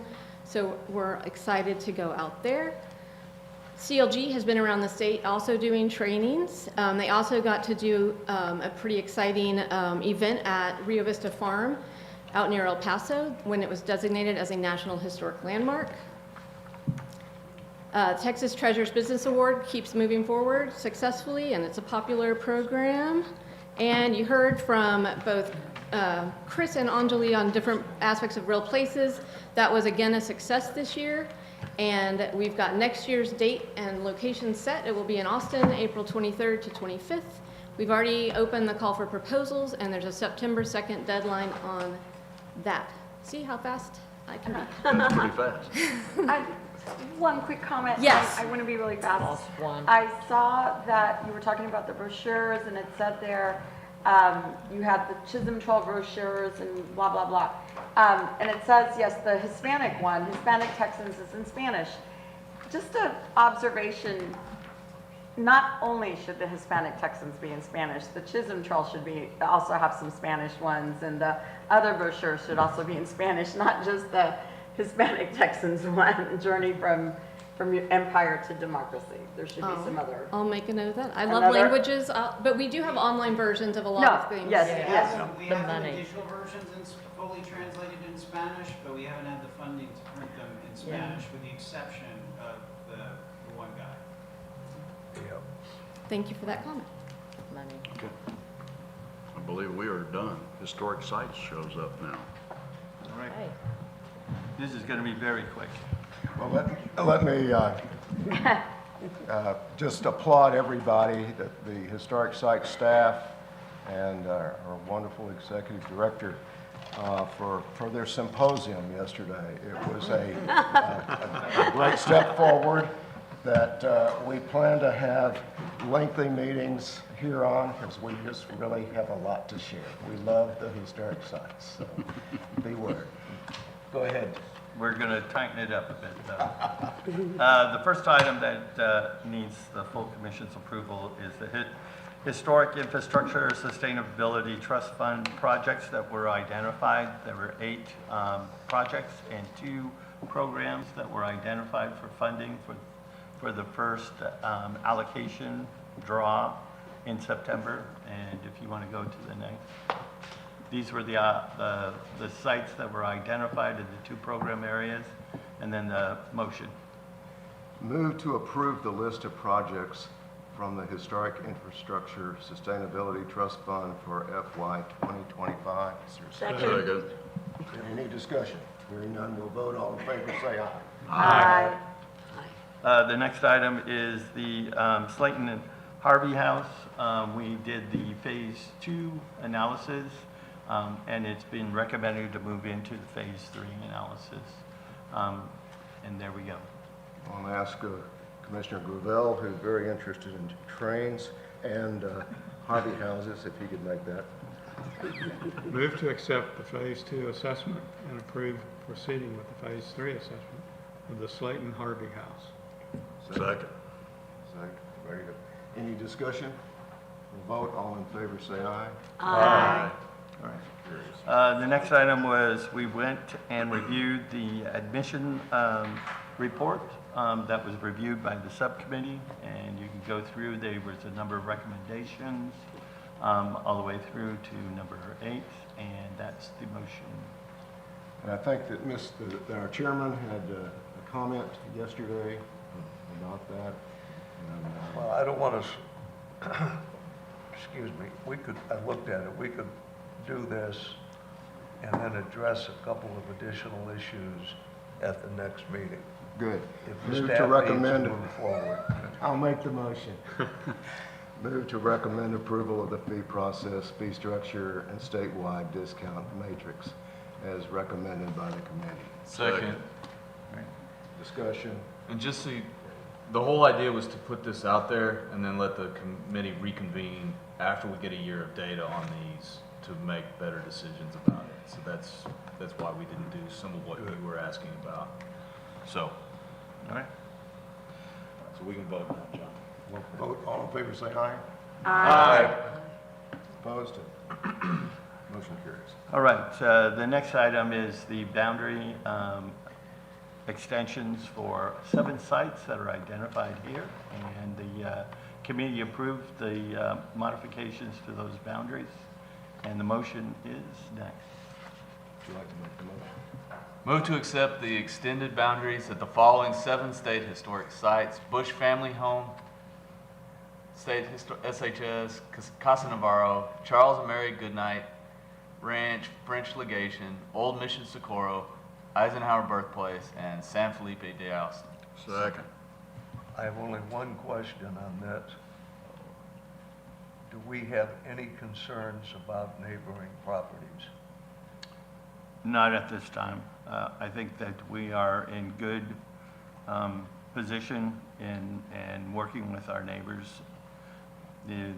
There's a few properties that we're still in negotiation for possible acquisition, but at that point, I think that Well, doesn't the affect. Eisenhower birthplace, definitely, we do need to try to seek additional. Yes, and there are that we, Eisenhower is one that we were really wanting to work with the city, because until we move the property line to Crockett Street, it really does impact the overall appearance of the site. Especially that entrance by the junkyard. Correct. Correct. So, we'll vote. All in favor, say aye. Aye. Opposed? Yep. Motion carries. The next item is the renaming of Fort Lancaster State Historic Site to include the title in the name of Battlefield. And we have the motion. Move to approve the name change from Fort Lancaster State Historic Site to Fort Lancaster and Battlefield State Historic Site. Second. Motion and a second. Discussion. We'll vote. All in favor, say aye. Aye. Opposed? Motion carries. Does that mean we get a new brown sign on the highway? That's the Is there overall a starting- strategy. Yeah, We're we're sort hoping. of tan now. All in favor of letting Pete handle TechStop? I just got a brown spray Yeah. can, I'll just take care of that part of it. Yep. The next item is the approval of the donations from the Dallas Heritage Village, and the committee is recommending acceptance of those items. Move to accept donations from Dallas Heritage Village to the THC. Second. Second. All in favor, say aye. Aye. Opposed? Motion carries. The next item, Anjali presented the naming opportunities at Washington on the Brazos to the committee, and they are been recommended to move forward to the full commission. Move to approve the updated Washington on the Brazos donor naming opportunities plan and authorize the Washington on the Brazos Foundation to use the updated plan in their capital campaign efforts. Second. Is there a second? Second. Just on the record, I'll recuse myself on this vote. Okay, be that way. I will. We'll vote. All in favor, say aye. Aye. All right, the final item is the approval of the potential acquisition of a residence at Fulton Mansion not to exceed $499,000. And the motion. Move to authorize the purchase of a residence near the Fulton Mansion State Historic Site. Second. Second. Thought you were Second. seconding yourself. Second. Second. Second. Okay, we'll vote. All in favor, say aye. Get a lawyer mad at us in a minute here. No, he's our dear friend, our dear friend. Look, see, he's shaking his head down there. No. Okay. It's way out.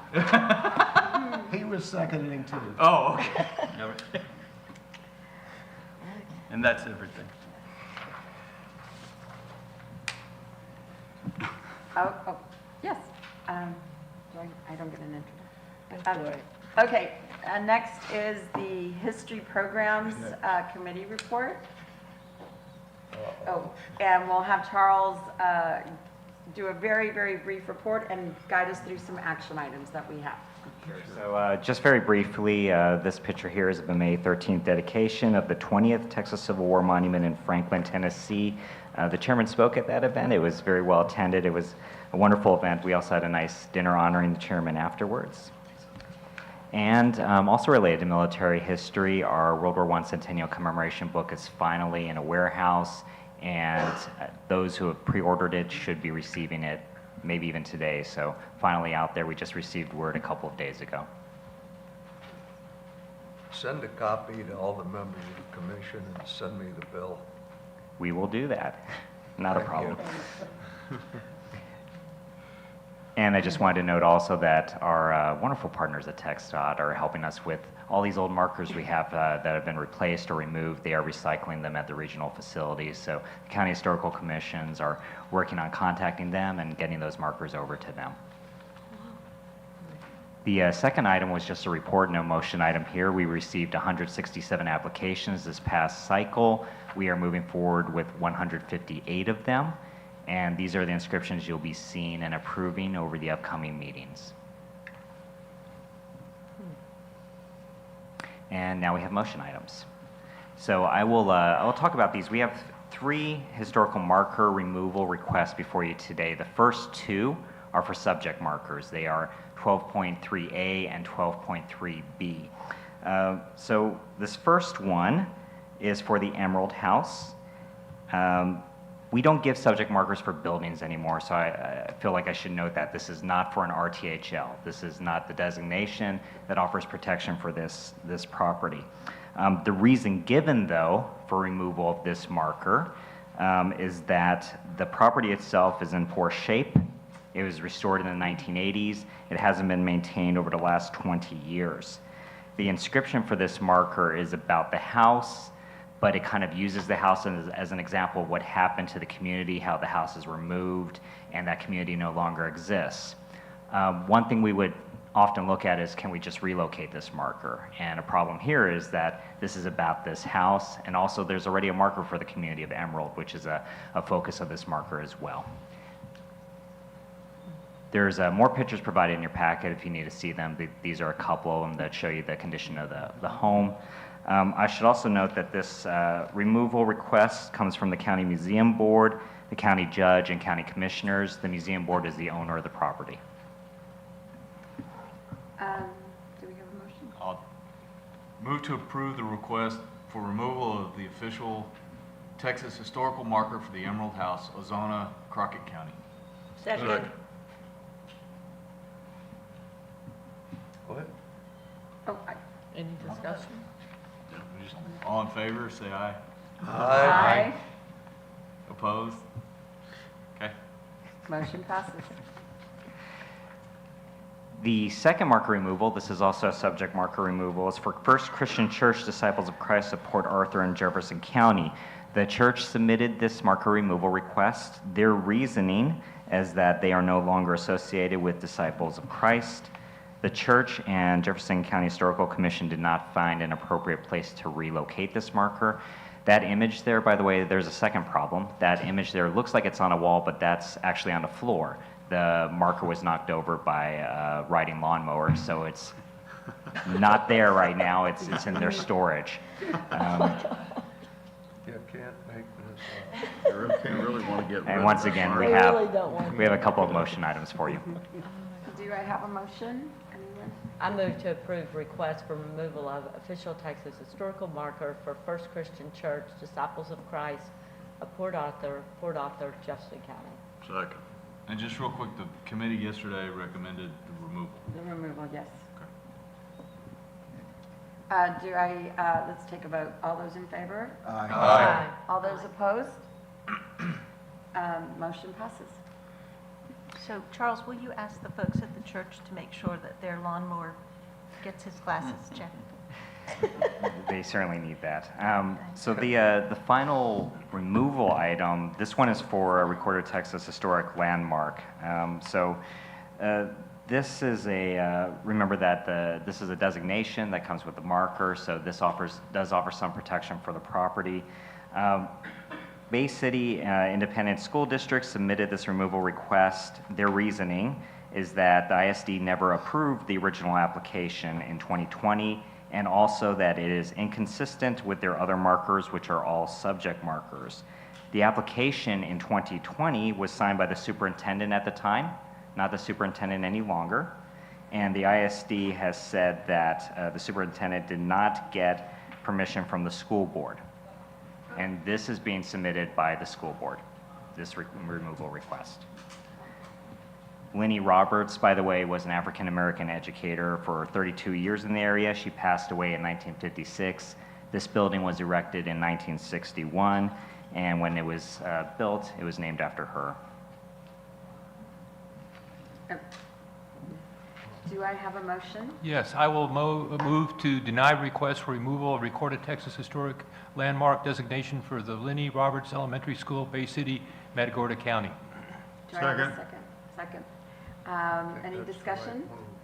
And that was the recommendation of the committee, correct? Yes. Yes. Hearing no discussion, any more questions? We'll go ahead. Well, I'm sorry, I should mention that the committee actually recommended removal of the marker. So this would be a different recommendation. Yes, the committee requested removal. And with the option of offering Contacting the family. to the family. Oh, right. Yeah, Contacting the I family. did motion number 2. Yes, but they asked what did the committee. I was just asking what the committee recommended. This would be a different recommendation from the requested It would option be, one. okay, that's what I wanted to, thank you. Thank you. If we go on option 2, I would add that we are going to ask, excuse me, the appropriate local group for better rationale. If what we do is react to removals, we're going to be removing more than we're putting out. So there's got to be a reason other than we've got a new board. So that's my one observation here, but I would deny it. We'll send that information forward. Do I, a vote? All those in favor for motion option 2? Aye. All those opposed? Hearing none, the motion passes. We sort of had a similar thing in RTHL several years ago that was a property owner was not the signatory on the application. Same kind of thing. Somewhere maybe in the application, you got to have some information that says, yes, I really have the authority to do this. And We do have that. Okay. And so we're giving our best effort here, but we are looking at other ways to kind of see if we can continue to make sure that we get what we need. A superintendent, in theory, would have authority to sign an application. I mean, you have to take it on. The final item from us is State Board of Review.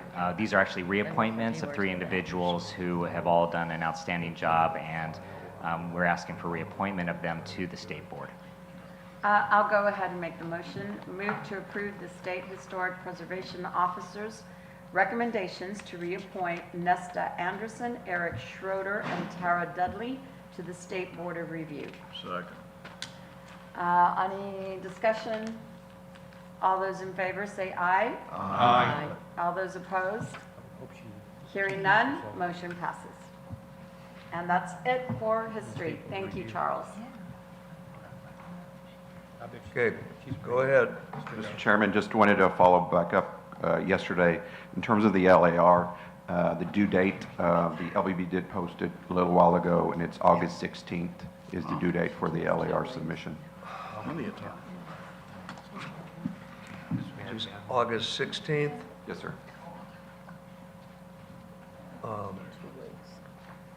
Is anybody else on the executive committee on vacation? Are you all available?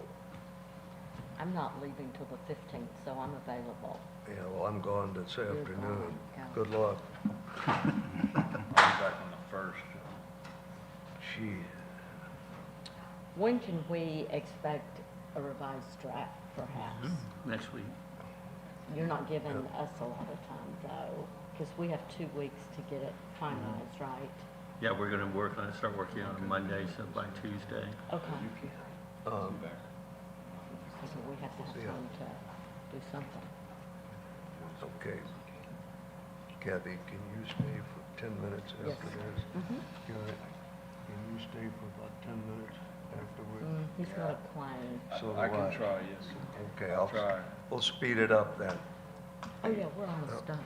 All right, go ahead. Fundraising 13.2. Anjali? Commissioners, you have in front of you our fundraising priorities for fiscal year 2025. The committee, executive committee approved this and moved it forward to the commission for approval, and we're requesting that approval. Approval. Committee yesterday. It was not the committee, it was not executive this week. It was on executive. Before. Right. We just met this week, but it was the one prior to, I think. No, we just, It was yesterday. she presented. Yeah, I presented it You yesterday. brought it up yesterday. Got it, Right. okay. We approved it. So move to approve the fiscal year 2025 project fundraising priorities list as presented and to request that the Friends proceed with fundraising. Second. This is where we approve you working. Yes, Yes. sir. Perfect. All in job. favor? Okay, that passes. Thank you. Yes. And then your board of, And the, Somebody down there. No, I seconded. The commission also confirms reappointments of commission appointees to our Friends Board. And just to clarify to your question from yesterday, Mr. Chairman, these appointments cannot be denied by the Friends Board. This is part of the MOA that we have with the THC, the Friends has with the THC, where the commission appoints one more than half. And those become members of the Friends Then Board. would you confirm back in writing to me and Joseph that they agree and here's your new board? Yes, sir, absolutely, Please. I can. At this time, we have in front of you reappointments of 5 members: Donna Carter, Selah Mota Casper, Courtney Reed Hoffman, Wes Reeves, and Brian Shivers. And they have all agreed, but I will confirm in writing as well. Well, I would hope Donna would accept since she was Yes. just announced as the next president. I would too. And she has. Move to approve the reappointment of Donna Carter, Selah Mota Casper, Courtney Reed Hoffman, Wes Reeves, and Brian Shivers as commission-appointed trustees of the Friends of the Texas Historical Commission for another 3-year term, fiscal year 2025 through 2027, beginning on September 1st, 2024, and ending on August 31st, 2027. Second. Thank you. All in favor? Aye. Yeah. Thank you. You're welcome. Elizabeth. A little loose here. I'm here if you need me. This very simply is an appointment to the Texas Preservation Trust Fund Advisory Board. You heard from Tara Putinat during the public testimony. She was here on behalf of the Texas Tropical Trails. We are seeking to appoint her to the advisory board as the executive director of the Brownsville Heritage Historical Association to fill a space on the advisory board specifically reserved for the director of a nonprofit preservation organization. This position's been vacated by Margarita Arizas because she has retired as executive director of a nonprofit. I move to recommend the appointment of Tara Putinat to the Texas Preservation Trust Fund Advisory Board as the Nonprofit Preservation Organization Director, Place 1. Second.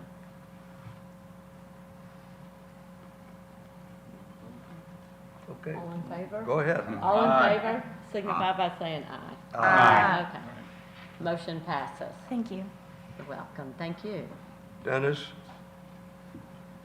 Who? Oh, This is just an overview of new employees have joined us. You can see the first one is Linda Henderson, who joined us and participated today as well as yesterday. So over 10 positions are actually with the State Historic Site, and that's reflected in the next slide. All right. And then we wanted to give everyone an overview of the awards that was given out to staff. For outstanding employee excellence went to Justin Minsker, who's with the Communication Division. We've given the Customer Service Excellence Award to Celeste Solomon, who is the gift shop manager at Washington Brazos. The next is for Rising Star Employee Excellence Award went to Christy Palenque. Thank you. At Development Manager at the Friends of the THC. And finally, the award went to Lindsay Adams for the Site Manager's Award for this year. And then next is just an overview of engagements that have occurred. I just wanted to highlight that we do have a new government relations coordinator with the governor's office, Michael Moore. That's how you pronounce his name, Michael there. It's spelled a little differently, M-I-K-E-L. But then ongoing discussions with the Bishop of Victoria, the chairman of Cattlemounds, and then the big grand reopening at Cattlemounds, which was the biggest event that we had the last 3 months. Next, legal matters. Are we in trouble anywhere? No, I have to say that there's no pending litigation that I'm aware of. And, Not today. But I would like to say that this is probably my last meeting with the commission. I'm in the process of retiring, so I want to thank Chairman Now and the entire board for letting me tag along and put in my 2 cents where it might have been necessary, and the staff as well. page, and it made the job a lot easier, so thank y'all too. Thank you. Thank you. Dennis, thank you very much. Yeah. Yay. Yeah.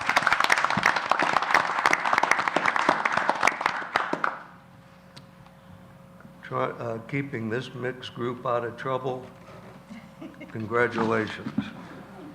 Okay, do you have anything, Joseph? Nope, that was everything.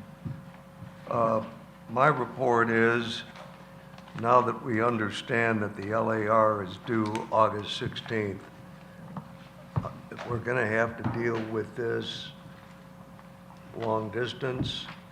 I'll run through the executive committee first before, it's either going to be, I can't convene the commission by Zoom, so it's probably going to have to be one or two people at a time to go through the budget. I regret that we just found out it's August 16th, but I don't have any other choice. Okay. Commissioners, any further business? Being none, it is now 1:30. We're out of here. Thank you. Thank you. Thanks, folks.